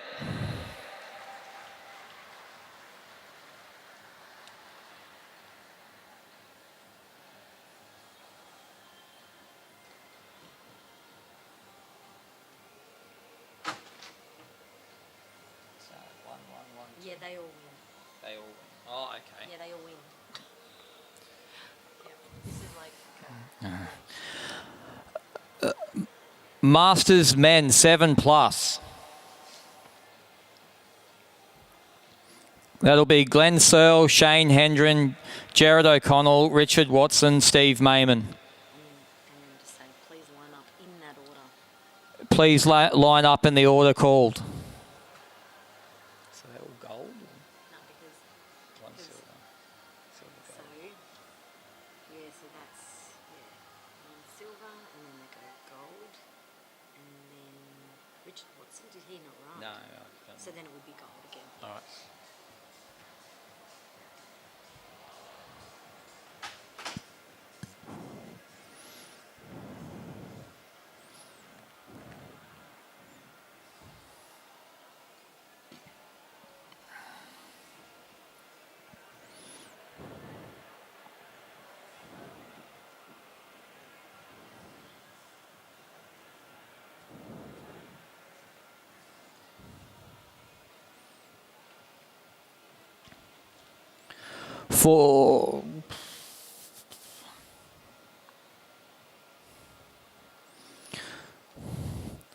For Masters Men 7, winner of the silver medal, Shane Hendren.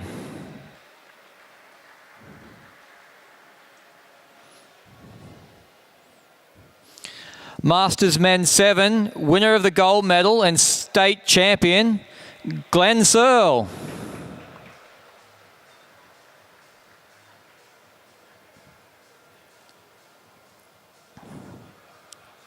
Masters Men 8, and winner of the gold medal and state champion, Jared O'Connell.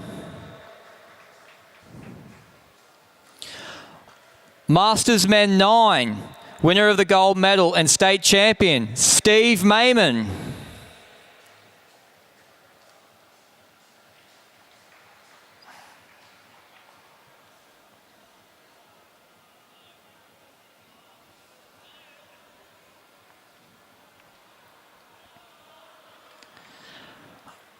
Masters Men 6, please make your way over to Bear.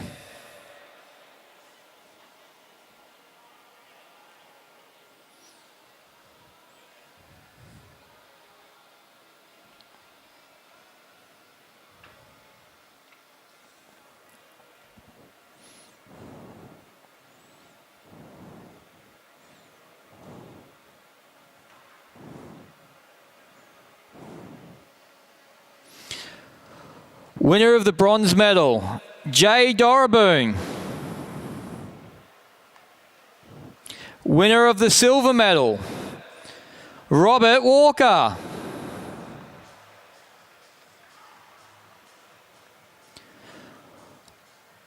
Winner of the gold medal and state champion, John Eder.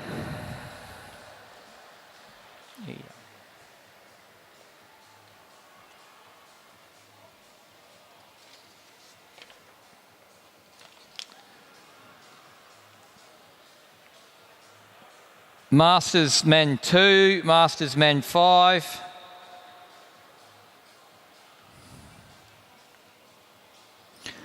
Luca Rocci and Andrew Matheson.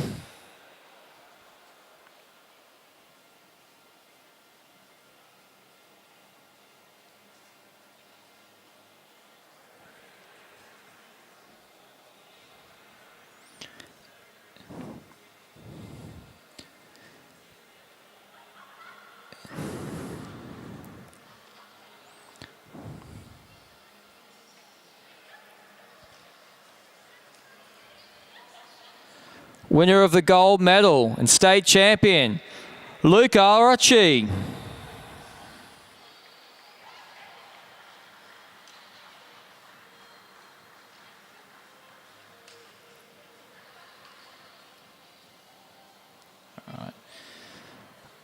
Masters men 3, Chris Myatt, Bradley Davis and Ewan Holzberger.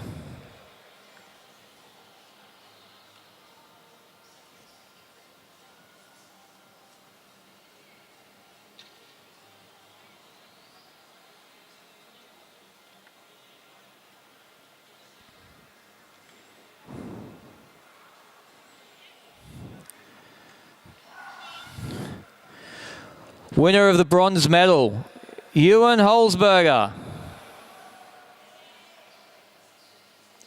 Winner of the silver medal, Brad Davis.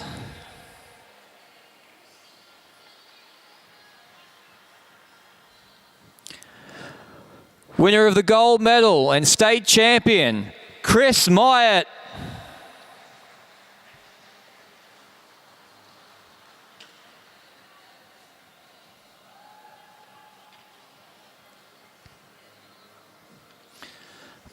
Masters men 4, Peter Meares, Anthony Lane and Simon Wallace. Make your way to Bear Liang, please.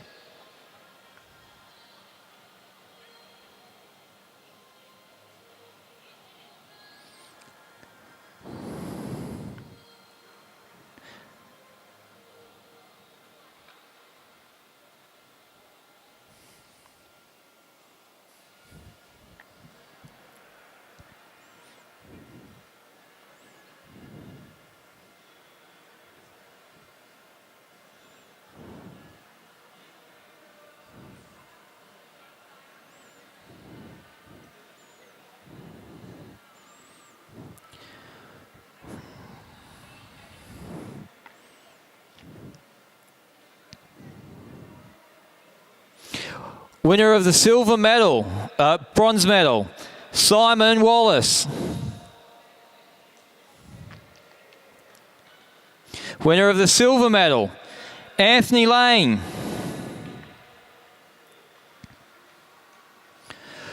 Winner of the gold medal and state champion, Peter Meares.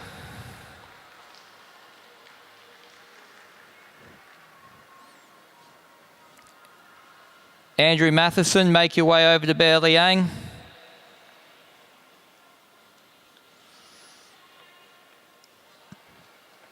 Andrew Matheson.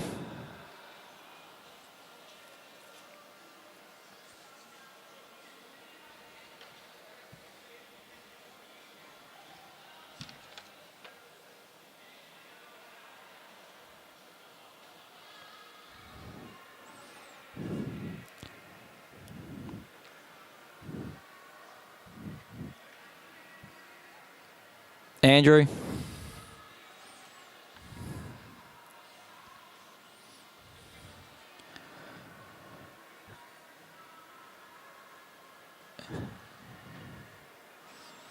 Winner of the gold medal and state champion, Andrew Mason.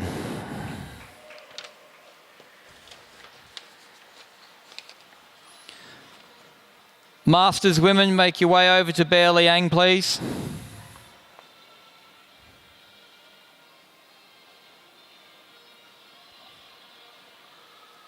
Gabrielle, Petra, and Julie.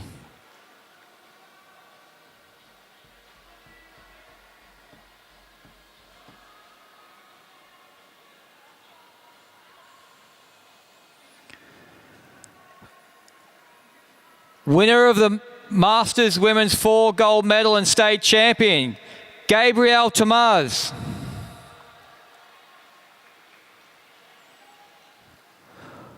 Winner of the Masters 5 gold medal and state champion, Petra Anderson.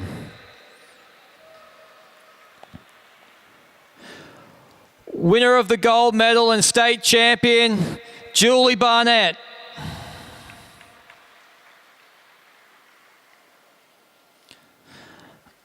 Under 17 men, make your way to Liang.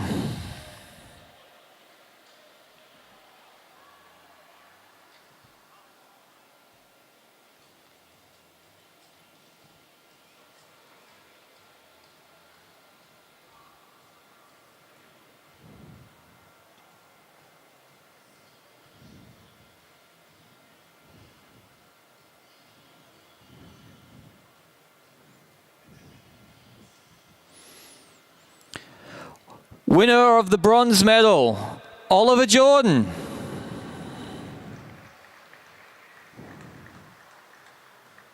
Winner of the silver medal, Flynn Jensen.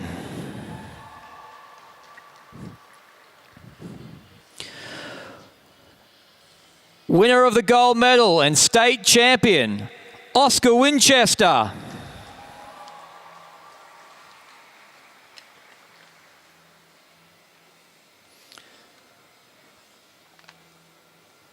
And that concludes tonight's events. So